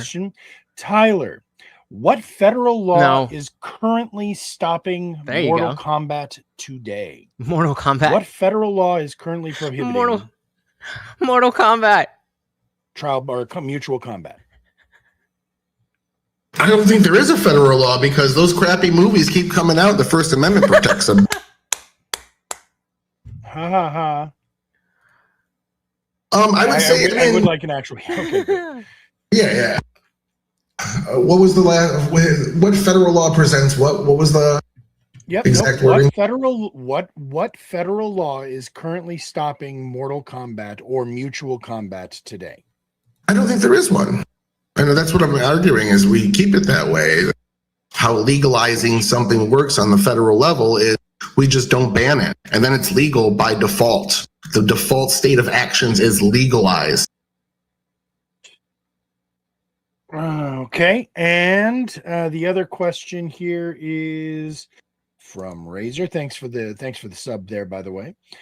So would mutual combat be just grudge matches, or can it be a mechanism to settle debts that have gotten out of hand? That wasn't directed at either of you specifically. That would be base. So we'll give it to both of you. But since you just went, Tyler, I'm going to go to you, Doomer. Would mutual combat be just a grudge match, or Did I not could it put be the a poll up? mechanism for settling debts that have gotten out of hand? Sorry. It's kind of dealer's choice. I think I'm the neg, so I was more waiting on the affirmative to bring up what their argument would be.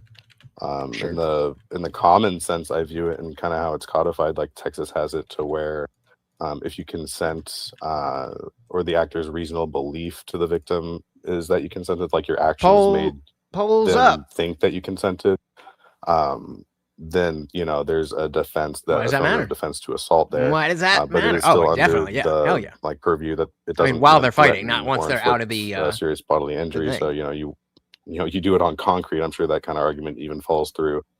But yeah, that's kind of how I generally just see it. It's two individuals consenting to assault, pretty much. Okay. And Tyler, do you believe that mutual combat would be just used for grudge matches, or could it also be a mechanism for settling debts or situations that have gotten out of hand? I believe it could be, and is free to be used for whatever reason people wanted to. And if those are some reasons, then absolutely sure. But I think the most valid reason under a capitalist system would be like to preserve something like the UFC, where there's a giant entertainment complex built up around it and people make billions of dollars. So I think the number one way it would be used is for money. All right. Very cool. So we are going to go ahead and get into our closing arguments. I think that was all the questions. Yep, double checking. So, Tyler, 3 minutes is on the clock now for you. Let us hear your closing arguments, sir.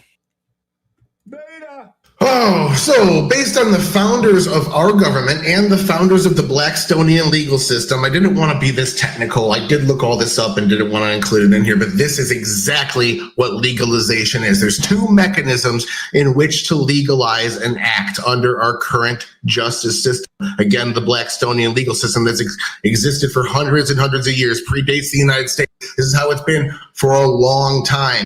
Something is 100% legal unless there is a rule to bar it, a law to bar it, a regulation to bar it. You're an open borders guy? Legalizing something is either A, doing absolutely nothing and allowing people to do it, or B, if there's already a law on the books that prevents said action, removing that law from the books is the other way to legalize something. Since there's no law on the books federally banning this, the only conceivable way that we can talk legalization would be to not make a law to block it. That's how our federal government works. They do not write laws that grant us abilities.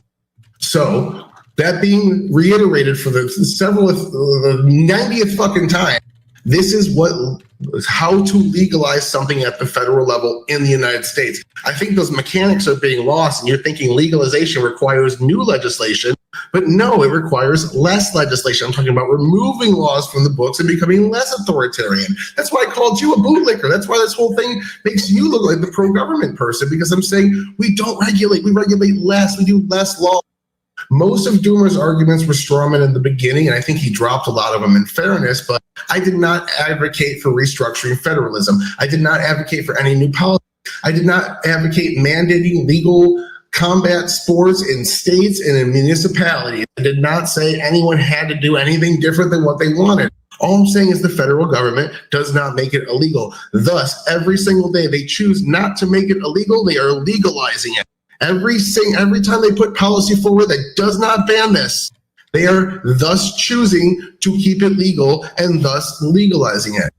So when I say mutual combat, I mean, of course, I'm not talking about death races. I'm not talking about the purge. I'm talking about good examples like potentially the UFC, or the example I listed, the hypothetical dueling league, where you have bulletproof helmets and medical staff on demand, where this is an antiquated way to dueling, with banning it's an antiquated way to look at the world that doesn't keep up with modern technology. I don't think that argument was even touched, and I'm making a technological argument on the side.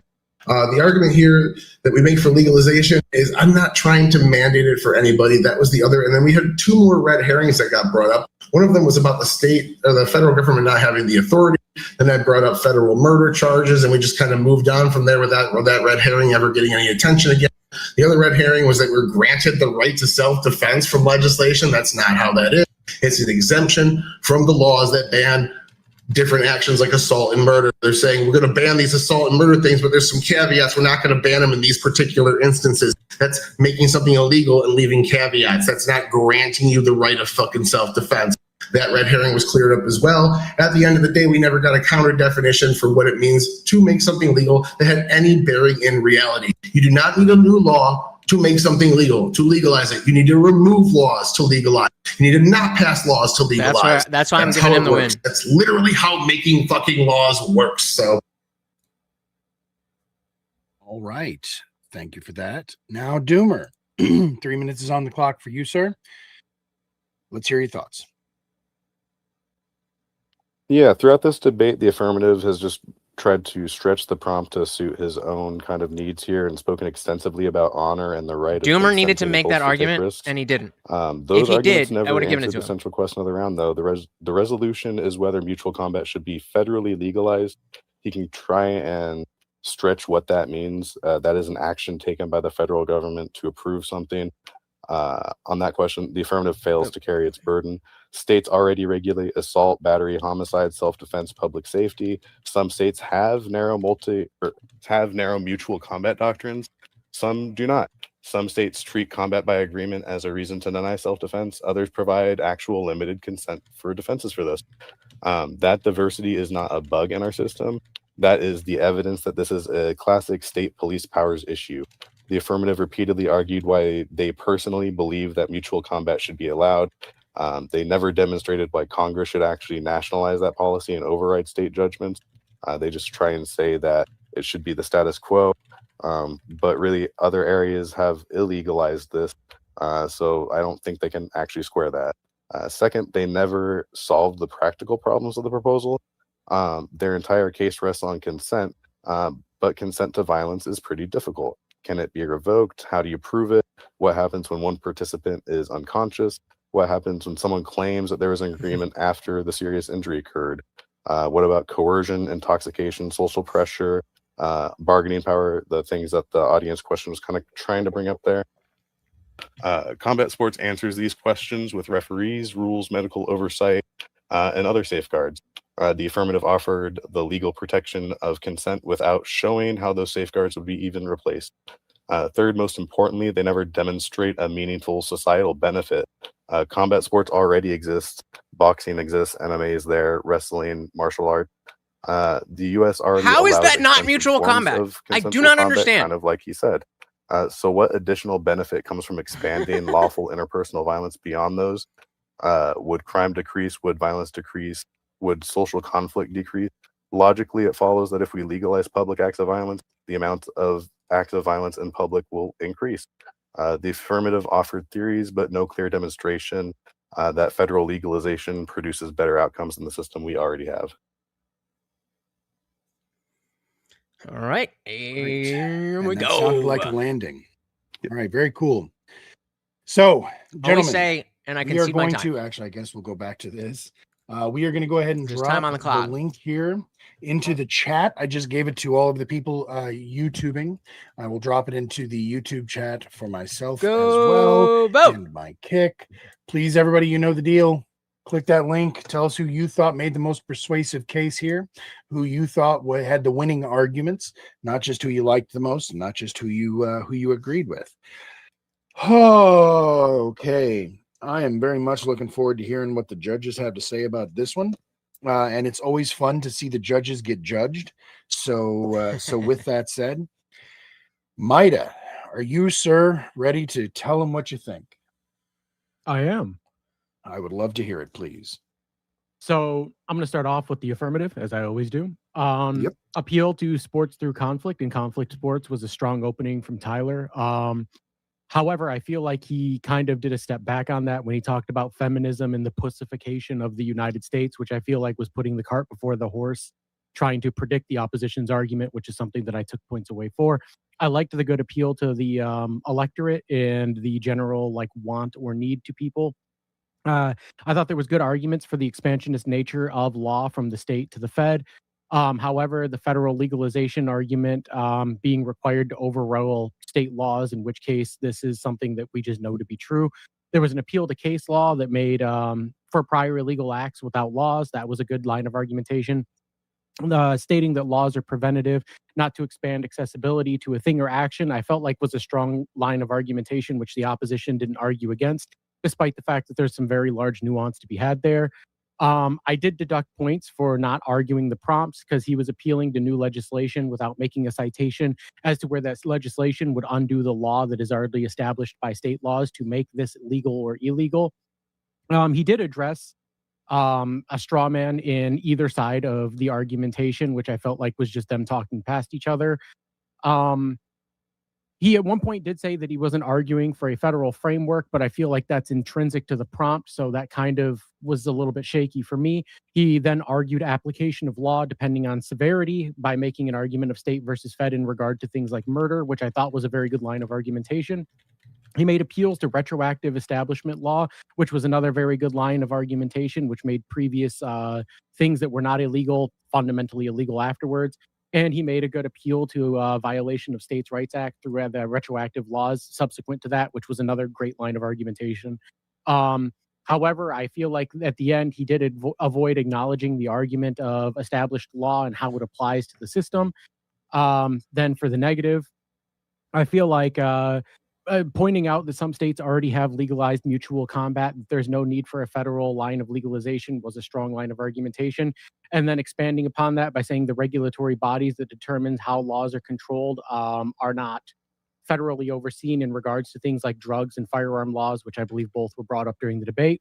You made strong appeals to case law and state authority, not federal legislative bodies, which was another strong line of argumentation, as well as appeals to public violence statistics while making concessions on some of the lines of argumentation that he was making against you, which was a strong rhetorical tactic that I believe gave him a false sense of hope.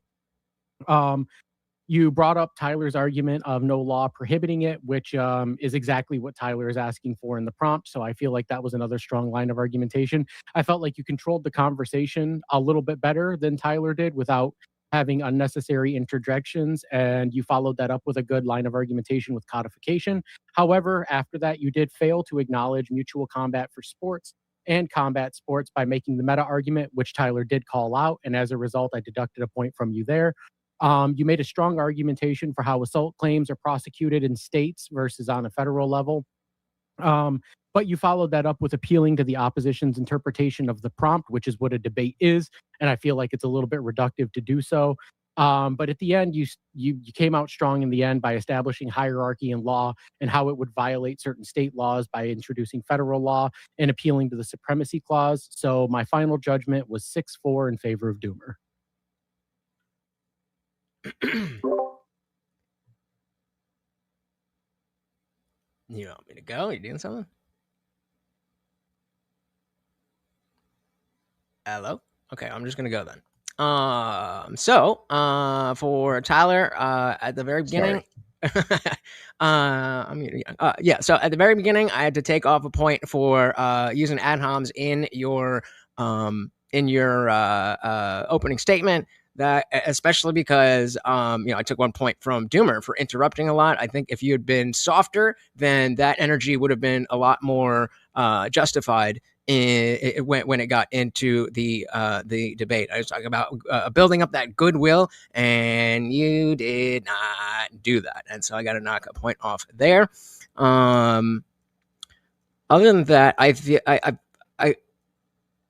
feel like you're right when you're saying that he didn't understand the argument, and a lot of the chat was talking about how you didn't address the prompt, and I disagree with that. I think if it was something even a little bit different, like the federal government should make this or I don't know exactly, but the language specifically does not entail that it has to be an action. And when Tyler, you established, I'm just looking for the status quo, then I don't feel like Doomer that you effectively showed that that doesn't fit within the argument. You got to pin him down.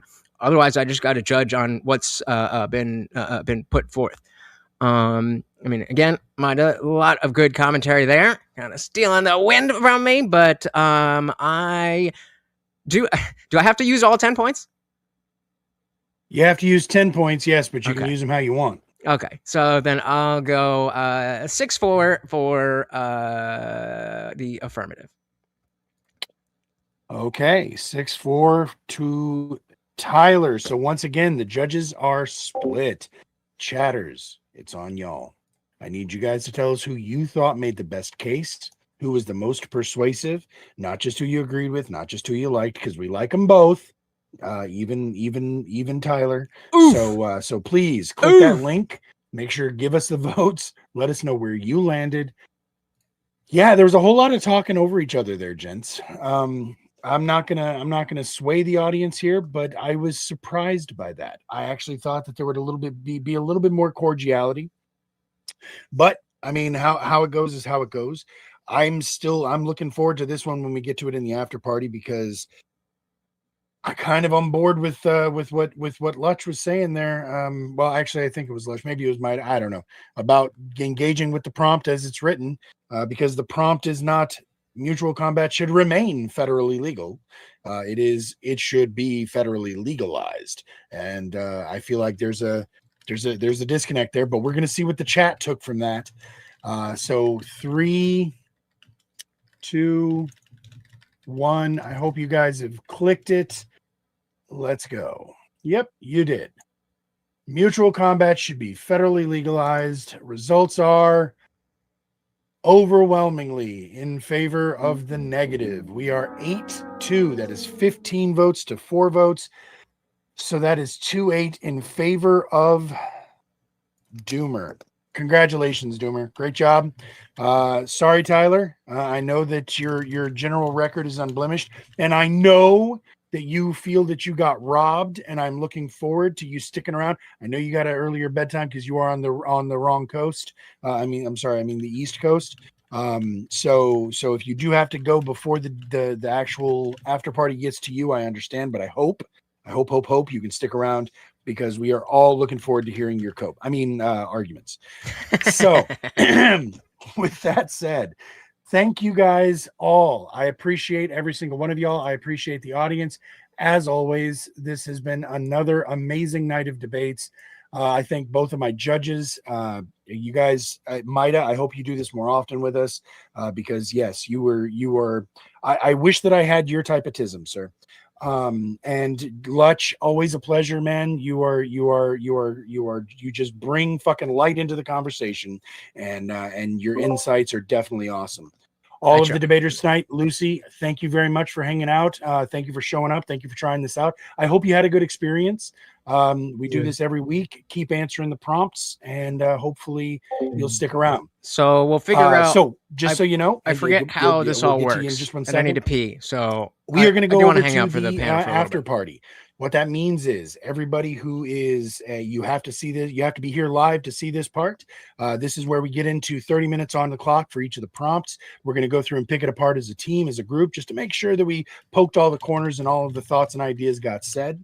However, if you are interested in participating here in the DMZ, all you have to do is join our free Discord server right there, and let me know in the server that you are interested in participating in the DMZ. I will start sending you the list to the prompts, and you just have to click that. Just give us your answers, and I will find somebody who is as equally skill matched as we can.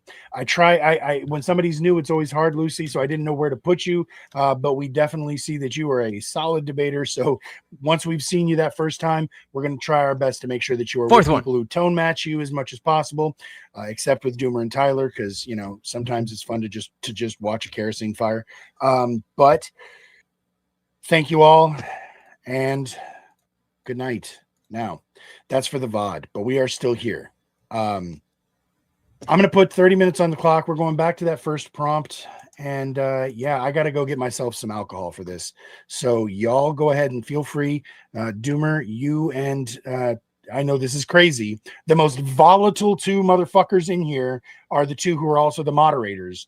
So please try to keep it civil and make sure everything is on the up and up, but I'm sure it will be. All right, so if anybody else needs to go take a potty break or get a drink or whatever, now's a good time. But otherwise, talk among, yep, there you go. Yeah, so mine's unfortunately inside. So y'all go ahead and talk amongst yourselves and get on it.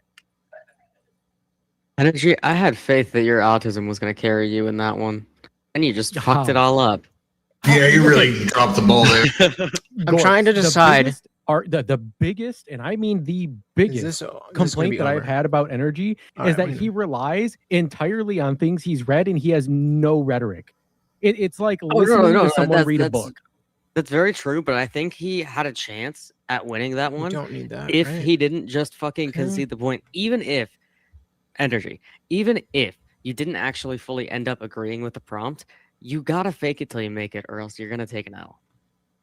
Yeah, I don't even know. Like, I conceded more than just the prompt, because like there was an exchange there specifically about healthcare that was going on, and he brought up how we do the most R&D development. And then when he was asked, like, okay, what's the results of that? How does that help the American people at all? He just kind of, I don't know. And they moved on. You say like we invent the most medicine, the most new medical equipment, the most new medical studies, and we foot the. Is this working for you guys? Can you see like what's good? Would you prefer that I cam up in Discord? Let me know. Let me know. I'm gonna take a piss. And then I'll be back. Also say before he actually like fully conceded the prompt, he conceded it on the nonprofit point because that's a form of like non-profit driven commerce, I guess you could say. Mm-hmm. Also, there is a few points that I kind of neglected to add. I'm not sure if I should add them now. Yeah, go for it. Like I've been told by a person, one was told to me by a person that while people might think that the best way to do things is through profit incentive, externalities exist. Some cost is not appearing within one company, but the profit incentive creates things that elsewhere end up being a massive cost. We could do that for the next movie night. Actually, a reminder to all of you who are here tomorrow night, we have movie night. And because you guys were so amazing and not only hit the 250 point goal, but the 400 point goal, we are doing a double feature. We can take a look, but I'm pretty sure it's going to be starting off with Indiana Jones, Raiders of the Lost Ark, and then Monty Python and the Holy Grail. So come on through. And as usual, I'll go live here on YouTube first, so you can see, you get notification, you see that I'm live, whatever, and then we'll go over to Rumble. Does anybody have, how many people are here? Does anybody have any specific, like, would you prefer that I do it like this and then I'm just cammed up here? Or would you prefer that I'm here? Or can you see who's lit up? Let me know what works best for you guys. I think that most customers will never learn about, and they will not be able to vote themselves with their wallet out of it. See, that's not applicable to most of the U.S. because you guys in Europe, you have actual, food regulatory standards. We don't. Yeah, but that's I'm talking about. This happens in Europe. I'm talking about this happening in Europe. I've learned this from a European health inspector. Even without the regulations, you can sue the company if they're giving you bullshit. I mean, you will never learn about the bullshit, and the bullshit is within health regulation limits. Like this? You like this? Or should I turn my camera on and be up in here? Well, if you made it so that way you could sue companies that give you unhealthy products, then you could disincentivize it by putting a tort cost on that. Yeah, but it's still within health regulation limits, even if it's unhealthy. Yeah, so exactly. There's no real replace Hold on, Energy. Mida has a question. Hold on, Energy. Mida has a question. I do want to respond. Tyler was kind of like, and I've been a saint this conversation. I really want to get this out, Horseradish. Please. Shoot. What does this look like? No. Okay, never mind. In my view, the way to stop this is to replace the regulatory system with a stronger tort system such that it's easier to sue companies that sell you bullshit. But anyway, I'll entertain just what's my question? Yeah, I was going to say, how do you determine arbitrarily what the bullshit is? Because when you buy things like certain types of grains or certain types of fruits that are pre-processed, a great example of this is things like figs. When you buy a fig Newton, there's a little label on the back that says contains no more than X% bug parts. Same for most grains, because they can't have the ability to get all of the bug parts out of the fruit or out of the grains. So at what point do we say too much bug part? It's all based in arbitrarity. So how do you sue someone? Ain't nothing to see. I mean, other than the green line, nobody's cammed out. They're allowed to do in that regard. So we'll see how long this works. It's kind of like a Wittgensteinian family resemblance concept where... Because I know you guys can't differentiate that easily, and you don't know who they are. So we'll see how long this works. If it don't work, then we'll drop out. So like you can say, well, what is a chair? Well, is a rock a chair? Well, you can sit on it in that context, so it's a chair in one context, but not in another. And so if the court will determine which language game you're playing with regards to that, and so the court will determine what will basically be too much by looking at this context. Sure. And in this specific circumstance, the courts have already done that. They've determined that if there's less than X% of bullshit in whatever you buy, it is both safe to eat and it still represents or reflects the accuracy of that product. So you are unable to do so as a result. You're unable to sue as a result of them doing so. Okay, so then you can't sue. So then yeah, if the courts have determined that X amount is okay, that's the amount that's legally okay by definition. And more crucially, in most cases, the consumer will never learn about it. Well, unless they read the label on the back of their food. But No, it won't be. There's no label that says this bread has this amount of spoiled grain in it. There is no such. You will not find it on any label. What do you mean? I'm sorry. What do you mean by the spoiled grain thing? Maybe I missed. What do I mean? Yeah. No, she's making an appeal. So in Europe, she was talking, and well, not just Europe. Yeah, I may have missed this She was part. saying that there was She was saying that there was a European health inspector or food regulations inspector that oversees like certain grain productions. There should be a way to see every production in big supermarkets. Yeah. Transfer. Yeah, so a certain percentage of that grain is spoiled, but the certain percentage of that grain goes into production anyways, and people would never know about it because there's no label that states that the certain percentage of that grain that is spoiled when it's mixed in with good grain can still be made into bread or whatever other product you're consuming. Yep. Well, just to be clear, I don't know if that's true or not. I'm just explaining your line of argumentation. Yes. Also, I do want to. I know this is what's it called? A little bit unrelated, but I do think this is important to point out. When I reference that I've read more about this concept, and it's not an appeal to authority, or if it is an appeal to authority, it's not a fallacious one because it is not fallacious to say I'm more well read on something, and so my opinion is more weighty than yours. Well, this is That's not necessarily fallacious. Yeah, and this is one of the things that I talked about in my commentary on the debate itself, where I talked about how you made an appeal to authority, but you didn't give any like inherent backing to that appeal. And I actually deducted points from Lucy as well for like a broken clock fallacy because she didn't necessarily know the grounding let's see if this for works her out. argument, but she arrived at the correct conclusion to be able to disapprove you. So like this was a win technically for her, but it was a negative win in my eyes. And yeah, I actually did write down. It was kind of funny how you were talking, and this is not intended as an insult. It was just kind of funny to me, how you were saying you were asking how Lucy would be. I'll just stay here. Willing, or I don't remember how can you debate this if you don't know as much as me, basically. But the ironic part is that you stated yourself that you misunderstood the prompt, and more importantly, that you conceded the prompt multiple times. So it seems to me like the person who had less formal education on the subject had a better understanding of the prompt. So how can you be so bold as to debate this when you don't even understand the material? Can the same expression have multiple senses? That's what a debate is. It's arguing the interpretation. No, but this is a question for Raj. Can the same expression have multiple senses? I'm sorry, sentences or senses? Senses. Spell that word. I'm sorry. I'm not trying to be an asshole. I don't know what you're saying. SENSES. This meaning. Can you do this is as good as we're gonna I can get. smell it and I can hear it, or like there's you a can different... interpret it in different ways. Okay, So it's sure. like- Yes, people can how about this? absolutely interpret a prompt in different ways. Yes, I'll concede that. Sure. So how about this? This is the best we got. horseradish can have two senses: the proper name horseradish denoting you, or the like food, right? So there's two ways the word can be used. The same thing with the Sure, prompt. I would say There's those are two ways to definitions, not interpret it. senses, but sure, go on.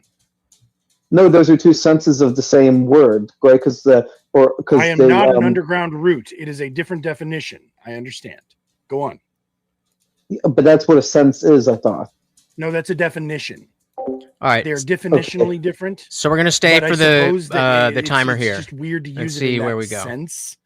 Like, that doesn't make sense. to me, but I guess sure. We'll Oh, go. Yes, fuck. it could use. So It could have the different point is, So this is the 30 minutes on prompt there's number multiple one. senses in which way you can interpret this prompt, and so So I it's gonna be interpret another this prompt hour before we get pretty to broadly, whether we should in general remove the other profit stuff. incentive, not should we have any goods or services with or without profit incentive. Would Actually, improve don't think- certain products or services. Yeah. How much more clear could that be? That if you take that, yes, you can take that literally, but the connotation that I expected to be was that it was going to be referring to, in general, whether we should get rid of the profit incentive. Wouldn't that So it was mean really that you interesting- have overinterpreted the prompt? Yeah, I was about to say all three of the debates tonight had at least one participant who didn't seem to actually be debating the prompt as it was given. That was really weird to me, and I don't think that's ever happened before. All three had some strange nuanced take or just completely whiffed and didn't understand what they were actually coming in here to debate. And nothing against you there, Gorps, but again, thought they were on the wrong prompt. You still debated the shit out of it, my friend. But with this, yes, every single word could have multiple definitions, multiple meanings, multiple connotations, and or contexts. However, this one very clearly says the removal of profit motive would improve certain products or services. So again, if you're trying to debate this particular prompt, it could not be any more clearly written, I think. Well, I would also I like don't to know. point out. I disagree with that a little bit, to be honest with you. I think part of the debate is defining what the prompt means. So prompts are up for debate. There's a lot of interpretation that goes into these things. I think that Kirk admitting he lost the prompt was his fault. He should have stuck up for his definition. He should have said, no, this isn't an absolute debate. If you can show any good, regardless of how much bad that little bit of good would bring, that doesn't mean you win. We're framing this more around of a general debate. Does this generally help more than it hurts? And he didn't do that. It was up to him to seize the prompt back. The problem is that many times throughout the debate, I said that I do not have to argue against profit incentive as a whole. I just have to demonstrate that there are certain services that would benefit or just without one profit incentive. Yeah, I mean, that was you. Just I get one that. service He or should have product. fought back. Yeah, if just one. He should have fought back against that and said, no, it's not just showing that a single good can exist. It's showing that the good would outweigh the bad, that you're not going to destroy these businesses. He needed to recover that to make it an achievable goal and say, But also- good in but this instance also will be more good the- than bad. I disagree. That's also, I find this, because the debate is not about businesses. Like destroying businesses is irrelevant. Sure, The true. Profit incentive goes beyond the All right, scope of Lutch, just businesses. Maida was going to say something, then you, Lutch. What were you going to say, Maida? Yeah, sure. I was going to say one of the biggest deductions that I actually made from energy in this debate was the fact that he brought up the required profit motive of allocation of resources through the Austrian model, which I thought was a strong argument. Then I remembered the Austrian model actually doesn't do this at all in every single aspect. Actually, there's a limited profit housing association that is created that limits the amount of money that you're allowed to make when renting or selling a house and requires that's not it. reinvestment into a property. You're misunderstanding. When I was referring to Austrian, I was not referring to the country of Austria. I was referring to the Austrian School of Economics. Yeah, this is in the Austrian School of Economics. Maida understood. Trust me. Okay, what were you going to say now, Lutch? No, I don't even remember what Tyler said, but the last thing that Tyler said, I disagreed with. But I was just saying, no, I disagree. I wasn't really going on. So you just needed to go to say I you're just wrong. had to. But no, if you want to, if you remember what you said, Tyler. Tyler just got up to go take a Tylerade. So yeah. Does anybody remember the last things that came dribbling out of his face? Anybody? This isn't my strong prompt No? anyway. So yeah, no, exactly. So okay. Capitalism has made life better for some, but was built on misery for most. I really liked that argument from you, Lucy. And from Energy, I did like you talking about if there is no profit margin or no profit, then there is no signal of the needs or desires of the populace. So let me ask you, and it's funny because this is where you conceded. I'm going to go to you first, Energy. Where you conceded was when you realized, oh shit, yeah, no, there is no good profit motive for a fucking prison system. As soon as you said that, I'm like, well, because that was what I was going to go after you about. What information does the government get from the profit margin of a prison system? So, in my view, the difference between the prison system and other types of things is that in the context of a prison system, it's a service being provided which is a public good. And a public good in economics means it's non-excludable and non-rivalrous. So because it's non-excludable and non-rivalrous, it's different qualitatively from something which is excludable and is rivalrous, where there can be competition, where there can be the signaling of information from consumers to producers in a way that's economically effective. So would it have been better for you if I'd have put that the removal of a profit motive for the public goods would have been better? You wouldn't have been able to argue against that? That if it's for the public good, that it should not have a profit motive? The public good, well, if you're not the public goods, public goods in the context of economics. If you said for public goods, which is a specific like term of art in economics, yeah, I wouldn't have argued against it because that is a specific term of art in economics for things that I don't think you should remove a profit incentive for. Okay, real quick. So I do want to say, Yep. I promised you're next, Lucy. I want to get this last little thought out for energy, and I'm going to be quiet for the rest of this 12 minutes. So you were talking about the profit motive, and that the government would still need a profit. Yeah, motive, or where is the profit motive? If the other prompts are trying to better do for a me. thing? Why would we not replace the profit Always motive with an happens that way. efficiency motive? Is that not what the government actually worries about whenever they are taking care of things? Is making sure that something is as efficient as it can be for the public good or to fill that public need?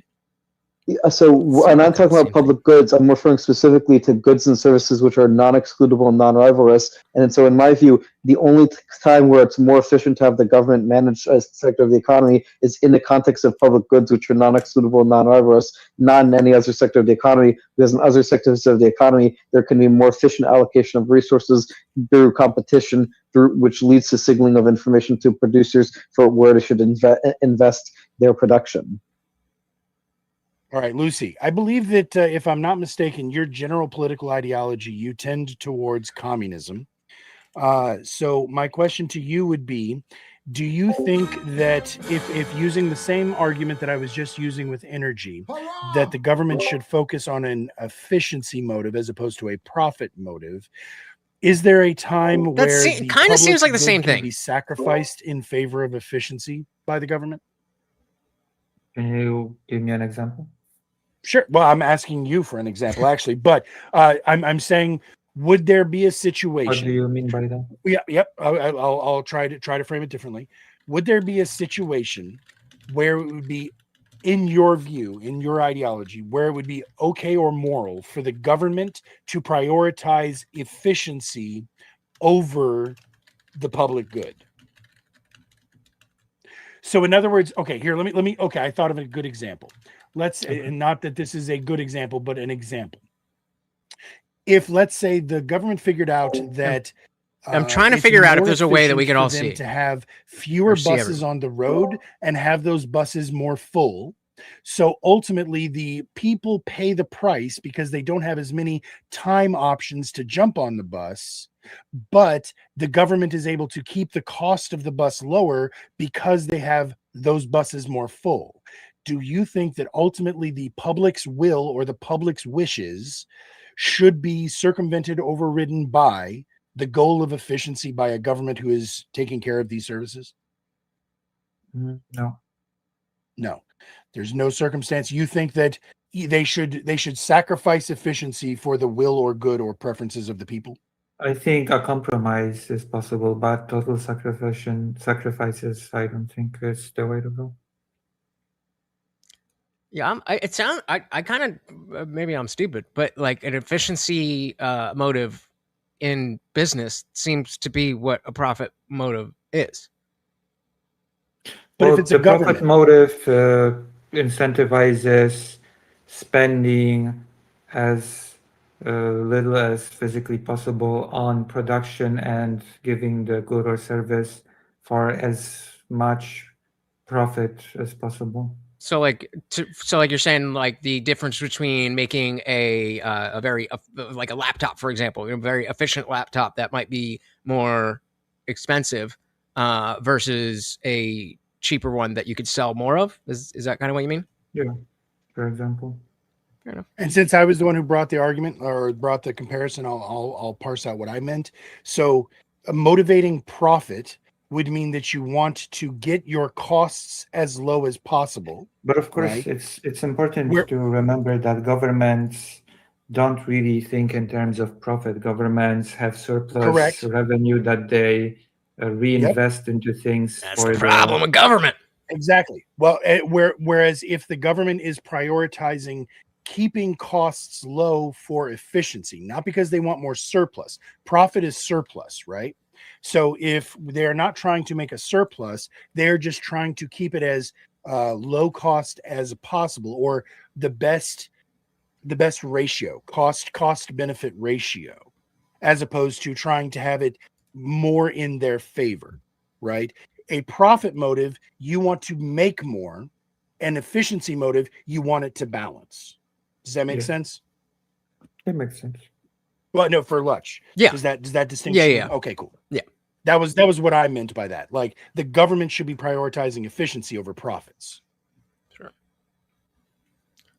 Okay. Okay. Anybody else have any? I mean, we still got 8 minutes on the clock. Somebody else? Let's Doomer, you move didn't say on. anything about this. Yeah, we can, but, Let's but go we to still the got a good couple one. minutes. Well, real quick, can I just make a quick?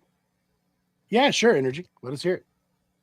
So I do want to say, with regards to the appeal to authority part, that I do think I did. I'll say this. Even though I don't think it's as bad as some of the mods were making out to be, I do think I could have been more specific about it. The thing I was trying to get at was just the idea that if you have a specialized subject like economics, having some background knowledge of the subject matter means your opinion is worth slightly more than someone with no background knowledge, because it's not the type of thing where it's like an opinion. Like I can't think of anything where if you don't have some background knowledge of the subject matter, that your opinion is valid. That's just my personal But perspective. at the same time, you also did say that fascism was an economic model, which is Well, fascism is a political model, which This fascism is what does I want to have talk an about. economic model, which is that the means of production should be organized to suit the interests of the nation or state of the nation. But that's not really exclusive of capitalism, because the means of production can still be owned by the capitalist class within that system, even if I forgot I'm still on state. camera over there. I gotta act But like I'm capitalism, interested. and I'm just saying, I take the definition of capitalism to be the means of After all, production. first capitalists serving under the I'm saying I use a different definition of capitalism. I'm saying, by definition, a capitalist is someone whose profit motives are for themselves, not for the state. I'm just saying I have a different definition. I mean, first capitalists did serve under the colonial powers, so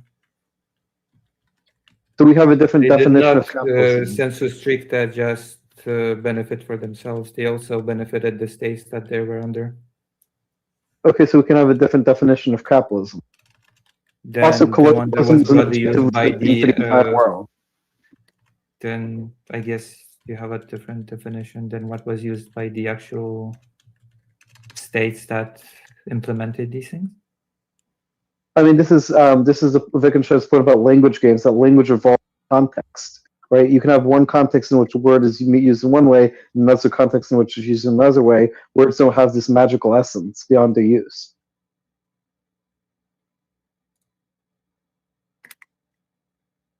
I'm not sure how this is relevant here. I could tell you So how I'm it's saying, relevant. in my language game, Hey, hang on, Energy. Let Mida try to reword it for you. Yeah. So, well, it's not necessarily a rewording, Well, right? explain it, clarify. When Energy says that language requires context, right? That there are certain underlying or established ideas of what something means, right? This is why I gave you negative points on the appeal to authority, because every time you did such, you said, I know more about this than you do. You never told me what more you knew. You never explained what more there was to know. You simply posited, I know more. I shouldn't have to tell somebody that I am Let's see how more close this well-versed on a is. subject than them. This is the easy way out. You prove that you are more well-versed by undermining and like I guess Fuck sort of you, tearing Twitch. apart their arguments by proving that you have the necessary knowledge to do so. And this is something that I just feel like you didn't do. How does ad block not work on Twitch? Which Saying I I do not read use. more doesn't mean you understand more. Exactly. This would be the equivalent of if I came up to Horseradish and I was like, "Hey, what's up, bro? Did you know that like the NASA rockets actually defy the laws of physics, gravity, All right, and this seems they, good enough, right? Because we they can produce see who's unicorns from them talking. It's exhaust?" just like a second or so behind. There's Said, 3 people "Nuh-uh." behind a And picture I was anyway. like, "Trust me, bro. I work at NASA." Oh well, fuck. I guess I'm cooked. Yeah, exactly. It's just an appeal to The bottom line authority. is this: there is a certain point at which you have to trust people who've done more research in a subject matter than you. Like there's a certain cutoff line. Yes, But and if yes, but this is interpretation. that's Economics I'm is saying I'm right and interpretation. you're wrong. No, economics is a science. No, it's not. It is a Absolutely. science Okay, there's that the is science of not economics, but exactly economics the are same different kind of science interpretations of as models. physics. Leading 20th century philosopher of science Karl Popper defined science as a collection of hypotheses which explain phenomena about the world by making testable hypotheses. Economics makes testable quantitative hypotheses about the world. Therefore, it's a science by definition. Except Okay, is communism economics do science? not have a high predictive power, does it? Well, no, just to be clear, he's conflating two terms. He is conflating the science of economics and the economic theories themselves. You do not say a specific economic theory is a science. The study of that theory is a science. There's a differentiation, a huge differentiation there. If you're going to make the claim that you're going to leap from a theory or how something works, being observable under the scientific ideas is different than saying the thing is a science in and of itself. Economics fits the criteria of science that most scientists and philosophers of science use of making testable hypotheses. So do the economic theories that are presented because they do make testable hypotheses. Therefore, they're scientific by definition. You literally just said what I said. Economic theories are presented in a way that allows them to be scientifically observed and understood. The theories themselves are not sciences. Well, then no. If something is scientific, it's science by definition. Oh, yeah, I'm aware. The difference Okay. is you're saying economics as a whole. We know what economics is because it has a defined label and an understanding of what what economics are. The theories that trickle down from economics to create things like socialism, communism, anarcho-socialism, anarcho-capitalism, Keynesianism, syndicalism. 90 seconds left of this bullshit. These are And then we not move sciences in and of themselves because they all have different methods in which they have different applications that run contradictory to other versions of themselves. You can have a system like communism, which is totalitarian in nature, while simultaneously having a communist system that is anarchistic in nature. These would violate the law of non-contradiction. To call them both a scientific idea of communism would be in violation of what science understands economics to be. Economics can be scientific, but the theories themselves, as they're broken down into categorizations, cannot. The bottom line is that if you know nothing about economics, your opinion on economics is worthless. That's great. You just lost somebody who seemingly knows nothing about economics. How do you feel? If her opinion means nothing, what does yours mean when you lost to her? All right. With that said, actually, hold on. So we do have a question or a statement. Okay, I guess think it's Tyler kind was of a talking to both, his own chat. I believe in this. I thought we were Chemistry behind. is a science, but cooking is not. Economics has scientific aspects to it, but it can never be truly predictive because of the infinity of variables. That's Respond true. to that energy.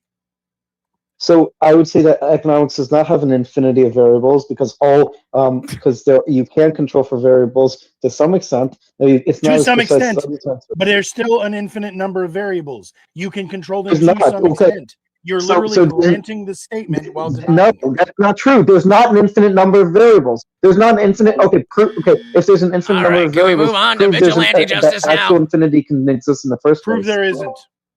Huzzah. Okay, fine. Everything we see has an identity. An identity means it is what it is and it's not what it's not. Therefore, it has to be finite by definition. Each individual thing that is a variable is finite, but there is an infinite number of those finite variables. Okay, what evidence do you have for that? Chaos theory. Chaos. Okay, there you go. Yeah, like Like, I don't think that there needs to be evidence to understand that infinity is a concept. Like, again, you can't count it. You can't count to infinity energy. So this is literally an unprovable premise. However, there is no way that you can tell me how many there are. Therefore, you cannot disprove the concept of infinity any more than I can prove it. That which can be asserted without evidence can be dismissed without evidence. Well, just to be clear, this is also an infinite regression. This just relies on the idea that you're just using vector autoregression to determine how a model works, and then you're just presupposing an outcome once you reach the end. Let's talk about Batman. Yes, we're gonna get to Batman next. I mean, it is true that the economy does not really have a strong predictive power. That is recognized by economists themselves. That the economy cannot be used to predict outcomes is what you're saying, Lucy? Yeah, predictive power. Can you say the name of the economist that believes that, so that we energy will believe it? That is why economic specialists in economy are often caught off guard by economic crises that we encounter. Is because they can't properly use it to predict? Huzzah, But great example. they don't really predict it. I'm going to say it again. I really like you, Lucy. I'm glad you're here. Keep sticking Yes, around. Trying to use my economics cursor is not to a show hard who's science, talking. but it is scientific and it is a soft science. Oh, a second ago you said it was a science, so now I'm kind of confused. Yes, a soft science, a social science. I agree that it is a soft science. Ooh, okay. Yes. You know what? We were going to move on. I'm sorry, Jesus. Hold on, but we got one more question coming in from the chatters. I promise. I know. My eyes roll back in my head when it comes to economy as well. If economists are so smart, energy, then why aren't they all millionaires? That's like asking why aren't all physicists like NASA engineers? Like what? That doesn't even make sense. No, because there's only a limited number. Fields of study. If the deeper understanding of economics that you claim to possess gives you insights and predictive powers, why are you not able to use those predictive powers to be a wealthy person already? Why is it every economist isn't wealthy? Just because I can know about a subject without necessarily knowing how to exploit the economy, because it could be that the economy is not exploitable in that way. Oh, but it's absolutely exploitable. Yeah, it's exploitable by clear. That is people not true. demonstrably. There are people who exploit economic ideas or economic uncertainty by using things like insider information and insider trading to be able to put themselves in situations where they can make claims as to how the economy will shift or act within a certain time period for their gain or for their benefit. The problem is when you're working with such a large model with an economic structure, there is no ability to be able to make a predictive claim, because the issue is you run into what is called infinite horizon game theory, where you have these micro level changes that are affecting the macro. You can predict the macro, and this is, I'd never made the claim that you couldn't. The macro is scientific. The micro is not, because you have to make paths that lead down. It's almost like, think of it like trickle down. You can start at the top with the most easily and the most predictable claim. As you continue to go further and further down this scale, it gets harder and harder to predict, because the amount of outcomes varies so drastically person to person and at an intereconomic level. As a result Because of those that, non-infinite variables? Yes, because there's non-infinite variables that are actually infinite. But the problem is we have no ability to be able to determine how somebody will act. If everybody thought logically and rationally when it came to their economic decisions, or something like a portfolio or their ability to understand economic literacy, we could use these scientific deductions to make all of the predictions all the way down to the bottom. However, we know that people don't act like logically, and we know that they don't act reasonably. And as a result, this introduces chaos theory into the economic models, and it creates an infinitesimal amount of complexities that we can't possibly account for, because even some rich guy, some rich dumbass with $1 gajillion investing into stupid coin and then rug pulling it can sink an entire country's economy overnight. I think I know. Okay, so we have a bunch of people who know nothing about economics saying that their opinion on economics is valid for economics. Yep. And we have a person who claims to know everything about economics just completely fucking whiffed a debate. So we're going to go ahead and move on to our next prompt. Yeah. I will say, second prompt of the night. Can I add last thing? Yeah. Closing talk. Go ahead.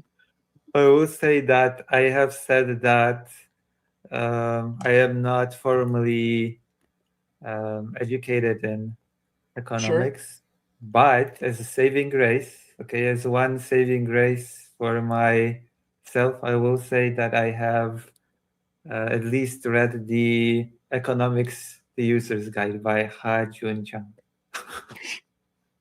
Well, for what it's Just worth, to be Lucy, clear. you debated fantastically for having as little education on the subject as you claim to. So I just want to be clear. I went to school for socioeconomics. It was my major. I dropped out and used my knowledge of socioeconomics before I got my degree to teach socioeconomics in the college I went to. Cool. So I would say that would be an authority. That is an appeal to authority of oneself. Huzzah, you can't beat that one. All right, I moving will on. also say that not all appeal to authority is fallacious. That's No, sure, of course. Sometimes the authority is right, but it's also a weak argument is all. So Lethe and Gorps, vigilante violence is immoral. Vigilante is literally in the waiting room. He cannot wait to get in here once we get done with this, but I'm going to hold off. This part is just for us who are here tonight. Great fucking debate. But I obviously since Lutch has been chomping at the bit for this one, I'm going to kick it straight to him first. Lutch, your thoughts, because obviously you still got some meat on the bone. I just cannot understand how you could categorize Batman as a vigilante and not Superman just because Superman is nicer. You're talking about the no, it's not because he's nicer. It's the actions that he takes. But no. But you specifically hold on. You specifically brought up within the confines of the law. Who is Commissioner Gordon? The guy who turns on the light to ask for his help? Usually, he's doing so surreptitiously. Okay, there are against the will of. But why does that change the category? Hold on, Lucy. I promise you'll go next. Why does that change the category? I agree with you. Oh, so even without Commissioner Gordon putting on the bat signal, which is usually for a much broader issue, Batman is out there beating the fuck out of people on a regular basis and creating villains. Right. So This why is not does that something matter? Superman does. Why does that change the category? So in the case of Superman, Superman is not doing that. He's not vigilantly looking out for people to beat up. He's usually working with the police, law enforcement, and the government. His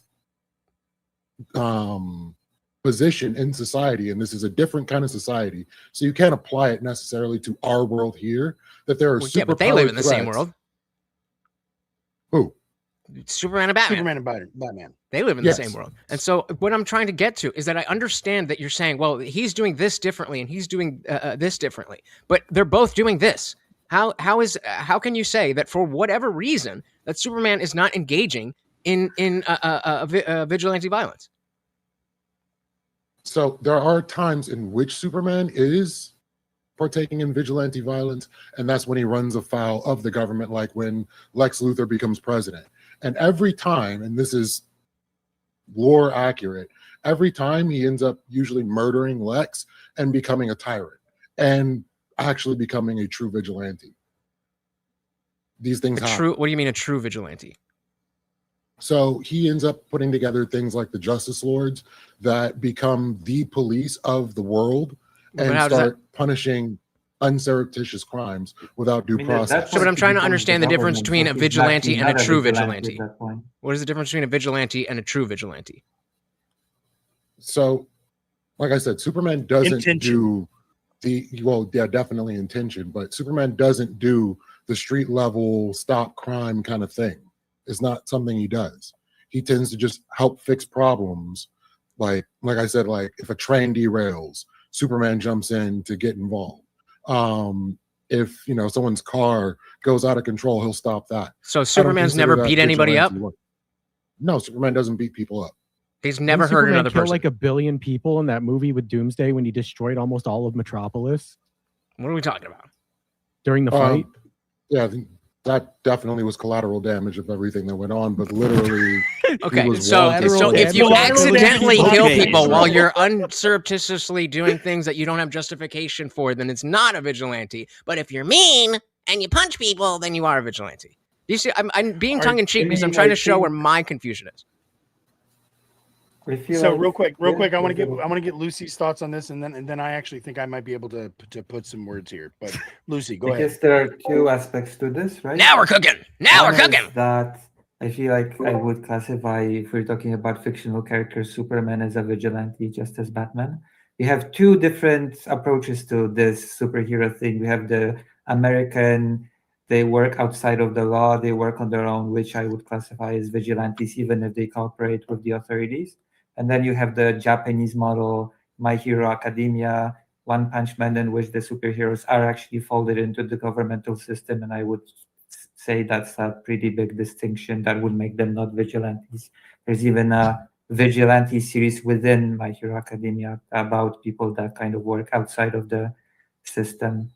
And second, I feel like judging superheroes gets a bit tricky, considering that they have they're fictional characters that have the capabilities of de-escalating situations with minimum risk to themselves and minimum harm to the perpetrators of crimes. I think it makes things materially different, but principally, I think it's a great example because of the fact that we can highlight the fact that it's not about whether you're going to be in danger. Exactly what you just said. It's not a matter of we're scared that Batman's going to not know how to get out of this, or that the bad guy is going to beat Superman or whatever. I think that's why it focuses this specifically on what is vigilante and what is not vigilante.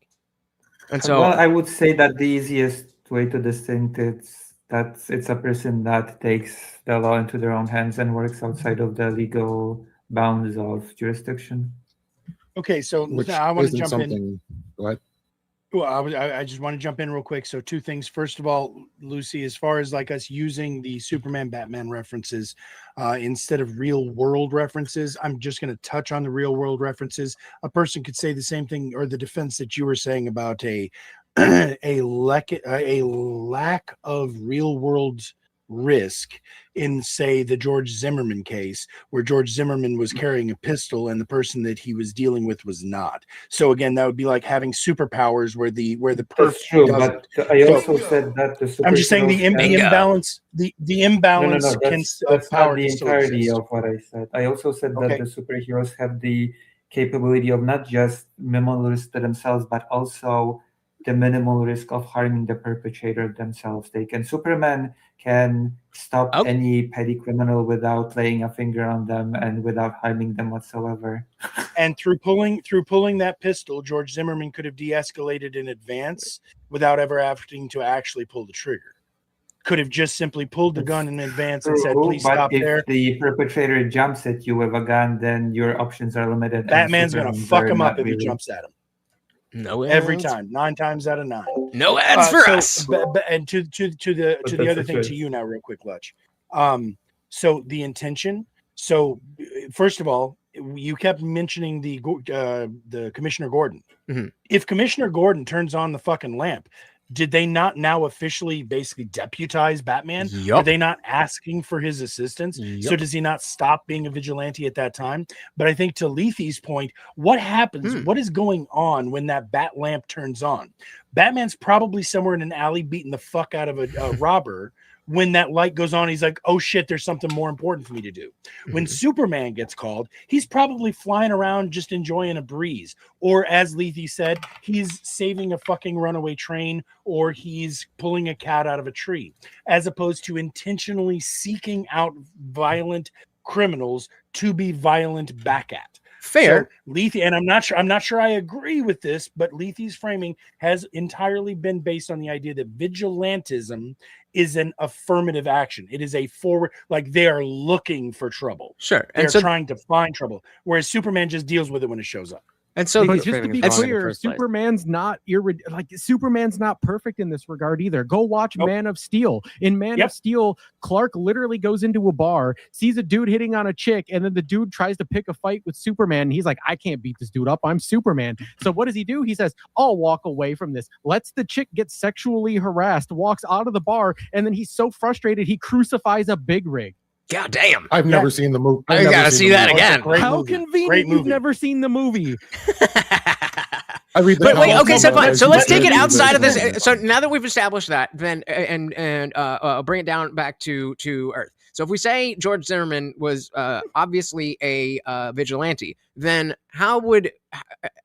can you explain how, if it played out differently, George Zimmerman still has the gun, and there is some type of encounter, is there a way that that could have played out where it would not have been vigilantism? So I'm taking out the violence part, but I'm specifically focusing on the vigilante part. So is there any way that with that interaction, it could be vigilantism that was, or yes, that is vigilantism?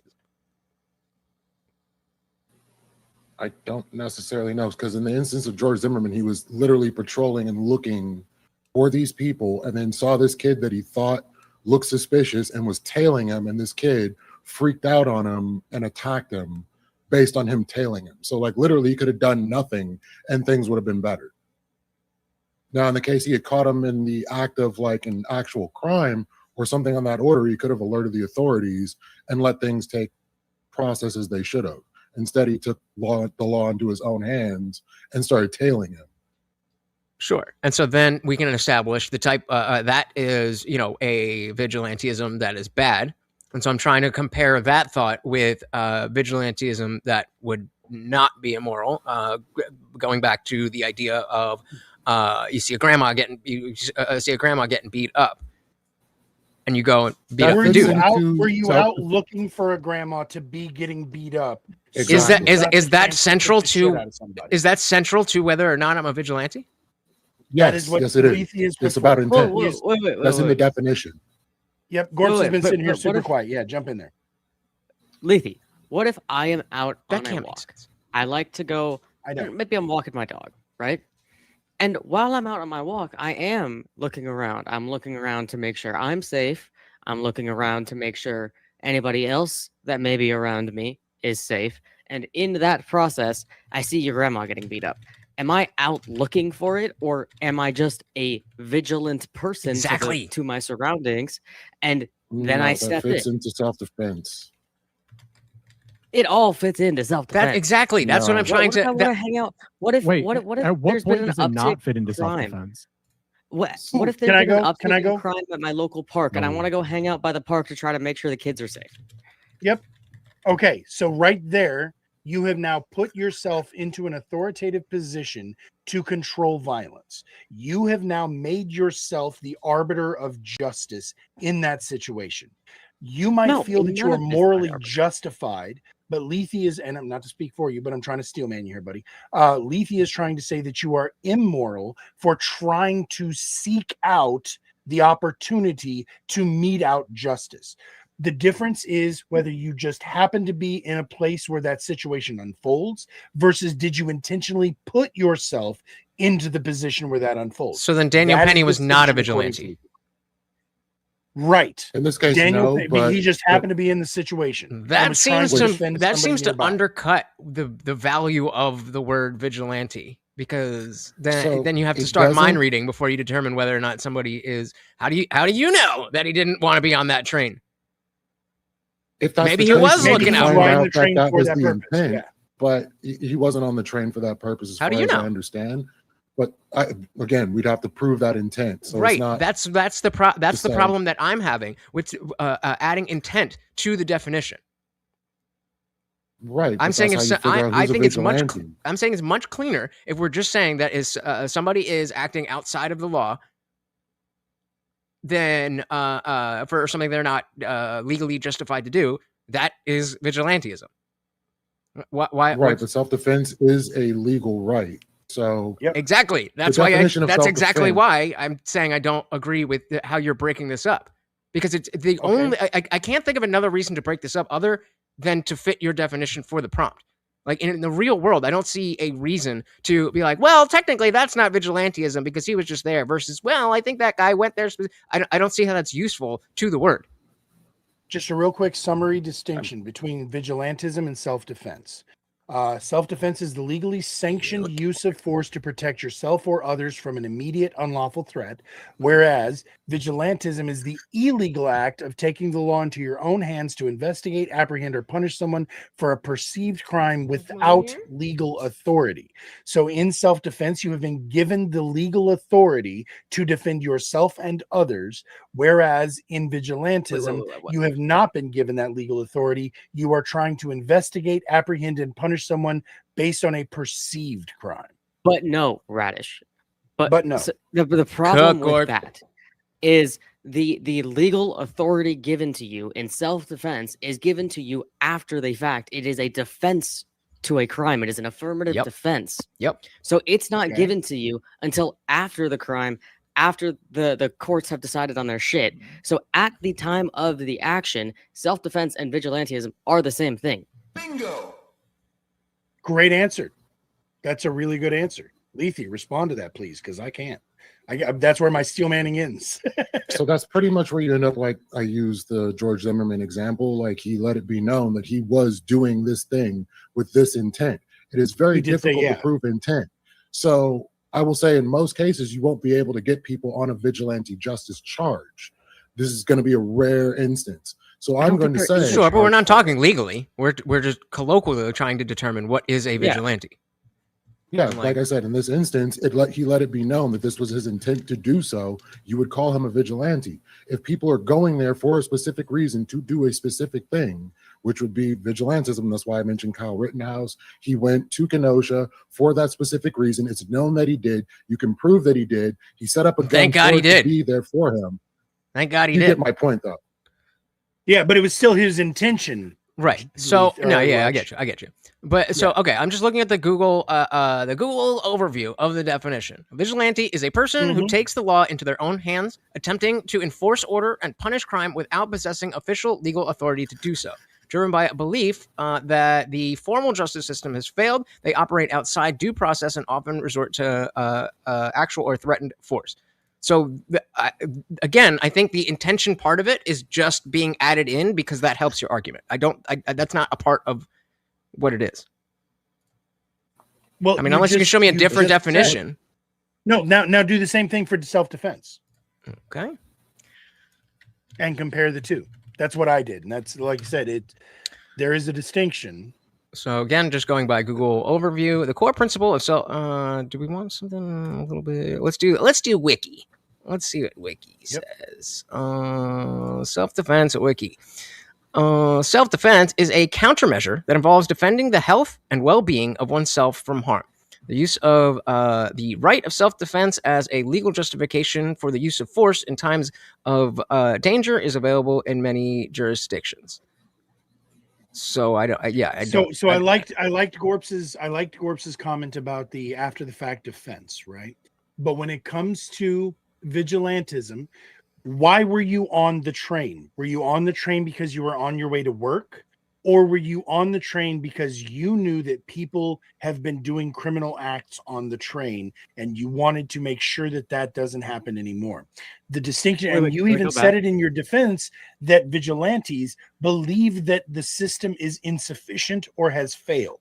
That a vigilante is trying to do it because they don't think it's going to get done if they don't. Whereas self-defense is an immediate reaction to an immediate threat that you find yourself in, as opposed to something you sought out. So are they mutually exclusive? If we're calling Kyle Rittenhouse a vigilante, his stated intent for going was to provide medical aid, not to shoot people who were doing crimes. So he would not be a vigilante because he was acting in self-defense. He had two stated reasons for being there, to be fair. Hold on, because I actually defend Kyle Rittenhouse's presence there and his actions. However, if we're being honest, there were two reasons that he said he was there. He was there because he was first aid trained and was ready to render aid to anybody who needed it. And he was there to help defend and protect his family member or friend's property, which means that he believed the government or police were not capable of doing so. So he stepped in on their behalf to literally take the law into his own hands. He was proactively putting himself into a position where he anticipated violence. But does that not also then fall under the defense of self and defense of others? Right. So that's why I was asking, is self-defense and vigilantism proactive defense? So he showed up to be a vigilante. The actions that he took in the end were self-defense. Okay, but so are those things, so they're not mutually exclusive? His property or his family's property, whatever. They're not mutually exclusive, in my opinion. I don't think anybody thinks they're necessarily mutually exclusive. So then I have a weird fucking stick to throw into the spokes. What about hired security? What about my bodyguard? Is my bodyguard a fucking vigilante? because they are now putting themselves into harm's way. They are intentionally by your definition, putting themselves yes. there to protect me. Yeah, they're there. It's not my definition; it's the internet's. But they're there to. No, it's not. What? The intent never came up. What are you talking about? I read it out. I mean, bodyguards exist within a legal framework that allow them to do what they do now. Not all bodyguards. Wait. There's some licensed security and there's some non-licensed. We'll get back to it in Jesus, I promise. Say what, Gorps? What was that? I was just responding to Lucy. Not all bodyguards and But security are even if licensed. they are not Some are, licensed, some if aren't. they hired in the role of a bodyguard, I think they would be legally able to defend That gives them the themselves legal by- authority to be able to defend or take the law into their own hands. So Lutch, I would so think to that answer- it would give them the legal ability to defend. Okay, then what about a bouncer? At a Bodyguards club? aren't seeking. Bouncers and bodyguards are not seeking to have altercations. They're there in the case of an altercation. In the same, so if force in the is same way used that to Kyle was prevent- there in the case of somebody hurting the property. Yeah. So they're How was Kyle Rittenhouse not okay. the So same they're as a- either as a both security guard? vigilantes Yeah. or neither of them are vigilantes. Yeah, what he said. No. And so if we're now saying that an unlicensed bodyguard is a vigilante, vigilante, then that weakens the word to a point where it doesn't really appeal to what we use the word for. So in reading the AI overview, and this is pretty much where I'm trying to get at, vigilantes take law into their own hands. They operate outside the legal system, actively seek out criminals, and administer their own brand of justice without official authorization. Whereas bodyguards, often called executive protection agents, are legally hired professionals. They operate within the bounds of the law, rely on defensive tactics, and are bound by the exact same self-defense laws as any private citizens. Their primary goal is avoiding trouble and safely removing their client from danger, not hunting down perpetrators. That makes sense. Yep, that's a good distinction. That makes sense. Okay, so then Kyle wasn't a vigilante. Well, was Kyle? See, yeah, I was about to say. So, God, fuck. His intention Because was to he help. Was secured. Yeah, he was wasn't secured by someone to help. Now, I mean, was his yeah, fuck, and So- his because when here's the other thought. If Kyle Rittenhouse had been on the roof of aforementioned building and pulled the trigger because somebody was walking up with a Molotov cocktail, agreed, that is a completely different situation. Oh, wait, from what actually happened, where he was walking along and suddenly was getting like chased and or attacked, and then pulled his gun defensively. He might have been there for a purpose, but that wasn't the reason that the altercation that became famous happened. So, right? So that just- seems like that's where the Just to be clear on the situation you gave, you're saying that he's on a rooftop and somebody's just walking by with a Molotov, or it's no, about somebody to throw walked it at up. him. I said somebody, yeah, like as So though- then that I'm becomes sorry, I was self-defense. If implying- somebody's throwing a Molotov Yes, cocktail correct. at you, then correct. Yeah, that's both what I'm saying. scenarios Yeah, in that presented would situation, be it would have been self-defense. justified differently. But like that would have been him shooting somebody. Okay, fair enough. I see what you're saying. And so somebody's walking up and is just screaming mean shit at him. No Molotov, just saying, "I'm gonna fuck you up." I mean, then he shoots. that's them. literally what Then that- happened. That's literally what So, happened. When No, I it's look not. at Kyle Rittenhouse, No, I take He other was- statements into account. He didn't shoot until So, he was at one attacked. point, he said, "Bro, I wish I had my fucking AR." I start shooting rounds at them in regards to seeing evidence of people stealing from a CVS. So this is just where his head was at. He wanted to go and shoot at people that are looting shit. I don't accept that. He wanted. Well, at I don't the, accept at the that. moment A that message was 17-year-old sent, yes, A but we don't know 17-year-old what be like, "Yo, his I'm about actual to go intent out when do he that." showed up Yeah, no, that doesn't pass the sniff test. What'd you say, Gorps? I said at the moment that he sent that message, yeah, that's where his mind was at. But that's not the moment that he went out to go protect the building and provide medical aid to anybody who needed it. You can't say, "Oh, at this one point he wanted to shoot people," but then he shows up and he doesn't go randomly shoot people, and instead he shoots the people that are like surrounding him and saying they're gonna beat him up and shit. Like, And then the that intent isn't really. And then the bottom actually- line here is either way that so if we stretch the definition of vigilante like that, then you can't say all of it is immoral, because you're giving in so many different circumstances, like with the bouncer at the club, the security guard, Kyle Rittenhouse running for his life trying to protect things as the government literally is letting people burn down cities. So if we are using the word vigilante and it just means everything, in the same way that the left has turned everything into, oh, that's racist. What does that even mean anymore? What is the point of having the word vigilante if it just means, well, this and that and that and that and that, and maybe this, but not that? I'm sorry, what was that, Lucy? The left has not turned everything into no, that's racist. That's racist. I've felt, as a brown man, that everything has been turned into racism. Are you denying my lived experience as a brown man? That's racist. Again, speaking as a Polish man, speaking as a Polish man, I promise you there's plenty of racism that goes around even to non-brown people. So, okay. Oh, definitely. So, energy. I'm curious, what is your definition of vigilantism?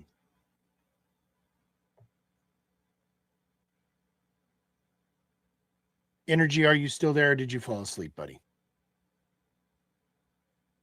All right, cool. We will go over to Doomer instead, the other legal mind in the chat. Doomer, what is vigilantism? Dude, I don't really know. I think every time it does that, be something like outside of the confines of like something else, like self-defense. Like if you were wronged or something. So you do not believe that vigilantism? I think every time it does that, it goes back. It goes back a little bit. You don't think that vigilantism requires the proactive stance?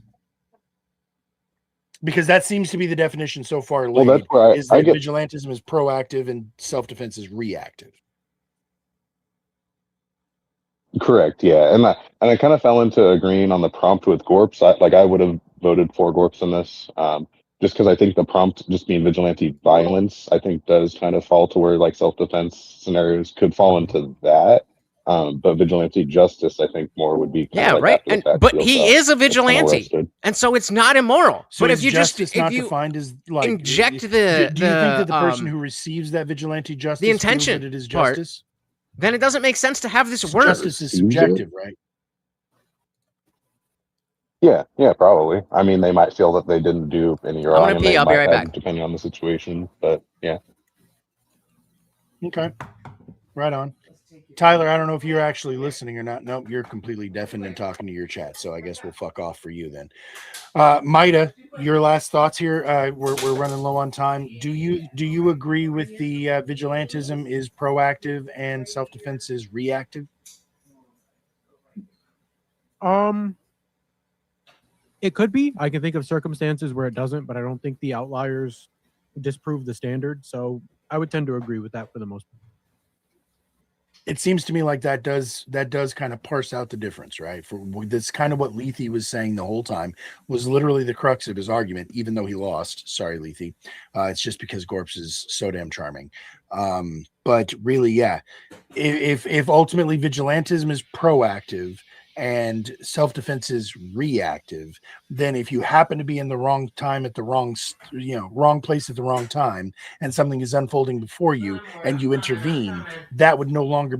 But hold on, no, this is all a distinction without a difference. Hold on. You specifically were against what I just said, Lethe. That if Gorps was saying that if somebody is there when your grandma's getting fucking roughed up, and I see that happening, I should call 911 instead of actually intervening. That was sort of your premise. So does that not go against what you're saying, that I'm not allowed to react? No, that wasn't the premise. Like in this particular instance, I would think it's not in the best interest or good of society necessarily to add to the body count in that instance and to seek out authorities. So if you were out there looking if you call the authorities, well, that has nothing to do with vigilantism. No, in this instance, it has nothing to do with vigilantism. That example has nothing to do with being a vigilante. I just don't condone people putting themselves in danger if they don't need to. But because, like, what if that person ended up killing the person trying to say? Oh no, I wouldn't think it would be immoral, and it doesn't really. So okay, self-sacrifice is like a moral act, right? Yeah, I have no issue. Like if I throw myself in front of somebody, okay, cool. So it's kind of a red herring, but I answered it anyway. And we're back. If a truck is in and about to hit a child, and right, the child out of the way, not immoral. It can be. Absolutely not. What did I miss? What are they talking about? That wasn't a crime, though. Was the truck a crime? What is the truck intended to try? Well, maybe they weren't wearing their seatbelt. And what if the driver intentionally tried to kill the child with the car? Okay, hold on. How do we? So the difference being how you actually like vigilantism would require violence against the perpetrator. So vigilantism would require you. No.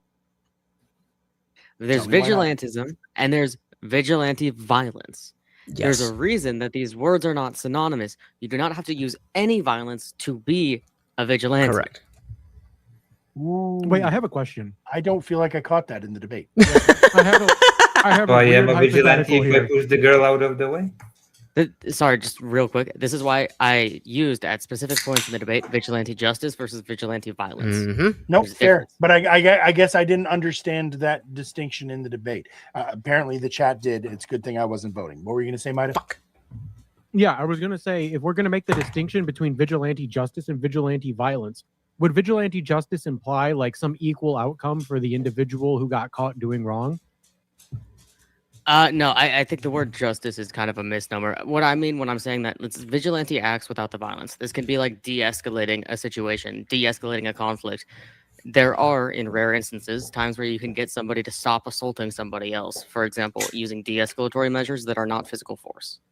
Sure, but in this specific circumstance, is there like, would you grant that there are certain circumstances where vigilante justice requires vigilante violence?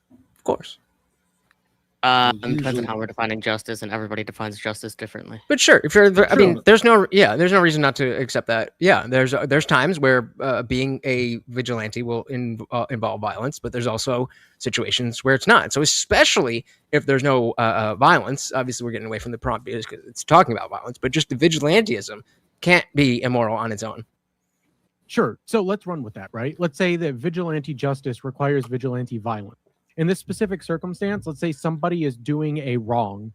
And that seems to be the definition, just doing anything. And you require the ability to enact violence upon them to make it equal. Would this be a satisfactory outcome to inflict an equal amount of violence that they did onto others? I have a question. I know your answer, Lethe. Wait, restate the scenario. Okay, so if somebody is enacting if someone is doing wrong upon others, in which you require an intervention of violence to achieve vigilante justice through vigilante violence, should it be proportional to the crime that they are committing? Only in effect to stop the crime. Okay, so like if somebody shoots somebody 5 times, and I stop you right there. Yes. So if somebody, you say only to stop the crime. If an able-bodied person enters the Special Olympics and they get caught faking it, do we make them disabled to make it just? Oh, shit. Got him. Take them fucking knees out.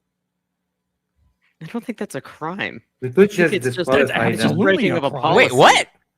It's breaking of a policy. I don't think it's written It's into not a crime, it's any a violation. legal code that you can't. Not every compete in violation the is a disabled crime. Olympics as a interesting. Normally, I would. I'm not fucking getting involved in no bullshit. Hell, All right, this is my family. If you do an illegal Hell move in no. chess, it's not a crime. Wouldn't illegal imply that it is a crime because it is not legal? No, not everything that's illegal is within the criminal code. Well, I would think you Really? signed That's not what we contracts to be in the said. Special Olympics. Now and you're moving the you goalpost. You have a clear distinction Fraud. between Fair something point. being criminal and something being a violation.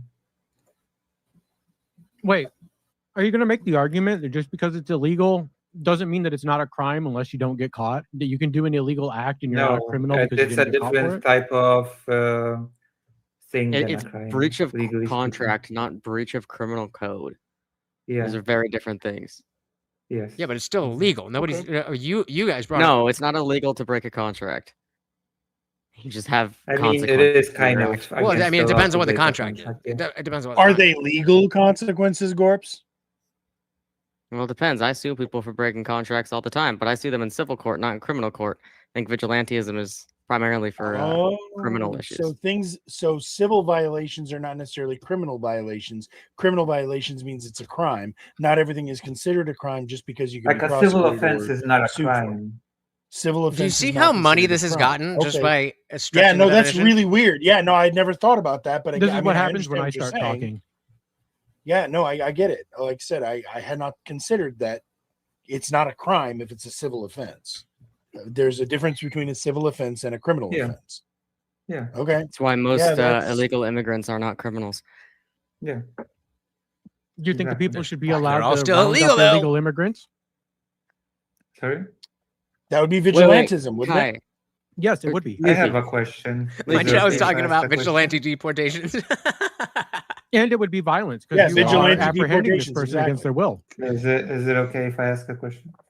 Yeah, absolutely. What's up? Do you know? No, bitch! do Shut you the know fuck Death up! Yeah. Do we know who? Death Note. Yeah, I know him yes. well. So was Kira a criminal fake. or a vigilante? Fake. And gay. He was a vigilante Both. and a criminal. Yeah, both. A criminal vigilante. Yeah. And not all Jury vigilantism is and currently execution. criminal. Not all vigilantism is criminal, but Gorps thinks that it is not, or Lethe thinks that it is all immoral. Even if Superman jumps in to prevent Lex Luthor from detonating a nuclear weapon in downtown Manhattan, That's he should immoral. not have done that because it is immoral for him to interfere and not No. just let the authorities No. take And care if of your it. if the your reason friend why I is shooting up say a that- school, it would be immoral for you to stop them using force. According That's to why I was Lethe. saying for Superman, he would not take the law into his hands when it Okay, comes but down to Lex. wait. He We just got to turns it reel in. the situation. We were. Did you hear what Gorge said about you know that your friend's about to pew up a school, Mhm. and the only way that you can stop them is to initiate violence. Intervene physically. Yeah, Let's say that, yeah. So if I'm trying to mete out justice against my friend and decide, hey, this person is doing this before gonna he call even the takes any cops. action, I'm gonna just shoot him in the head. Ooh, are you trying to No, stop I- them, or I'm are you calling- trying to I'm punish calling them? back- No, I'm I'm punishing calling back them. to the scenario Yeah, that no, was but used that- in the debate, which Okay, was so that makes stopping an you active immoral, school not shooting. vigilante violence. No, Are that you would be the trying to vigilante stop violence. them, or are you trying to punish them? If Trying you to see that person about to pew pew askew, and you step in and say no, that's different from Yeah, you that's not saying, vigilante. "Oh, I'm gonna fucking teach you a lesson for that." Thump, thump, thump, thump. Bingo. Then you become a vigilante. Both would be moral. If Wait. somebody is actively shooting up a school and you beat the shit out of them, I'm sorry, that To is teach them moral. a fucking lesson, or to stop them from hurting people.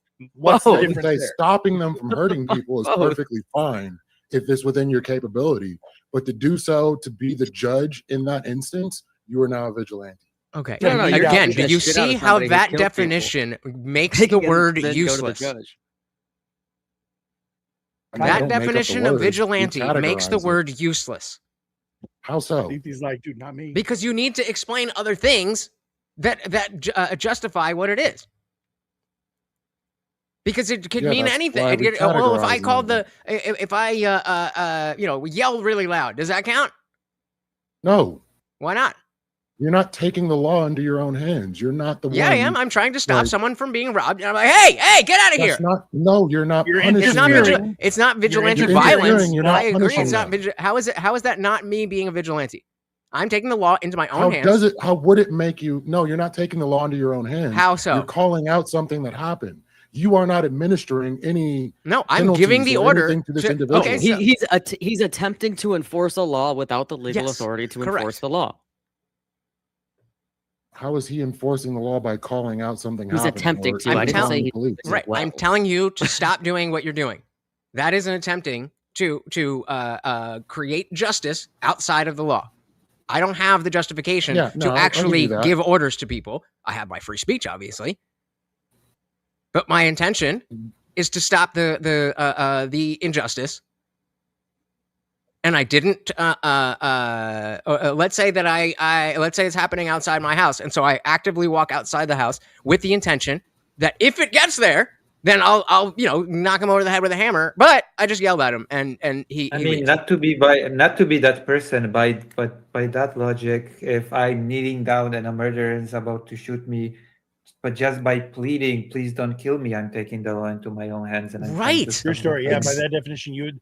So okay, That's so my let me point. answer you. No. So interference is not the same as definitionally. Vigilantism is to investigate, apprehend, or punish someone for a perceived crime. I am trying to interfere. I am not investigating, apprehending, or punishing them. That's why it's not Wait, vigilantism. Wait. We all agreed that there was non-violent ways of being a vigilante, which included, as the example I gave, de-escalating a situation to get somebody to stop committing a crime. Kinda like That the is, thing I in just said? effect, the exact same thing as yelling at somebody to stop. Rereading the definition of vigilantism, I do not believe that what you are describing is vigilante. Neither do Okay, I. wait, can I add investigate, apprehend, or Can I punish? add like 5 words to my statement, and then it will be? Unless. So I ask, hey, what are you doing? Hold on. Let him add the 5 words. I convince somebody to stop using de-escalation, and then I ask them to stay with me until backup arrives, or like help arrives, or something like that. Right? Yep. Now they're apprehended with no violence. Fuck. Yes, that's a citizen's arrest. Is there And if not they just legal agree authority to to do make? that? I think that would make you Not necessarily. negotiator. Not necessarily. Did you ask or tell them? Yeah, why would they agree to do this? If someone's committing a That's crime, irrelevant. And you walk up to them and you're like, That's "Stop, irrelevant. that's How would you feel if illegal." you didn't eat That's irrelevant. yesterday? How would you feel if you didn't eat yesterday? That's irrelevant to the hypothetical that was put forth. I feel like that would make you a negotiator more than a vigilante. Well, I'm just saying A the non-violent hypothetical should have vigilante. some Well, can you- bearing in reality. But so then Vigilante fine. What is the negotiation. nonviolent means of being a It's also vigilante? an example of doing the cop's job better than the cops. What is the nonviolent means of being a vigilante? I don't know that there is one. Again, investigate, Well, with apprehend, this and punish. weak-ass definition there is. Let's hear it, Maida. Let's hear the stupid. We're out of time anyway, and we're about to move on to the next Yeah, prompt. the So stupid is where non-violent we means live. of being a vigilante. If you see someone like tagging a wall with spray paint, you just go and clean it off. That's vigilante. Holy Cleaning fuck. a wall is being That a is. vigilante. Well, you Yeah, are. I mean, That's well, a useful word. Yeah, you. Technically speaking, No, because you didn't investigate, apprehend, or punish. was given already earlier in this conversation. When you have a gun and when you say hold it, you're threatening, but Semantic no, you're not actively using the violence. obfuscation. Technically speaking, so Investigate, apprehend, or punish. I'm going to keep fucking circling on those 3 words because that is the definition of vigilantism. You literally see people tagging the wall. You take pictures of them. They leave. You go and clean off the wall. You turn over the pictures to the police. Congratulations, you're a vigilante now. also, I will say yeah, this. because you investigated, you did offer up for Yeah, you're not punishing, but you did investigate. Fuck. Well, Yeah, you it's can yell that at them. investigation. Punishment doesn't have to be, as we established, doesn't have to be a violence or physical. You could just call them a poopy head. That's punishment, is it not? I will say one thing about the situation in which Exactly you scream, "Stop it!" Okay, is it okay? Yeah. Let's hear it. So there's this superhero, Black Bolt in Marvel, and his voice can kill you. So I guess in his Familiar. case, it would be vigilante. Unless his mouth gets closed over. Oh, to literally say, yeah, okay. Well, since we started this with Superman and Batman, I feel like that's an apropos argument. So, Wait. I have huzzah, one last Black Bolt question, and wins. it's a good transition for you. All right, perfect. Because we do have one more prompt. What's the transition? Let me hear it. I was going to try, but Would good it question. be Good question. I think they would say vigilante yes. justice for me to propose that we solve our differences via mutual combat. Ooh. Because he No. would be punishing you for the bad words you have said about the Easter Bunny. He didn't just say bad words. What he did to that Easter bunny is unspeakable. All right. No, I so- wouldn't think it would be as mutual combat, and it's not a form of punishment. It's a form of resolving a disagreement. Depends. Is mutual combat legal in this context? Because if it is, it's working within the law. So Let's it say wouldn't it be happened in vigilantism. Florida. Is it Let's federally say it happened in legalized yet? Florida. Is it federally legal?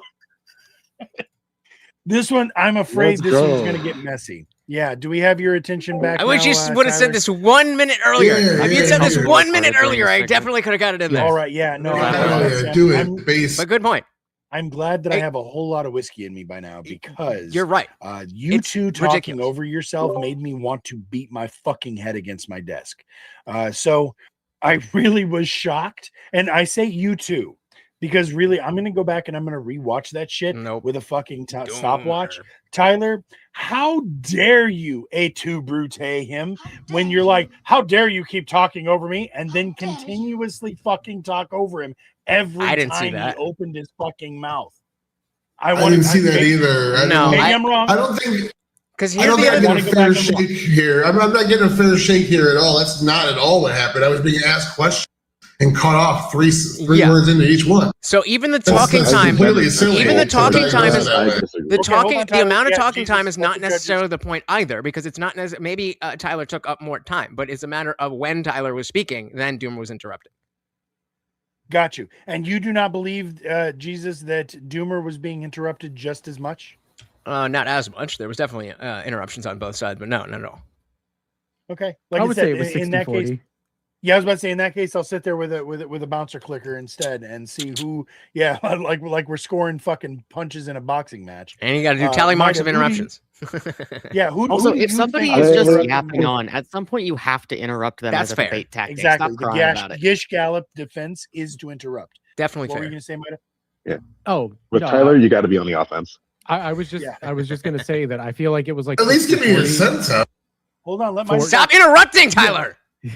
Yeah, I feel like it was 60-40 for Doomer over Tyler simply because I feel like they were talking similar amounts, but Doomer was controlling the conversation just a little bit more. And I actually I gave would him points just for like that. But to controlling it point out where? something really important. Controlling it for this into the debate, ground. Yeah, what's that, Lucy? that the best state in the United States has never outlawed dueling, which is Maryland. Maryland. You know what?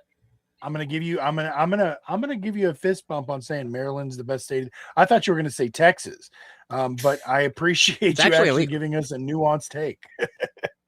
Yeah, I tried to make this about dueling. I thought that would have been a fun way to debate this, but all we did was argue over what fucking legalization meant. How is That's all this was MMA? we argued a definition. How is MMA not mutual combat that is federally legalized? How the fuck are we? Explain to me, like It's I'm not 2 years old. It's not federally legalized. It absolutely is. What state No, is it? What state is the UFC not allowed Legalization in? does not mean mandate. You don't know what the fuck legalization means. It's The last state was in 2016. New York they legalized mutual combat. For the last But 10 hey, years, it has mutual been federally combat, legal. not the same. Not the same. Okay, mutual why? combat. Why? Yeah, What is the combat difference sports is between not- MMA and mutual combat?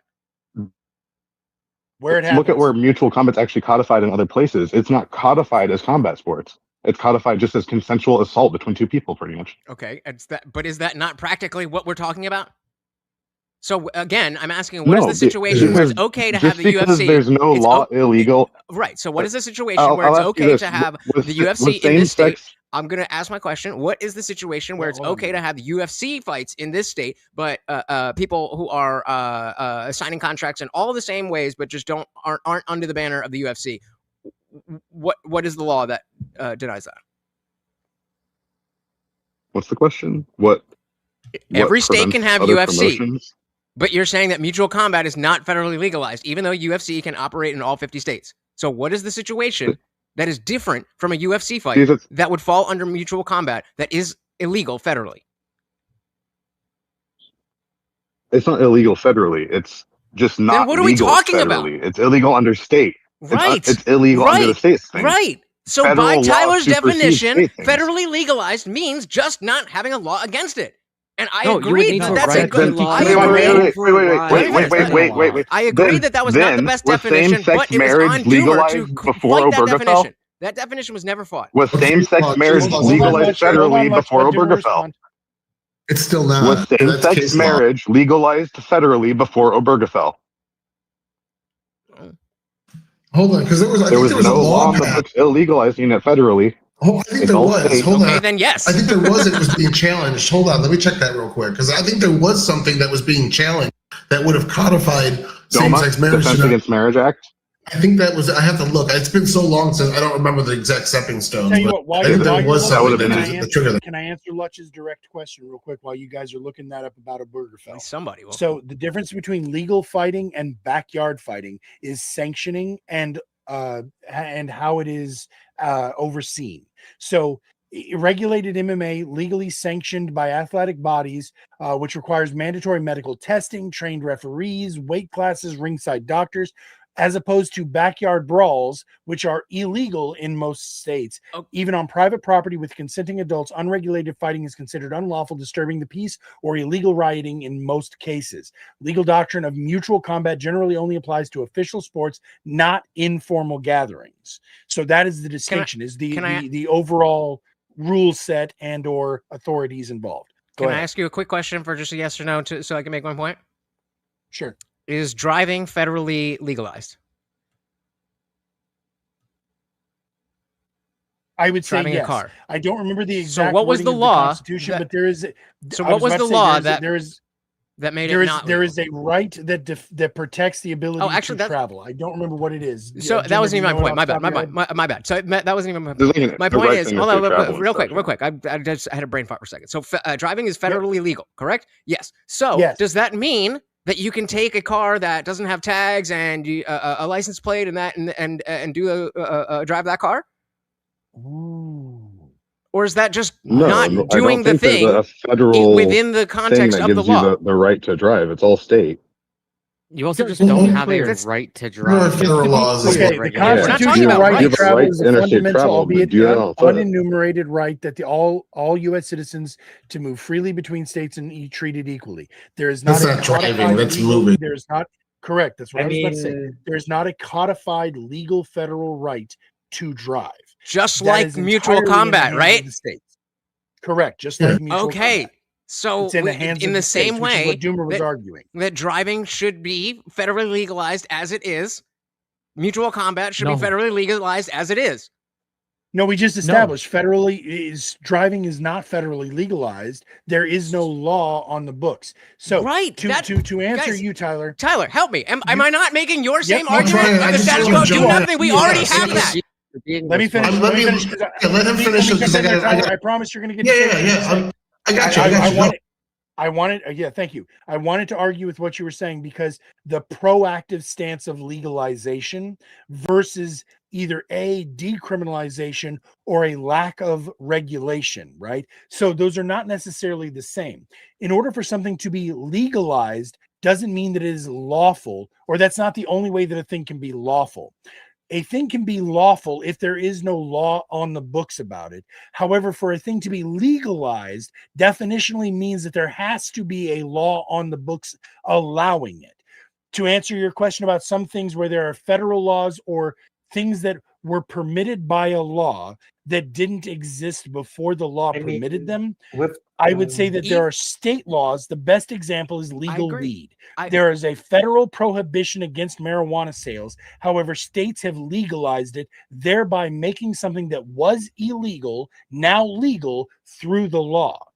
More importantly, a thing that is lawful or allowed to happen is not the same as a thing that was legalized, which was legally permitted to happen. If I may, I agree. However, Doomer did not address that. Hang on. Yeah, Tyler, let Tyler go first, Lutch. And then I promise. Because we're making a very similar point. You guys are pigeonholing legalization to be a proactive effort to pass something. We don't pass laws in the United States. We don't pass laws in the United States. I'm going to give you a bunch. Hold on. I'm going to give you guys examples of things that have been legalized in our age. Obergefell was one that was brought up. What happened there was the Supreme Court said this DOMA law is unconstitutional. They removed that law, saying you can no longer have it anymore. And because that law was removed, gay marriage was legalized. They just talking That was shit. the process of Just legalizing talking gay marriage. shit. It didn't mean every state had to abide by every single rule. They could still regulate it. They could still push back against went it. back to the states. It did not legalize it. Yeah, I mean, there's a precedent. It legalized it on the federal level and it pushed it back to the states. That's what pushing it back to the states is. Same thing with hold on. I've been waiting a long. Hold on, bro. You interrupted me so much tonight. I waited patiently for like 15 fucking minutes. You interrupted me so much tonight. Finish your sentence. Go ahead. Yeah. So again, weed is another one. We had the Farm Bill come out that regulated a bunch of or legalized a bunch of different types of weed, THCA, THCJ, all those other ones. States are still allowed to turn around and ban those. What the actual mechanic was in the federal government to legalize weed was to pass a law, and that law said remove it from all the lists it's on that schedule it as a drug, and that's all the law said. That was criminalized it. Yes, so we're not passing any actual authority. No, it didn't. It legalized all these different types of THC. THCA is legal federally only because they removed the laws that said it was illegal. That's how you legalize something in the United States. So was it legalized? Legalization with a mandate. Was it legalized before the law that didn't that came in that said no? Was it legalized before that or no? Yes, that would be legal by default. Exactly. That's how the Blackstonian legal system has always worked. It's just a category that means allowed by But the on a federal government. level means the state wouldn't be allowed to negate that. That's a mandate. That's not what legalization has ever meant. When someone says federally legal, that's what it means. You're just trying to stress Not that. in this debate. Tyler gave a clear that's my definition, and Doomer interpretation. didn't knock down that definition. I agree. That's my interpretation. I agree with the notion that legalize is an active thing. I agree with that. What I am saying here is that in the arguments that Tyler made were based on the idea that this is a category that the federal government is not saying no. And as of right now, the federal government is not saying no to mutual combat under certain circumstances. In the same way that the government is not saying no, you can't drive. There's just certain circumstances. You have to have the proper tags, the proper yes. all those things. How is that legalizing. different? What is Yes, the yes difference? is the supremacy clause. Jesus Christ. That's Yes, not. I'm the Indian. With the driving thing. All right, yeah, Lucy. What were you going to say? Lucy was being very patient. Let her speak. Go ahead, Lucy. I mean, while there is no specific law clarifying legality or illegality of driving itself, there are several regulations and laws de facto saying just like who with mutual is combat, legally allowed to drive. Right, just like with mutual combat, you can't just do it any old way. There's a certain way that it must be done, and that is federally legalized in the sense that it is not illegal on the federal level, as the definition per this debate that Tyler gave. I agree that Doomer, I wish you would have been more on the semantics of legalized means the government doing something, but you didn't. Well, I won. Cool. Sweet, bro. I judged. Mutual combat. Horse, this idea That's that your you're answer? saying that yes is not the default is wild to me. That's like you're saying that things are illegal even though it's not written down as illegal. So that's what you're arguing. What are does anybody know the licenses that someone needs to open an MMA gym? No. You're saying something else. We're saying states have the right. We're not saying that I'm sorry, rephrase what you're saying. You're making an argument that's just not what the prompt was about. It is. I define the prompt differently. Everyone's already told you its interpretation. Exactly. We've gotten past this and you're going back to it again. Yes. But if you're arguing Because interpretation, mutual this combat is, just is going different. To be your bias. Mutual combat is that's your job. That's the whole point of my argument. We're saying the states still have a right to make it illegal. Do you agree with that? Yeah. Of course. That's what legalization just And means. when That the something federal is federally legal, does that supersede state laws? Nope. No. It does. Yes, it does. That's a mandate. That's why I can smoke weed right now. Mandate. You're talking about a mandate, dude. I'm giving you live examples of things that the federal government allows generally and leaves it up to the state. What is federally legal that is illegal on a state level? What's federally legal that is illegal on a state level? Guns. After the Farm Bill passed. Guns. Yeah, certain guns too. But after the Farm Bill passed, a bunch of different versions of states THC. have a right to regulate those. That's what's been regulated in states.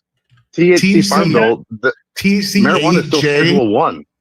Yeah, but these different types of THC that did not fit the same definition as that particular type were all legalized through that Farm Bill. States decided if they want to ban them, and some states have banned them, like Georgia. Texas just tried to. It's in appeal right now, which is why I'm able to smoke it. Hold on, Tyler. So let me jump in real quick because I think that I might be able to help with this. Do you believe that currently mutual combat is federally legal? Yes. Okay.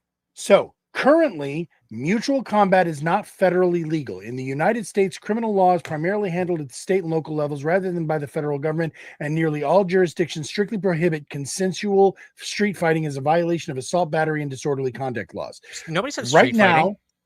Right We now, said mutual combat. there are state level exceptions. I understand. So if you believe that if there is no law prohibiting federal mutual combat, then it is inherently legal by default. Correct. But mutual combat is not currently considered to be federally legal, even though there is no law federally to directly prohibit mutual combat. So right now, There's no law that prohibits it. There's no law that prohibits it. So by your definition, it should be considered to be legal federally. However, it is not considered to be federally. It is considered to be remanded to the state level, which was Doomer's argument. He's saying those are the same thing. Brought up during the debate. I brought this up how the state, the federal government could find ways to enforce it. I've specifically brought up federal murder for this exact argument. You bring this up like I chill on nobody's paying me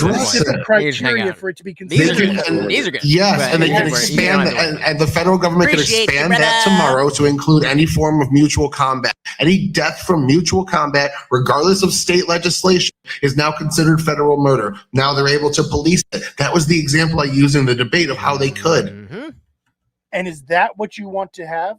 You want to have it so that specifically there is a federal, protection from consequences of death from or as a result of mutual combat? No, is that what you're... no, that was just to address that specific point. I was giving you an example of how it could be but they would federally have to legislated. have that on the books in order to protect it, right? And they could also the federal put government would have guidelines. to institute a law to protect the consequences or protect lurkers. Yeah. Fucking lurkers. Say hello, motherfucker. So in other words, they it's would probably have the to people on the legalize panel or people who No, are that's legal by have the default. tattoo That is what so they the can pop in the job. Blackstonian legal system allows. That is what our Constitution and our founders said. You're saying that if something is not written down in law, it's still illegal. I'm That's saying not that how there that is a works. No, it's state written down law at the about state it. level. If there is a state law about it and not a federal law about it because of the Federally. because of which Doomer? Which amendment? The 10th There's a he's state talking law. about. If there's a state law and not a federal law, it's going to default to the state law. I first. understand There's that doesn't currently mean no that federal they law. can't pass a federal law. There is currently no federal law. If there's not a law that says I can't spit to the left and I spit to the left and the police arrest me, am I going to go to jail? No, because that's not fucking illegal. If there's a state law against you spitting to the left, but no federal law, I said federal. You're still going to go to jail. I said federal law. If there is no federal law written down on the books that says you can't spit to the There is left, a state law. doesn't matter. I'm telling you the prompt was about the federal government. The state doesn't fucking matter. Holy shit. But what about your How is this mom? going Does your over mom your allow head? it? Does your mom allow How it? is this going over your head so hard? Like, this is not a difficult concept. Let's try this a different way. Maida, can you explain it? Can you be a neutral party and explain it? I think Doomer was trying to use guns as an example. So let's use that. Do you believe that a state should be allowed to make illegal the possession of guns which were federally legal? Do you think No, that the because of state the should be able to 14th countermand- Amendment. Okay. So The in other 14th words, Amendment steps in and prevents that. They have legislation written down that so if the we have a federal Second Amendment, government, 14th. by your definition, has legal mutual combat, it would be illegal for any state to outlaw it, right? No, it's not a mandate. I've already explained this a dozen times.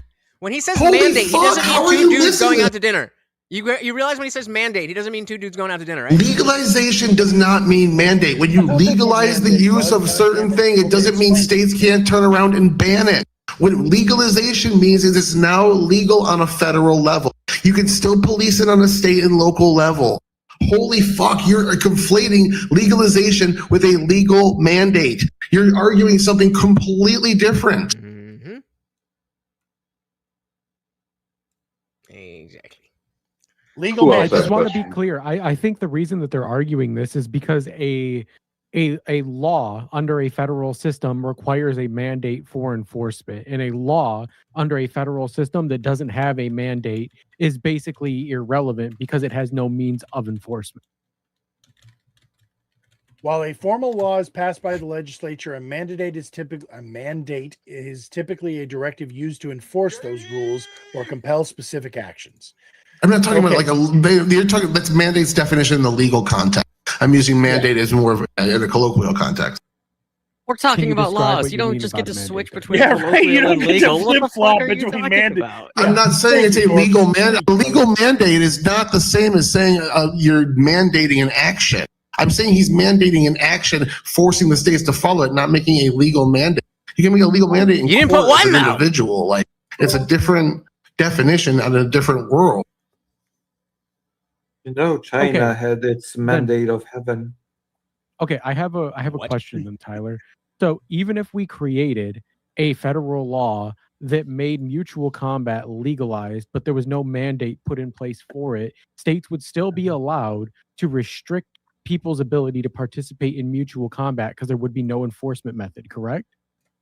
I don't know. I've never seen a positive law, so maybe let's go with it. If they just say, hey, this is legal, it's not binding to the states, it's just this toothless positive law to say this is legal now, like it's completely unnecessary. We don't have laws like that. So what's the point of your opinion then, right? Because if you're arguing for mutual combat to be federally legalized, and then you're not arguing for any enforcement of that, then you're not arguing for anything because the feds are not prosecuting mutual combat That's anyway. the interpretation, our part. It should be. I'm saying it should be. It ought to be. It doesn't mean it isn't now. I'm not saying it's starting at a point of illegalization. I'm saying it should be this way. We should continue to keep it this way. So, okay, then wouldn't your best line of argumentation here for winning this prompt to be mutual combat should be federally mandated through legalization?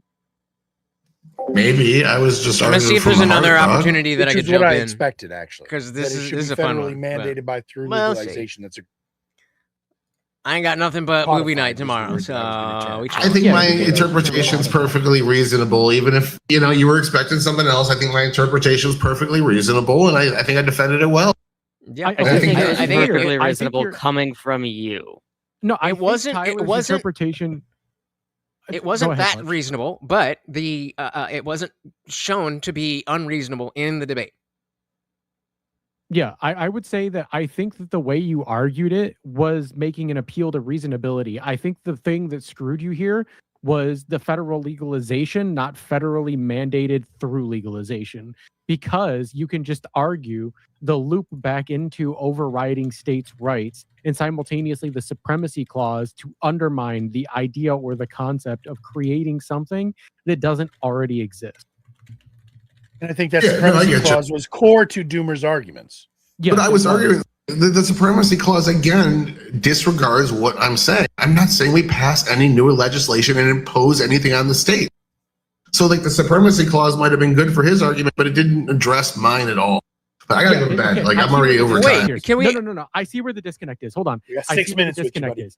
So the supremacy clause in this specific circumstance wouldn't create an override of states' rights in which there are places where they have already outlawed or put some form of regulation in place that stops mutual combat from being something that is considered legal. But the problem is, if you legalize it without a mandate, this creates a system that doesn't lead to the outcomes that you desire, in the same way that the enforcement method that he's appealing to without a mandate also doesn't restrict those states in the way that his argument required. So it's you two just talking past each other while walking around or dancing around this idea of a mandate being necessary for either of your implementations to work within your argument.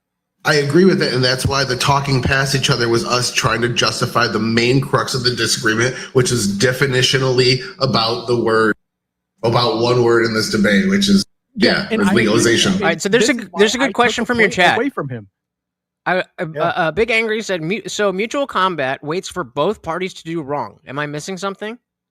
No, it doesn't have to be wrong. There doesn't have to be a wrongdoing of one person or another. They can agree to mutual combat on any basis. I would assume Tyler agrees with that take. Yeah, that's fine. Okay. I think mutual combat is perfectly fine in some forms. Yeah, I agree. Yeah. Just to be clear, I would agree. So this is why I deducted. This was the one of two deductions that I actually gave Doomer, where he said appealing to opposition's interpretation of the prompt, where he talked about how specific, I think it was in regards to how laws apply. This is the only deduction that I gave him, because the interpretation of the prompt that he tried to argue is what the whole debate was about. It wasn't about whether or not we are treating this as if it is written in stone by Jesus Christ himself. It was about whether or not the interpretation of the prompt can lead to a more open discussion about how this enforcement or how these methods would be used. By Thomas. Good diagnosis. But just to be clear, Tyler, I did still give it to 6-4 for Doomer because I felt like his interpretation of the prompt came across as more reasonable than yours did, because there were a lot of things that were really hard to defend in your line of argumentation. I felt like your biggest enemy in this was yourself. I feel like Yeah, I'm gonna go ahead and disagree with. To be I'm clear, not there, disagreeing, I I'm was just- actually an F. I was a strongly agree on this prompt. Yeah, I myself. strongly agree as well. I Yeah. take Tyler's position. I'm not. This is all I think devil's that we should advocate. have- I think that we should bring back coliseums. I think that we should have death races. I think that shit would be cool as hell. It's a great way to get rid of prisoners that are irredeemable and simultaneously makes us metric shit tons of money on advertising and pay-per-views. Wowie wow. I'm down. Bazinga. Yes, what he said. Yeah. No, I'm actually on the other side of this debate. Generally, I don't Have really. we looked Wait, you're back taking to a the position you profit don't even motive? have? Have we just went through? I talked about fucking feminism and fucking modern or this women's suffragists. You didn't catch this I was hint of hoping memeing to of stick that? on that. I That would've been wanted to. fun. Dude, Yeah. one of the things I didn't bring up that I wanted to was, could a wife sign a prenup that she was just going to solve all disputes in the marriage via violence? Under that framework, would that just be fine? Yes. I'm not gonna lie. When I heard the feminism thing, I started to think that the last debate was a meme debate. I leaned into it a little. I think that prenup thing is based as fuck, by the way. Which prenup one? The prenup That about what any Doomer just disputes said? within the Oh, marriage, yeah. You require your decided by violence. And you Lucy, just just so- require just your so wife you- to agree to that. Yeah. Just so you know, to some degree, it was a meme insofar as Lethe and Gorps have a little bit of a grudge match. It's a loving grudge match, but it's still, they pick on each other like siblings. Don't So speak that for was me, the it's kind of not the loving. meme that was kind of the meme aspect of it, but the prompt itself was intended. And just so you know, Lucy, and for everybody out there in the chat, if you are part of the members or a member of the Discord channel, we have a channel specifically designed for prompt suggestions, where if you have an idea for a prompt, or if you have something specifically that you want me to find you an opposition for, let me know in a DM or in that channel, and I will do what I can to try to schedule that and get what I'll do is I'll put it on the prompts list. Everybody knows I send out prompts list about once a week. You're going to get one tomorrow morning, bright and early. The prompts have already been vetted by the judges and have gone through the whole thing. But we use those sometimes for a couple of weeks on hand. I mentioned this in chat earlier. Somebody was talking about the craving. I of hope to a not be sort of awake yet. silly- I think it was you, Doomer. A silly prompt, or not even a silly prompt, but like a non-political, non-philosophical, non-econ. War-related debates on this show. War-related, yes, we have definitely done some Ukraine-related war-related. Yeah, well, about the Ukraine war, I don't know that we have specifically, but if you want, I will happily find a way to put a prompt into the chat. Although I think that it'd be fun, it'd be difficult to find somebody who's going to be too far afield of what you're probably going to put out there. What were you going to We say could there, easily Celeste? do. Yeah, I'm I could find gonna you some DM you. I don't want anti-Ukraine to say it. I'm I could find you some anti-Ukraine people real fucking quick. I argue with them a Well, lot. yeah, but are they going to be able to maintain TOS, Tyler? That's the question. Yeah. Well, Radish. Yeah, I that would was argue the very point. doubtful. I would Yeah. argue the point that the U.S. should stop funding the war. So I mean, that's a debate Oh, to have really? right there. I Oh, also really? would take this Gorps stance. versus I Lucy would- might just have to happen. Wait, I also So- I take would- this stance. Just to Okay, be I clear. would debate Well, you on then I this can't then. have you as a judge, can I, Mida? No, Well, but the only reason I haven't been judging the last 5 weeks is Why- because I've why been are coaching you all of the against winning aid? debaters. If You anyone actually wants some have- Israel-Palestine debate, come my way. Yeah, I'm talking to you, chat. Come get me. Am I allowed to ask Yeah. now why they are anti-aid, or do I have to wait for an official debate? what? Get it. No. I- Why get it. Yes. I'll wait, give you the wait general. until the debate. We don't want to air too much of it out right here. Although, if you I'm guys- gonna if start. y'all I'm wanna- gonna if start y'all wanna here on communicate off YouTube. the- Let people off the stream, gather that's in, fine and too. and But I then there'll be a don't link like it whenever to we Rumble. get into the debate before the debate. I specifically prohibit that in the server, just because that's what we're here for, right? It's fun, it's That's entertaining. I like listening to y'all pull it apart together in public. So that said, I guarantee you, Gorps is happy to get into that with you. So, but we have actually reached the fun little deadline. You see, the clock has gone away. So what that means is, 9 a.m. Real quick. Can you? you're I was about to say, if it's your bedtime, Lucy, I appreciate you. Definitely fucking great job tonight. We enjoyed it. I'm going to be the way this works. Just so you know, I'm going to bring all of the other debaters, or I'm sorry, all of the viewers who want to get into the conversation in. Lutch, are you going to keep streaming for a little while, or are you about to? Yeah, I'll be on for a little fold while. up tent as well. Yeah, I'll be on for a little while.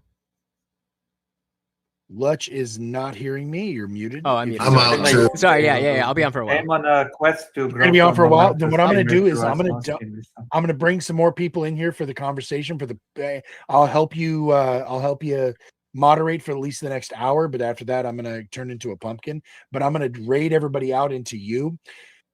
Thank you, everybody, for hanging out with us. Yep, the conversation is going to continue. We're just going to continue it over in Lutch's chat and in Lutch's stream. So I'm going to stick around for an hour and help moderate. But in general, this is the end of my show. I appreciate that. Ooh, what do we got there? We got something coming in. Oh, appreciate the follow there, big angry white. Wow, big angry white cock. Appreciate the follow.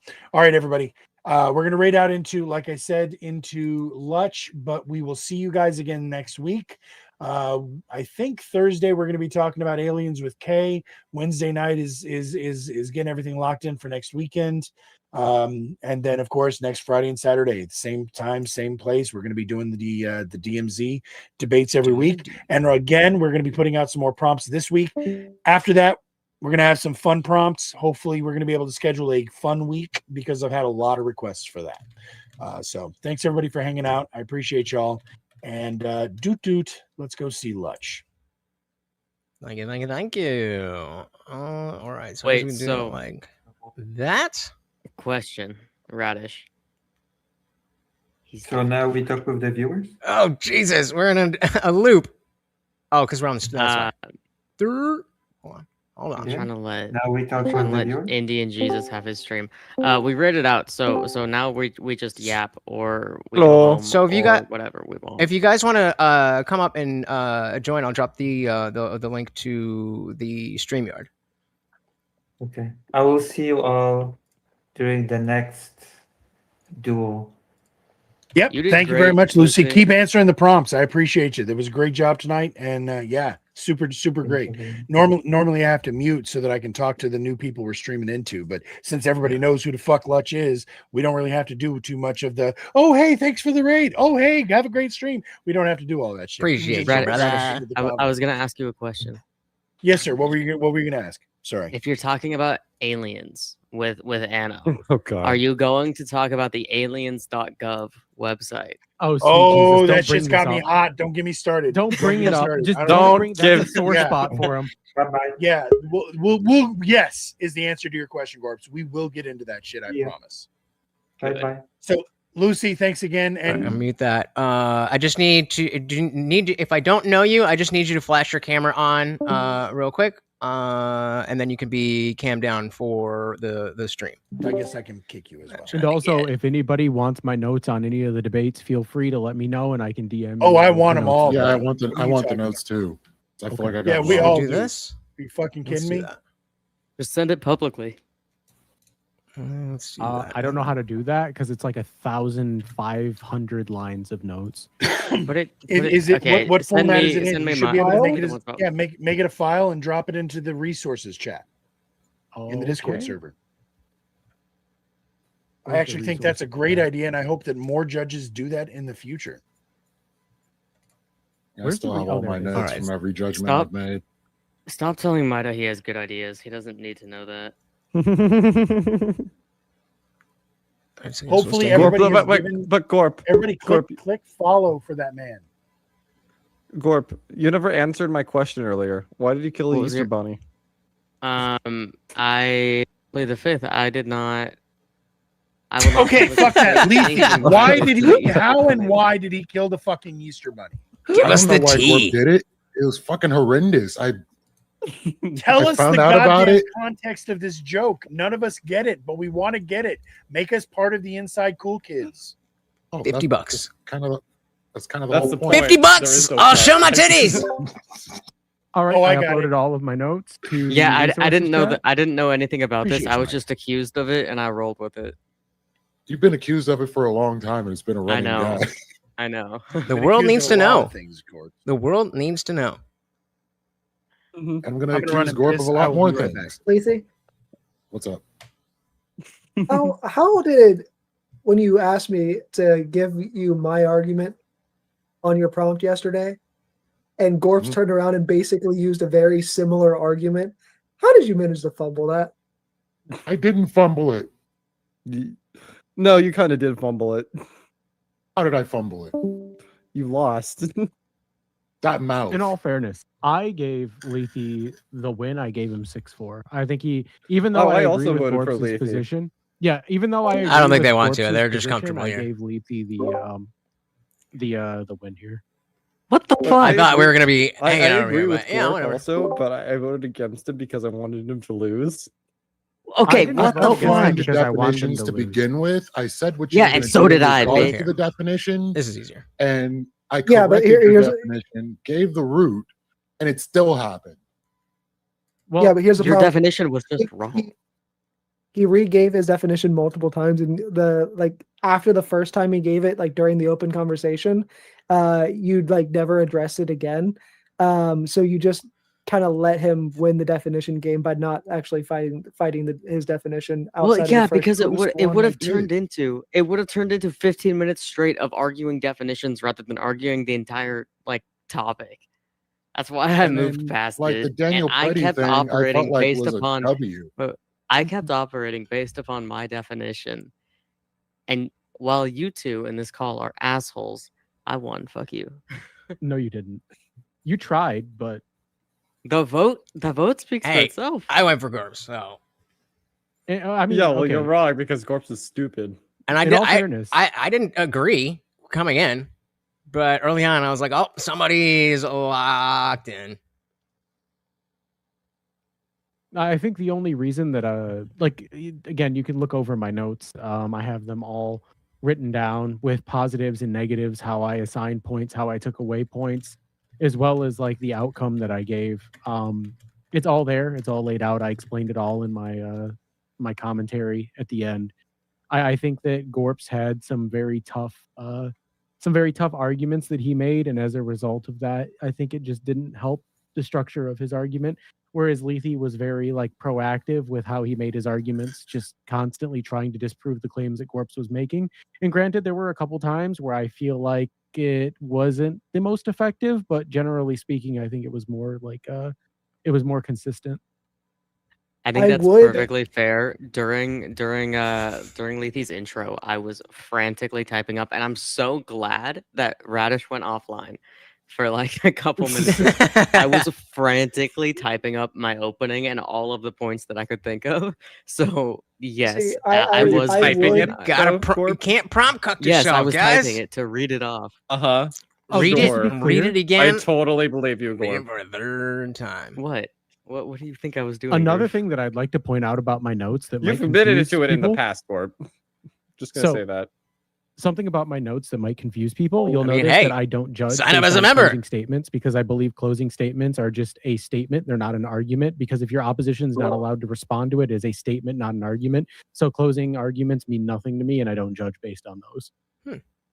I think you make a strong point in the sense that it's not an argument, but I do think that the putting a period on the rebuttal. statement of whatever, I do think that matters. Yeah, that's why. I mean, this is why all my closing statements end up being rebuttals. Same. I write my closing statement, or I write minor notes for my closing statement during the debate, and then make up my closing statement on the spot based off of those notes. Which Yeah, is I fine. usually- I don't think that that's a bad strategy, but I would just like to point out that in your closing statement, if you're using it as a rebuttal, you're going to be doing one of two things, right? You're going to be using it as a rebuttal to the previous argument that the opposition made, or you're going to be using it to strengthen previous statements that you felt you didn't do a good job on.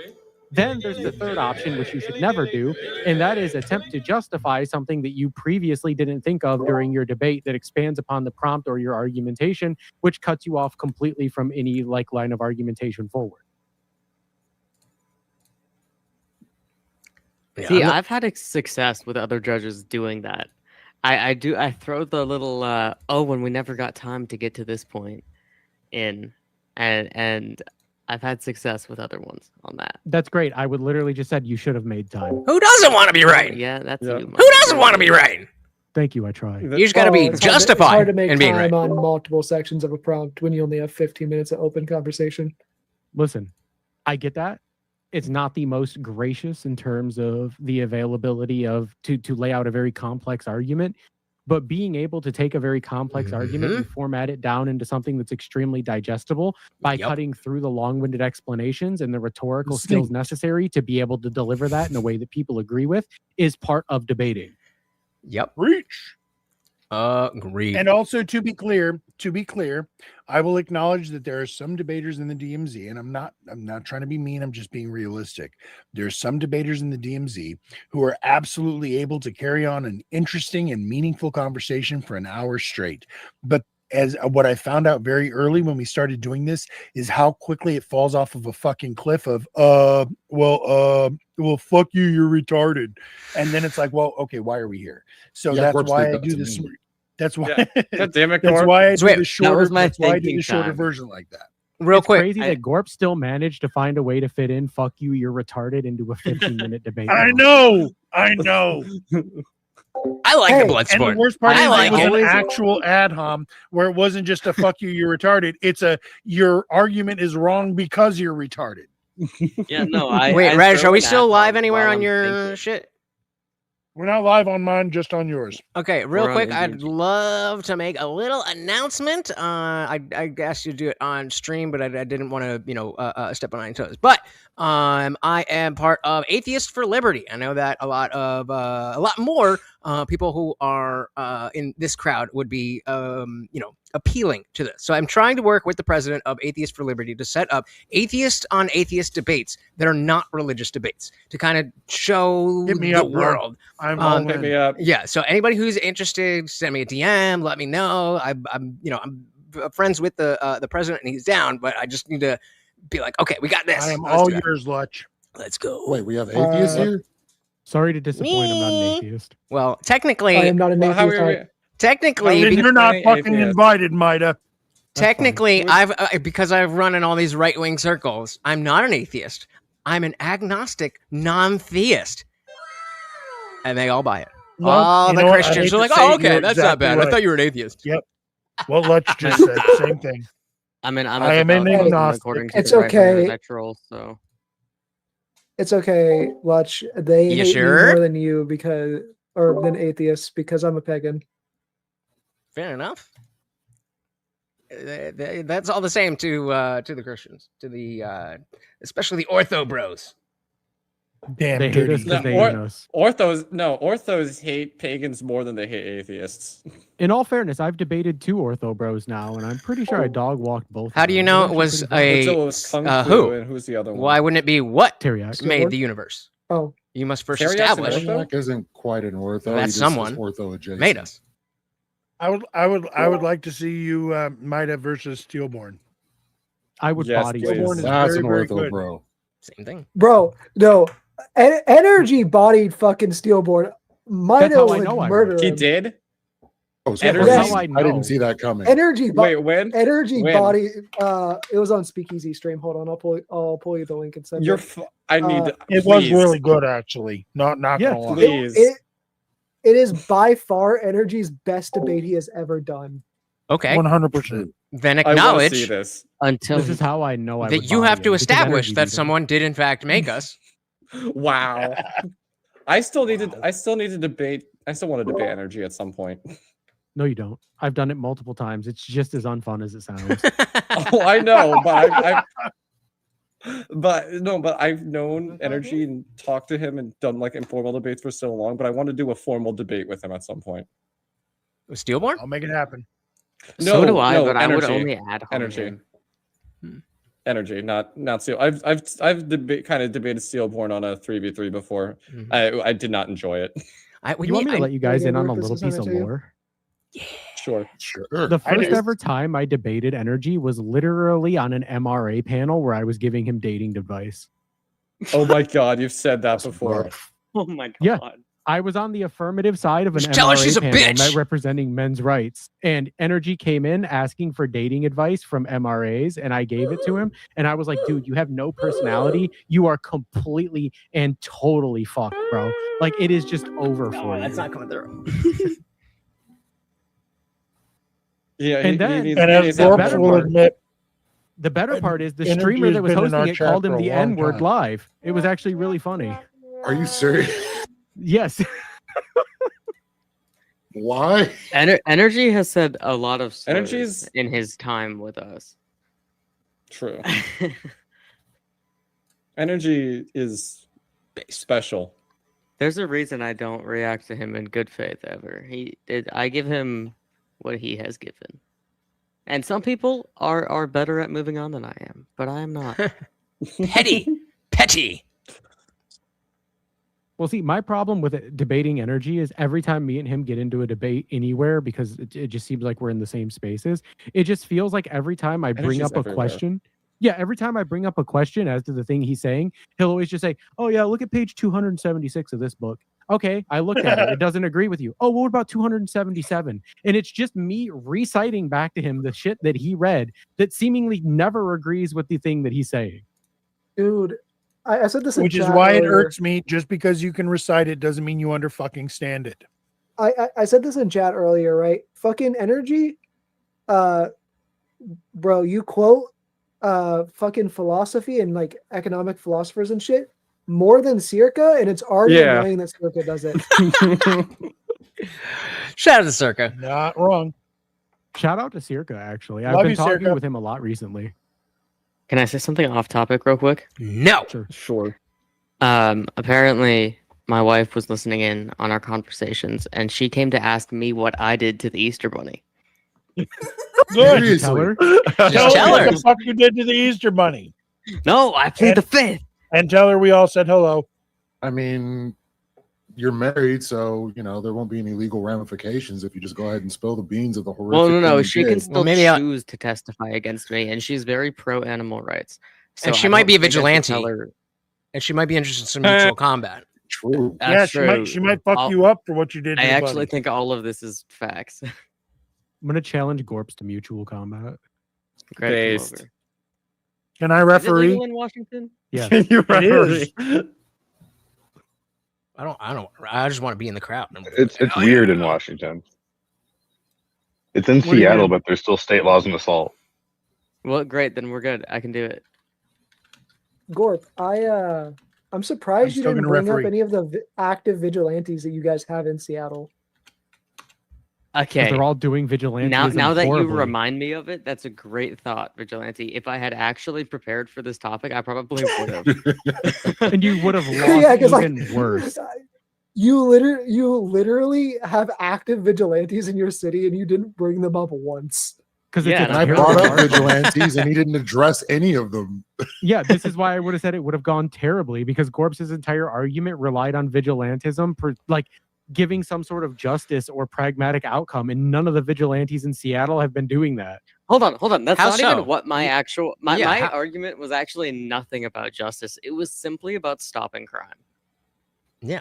Well, The fuck's the it's about difference? I'm violence, and surprised- stating I'm violence surprised is you the fucking moral fell It's, part. that's authority and order, which leads to justice. Correct? No, that was not anywhere in my arguments. The only justice, like Well, it's in deduction. a really like real sense that was talked about in my arguments, was the justice of sending them into the judicial system after the fact. Yeah, my entire argument was just on stopping crime, and somehow you guys all fell for it. I didn't fall Got for it. him! I didn't fall for I it. gave Lethe the Lutch win. fell for Everybody it. else fell for it. Yeah, okay, yes, you voted against me. Fuck you. But the 'Cause I people seen who through your voted for me, Rob. I just seen through did your not- bullshit. I literally seen through the claims that you were making, and I was like, wait, you are literally making an appeal to a framework that we exist with under, and then comparing it to a hypothetical framework, and then just running with it. I was like, this is the largest logical leap I've ever seen in a line of argumentation. See, I'm And he not- was just and eating it it up. worked. Lethe was just shoveling that shit into his mouth, and I'm sitting here like, what are you doing? If it works, And for all it it's works. worth, he argued against it well. He did counter all of the arguments that he gave -2, and I literally gave you points for that, Gorps, in my notes. Sounds like Mida just said you ate shit, Lethy. How you feel about that? I answered a bunch of shit that was completely off topic and red herring. So like, I'm not going to argue. That happened. See? Okay, but then you have to control the frame and say, well, that's not relevant. Let's talk about the prompt. If you engage with something that is not relevant to the prompt, then you can't be mad that you engaged with something that isn't relevant to the prompt. And which arguably is exactly what Lucy did. Lucy put on a clinic on that shit. Yep, Wait, and I wait, literally I have put a- that I have a in my question. notes for Gorps. To Right Radish and Mida. the center. What did you guys think about my answer to the question you guys posed to me? Which question? The questions during the Q&A section. Yeah, lots of whiskey I and don't weed remember. between. Yeah, Ellen what and was Matt. the So, question? remind me. I don't remember your exact questions. I remember my answers. Okay, fine. Fuck me. It was I will go it back was about and like look at my goddamn notebook. both of yours were basically Put the about work like on what me. about racists imposing. What? No. Oh yeah, well mine was about that no, was that's right. Radish's. Frat boy violence, thinking they are defending the public good against LGBTQ. Beat up the transes, what was your yeah. Yeah, exactly. What was your response? My response was basically that it's not relevant to my frame of vigilantism because what I'm talking about, the moral vigilantism, I'm not talking about actions like that, and that Wait a those minute. people would just go out and be racist, whether the vigilante label or homophobic or whatever, whether or I not remember the I was label not satisfied with your answer. Yeah, but but wait a I wasn't minute. allowed If you're to just debate further. Me too. Yeah, it's Go all ahead, Lud. subjective. That's why Go I ahead. don't know how he won. So wait, if That's you're what I'm saying. if you're saying that there's Word to you. there's vigilantism that doesn't. Sorry, what, can you repeat the last thing you just said, Corpse? Well, so for context, my whole argument was about these specific things in vigilantism that are moral. I was saying that the like homophobic or racist or whatever acts of quote unquote vigilantism, Right, but so would then. not. So then, doesn't that mean that you're, if you're saying the moral version, doesn't that then imply that there's immoral vigilantism? No, there is. My argument was that not all vigilantism so- is immoral, whereas I'm Leafy's gonna- argument was it all. is Gotcha. immoral. Okay.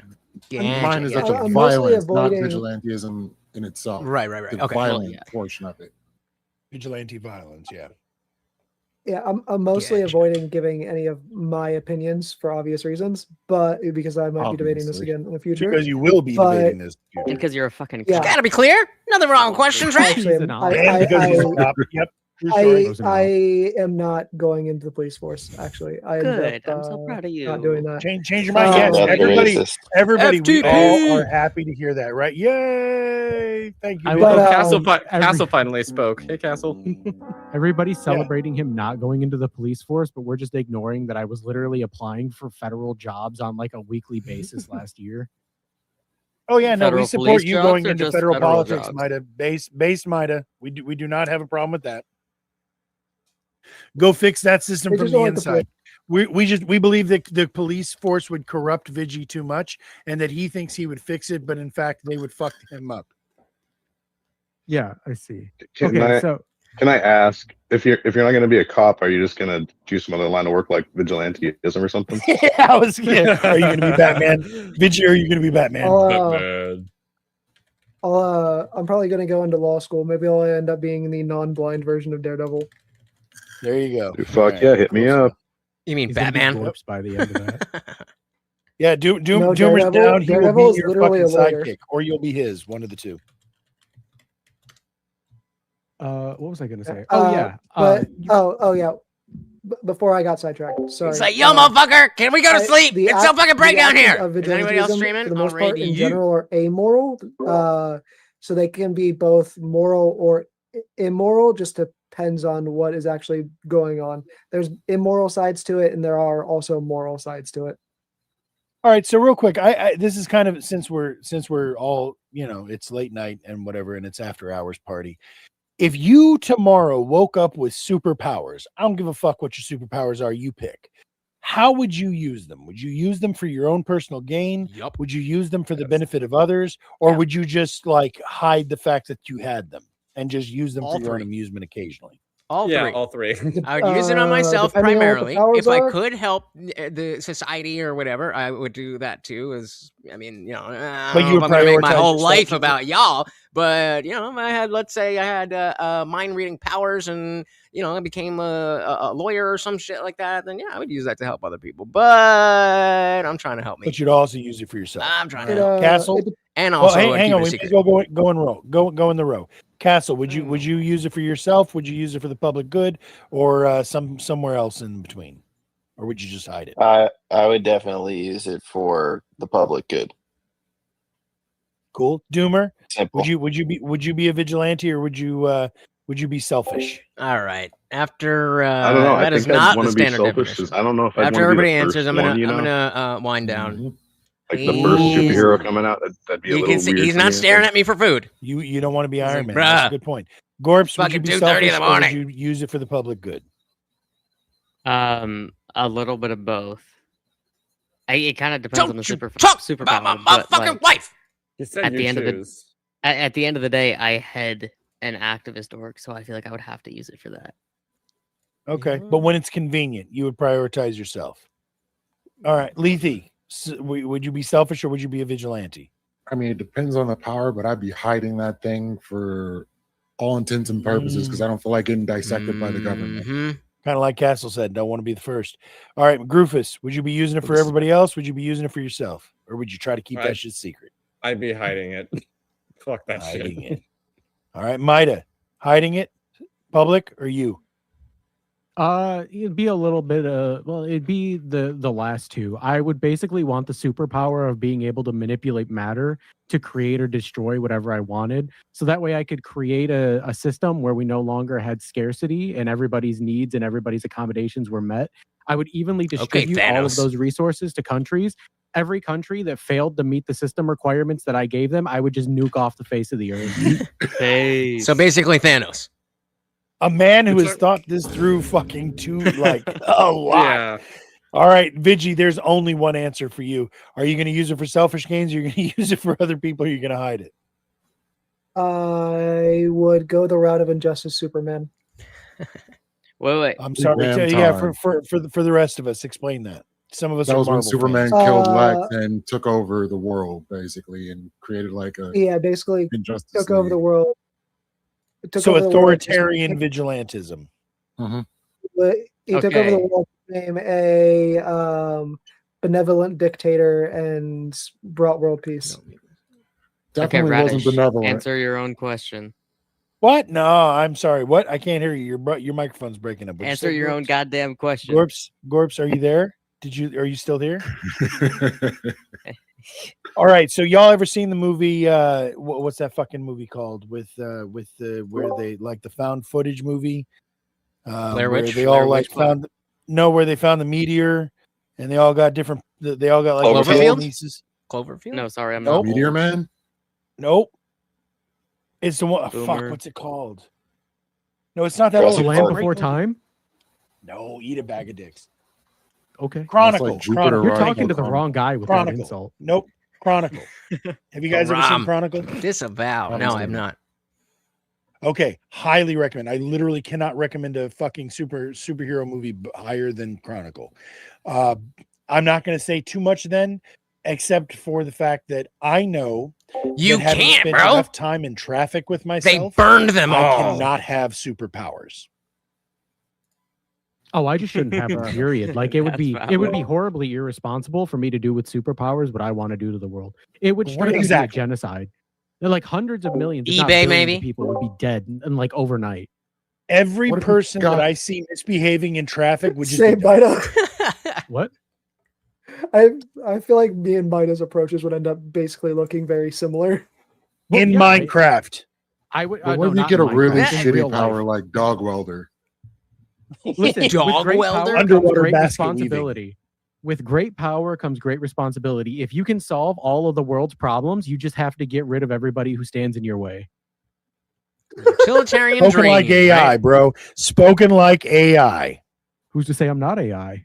Can you confirm that I'm real? Dun dun dun. Touche. Yeah, But touche. We I figured it I out. I apologize, guys. Marty's giving me the eyes. He's like, yo, bro, it's light as fuck in here. Can we go to sleep? So I thought he would last a little bit longer. But All is right, there, well, you is there better anyone rate else? us out. Yeah, is there anyone else streaming that we could rate to? YouTube, Twitch? Here, let me see. Leafy, are you not streaming? Yeah, what about that Jordy Nope. Lydick guy, dude? We went to him not too long ago. Shortly back. I literally fixed your shit Alright, yesterday, and you're not streaming. It's not working. It broke again. Yeah, it broke Broke again. again? Well, Sucked, my Vigi. upload's still not fixed. I Clearly, still your gotta get in contact vigilante with the violence ISP. did not solve anything. Do some Oh, vigilante your violence against his your router. upload speed. Okay. Ooh, you know Your we could. upload- Well, It's just upload speed's the problem. That's something his ISP has to fix. Yep. yeah, Lutch. I would just say somebody else in your category and just dump us wherever you want to. But give it to somebody who's similar or lower numbers. That way they get the numbers. I just know you guys. Always raid laterally. You should be. I don't know Okay, if anyone. you Well, click let me raid- check, but I don't Yeah, see if you anyone click raid, live it'll give you the option. that is. Nope, let me double check. none of us is live. Okay, well on YouTube then I'm gonna throw you guys over to let me double check to Confluence. He's still yapping Oh and yeah, fuck chatting. yeah, Confluence. A future judge here in the DMZ. Gang. All And right, let me for your Twitch followers, you got 14 of us over here. That's enough to justify a raid. Or is All it right. dun. So that's on Yeah, the ship YouTube ship side. us somewhere evil.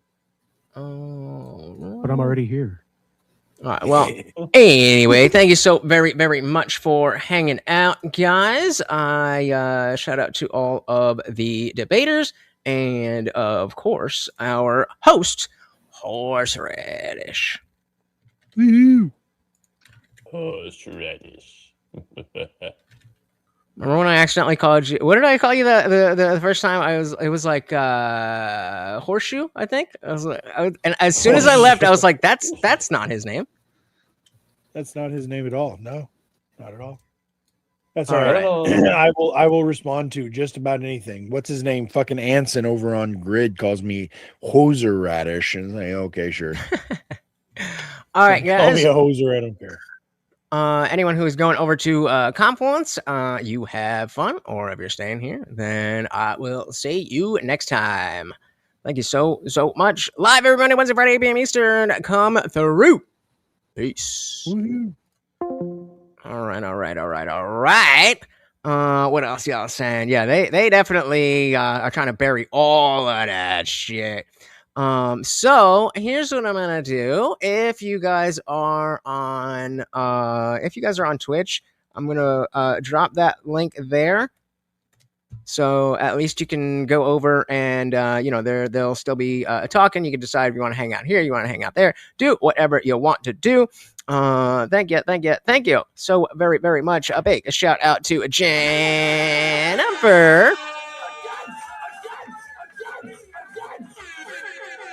And our boy Trey Williams.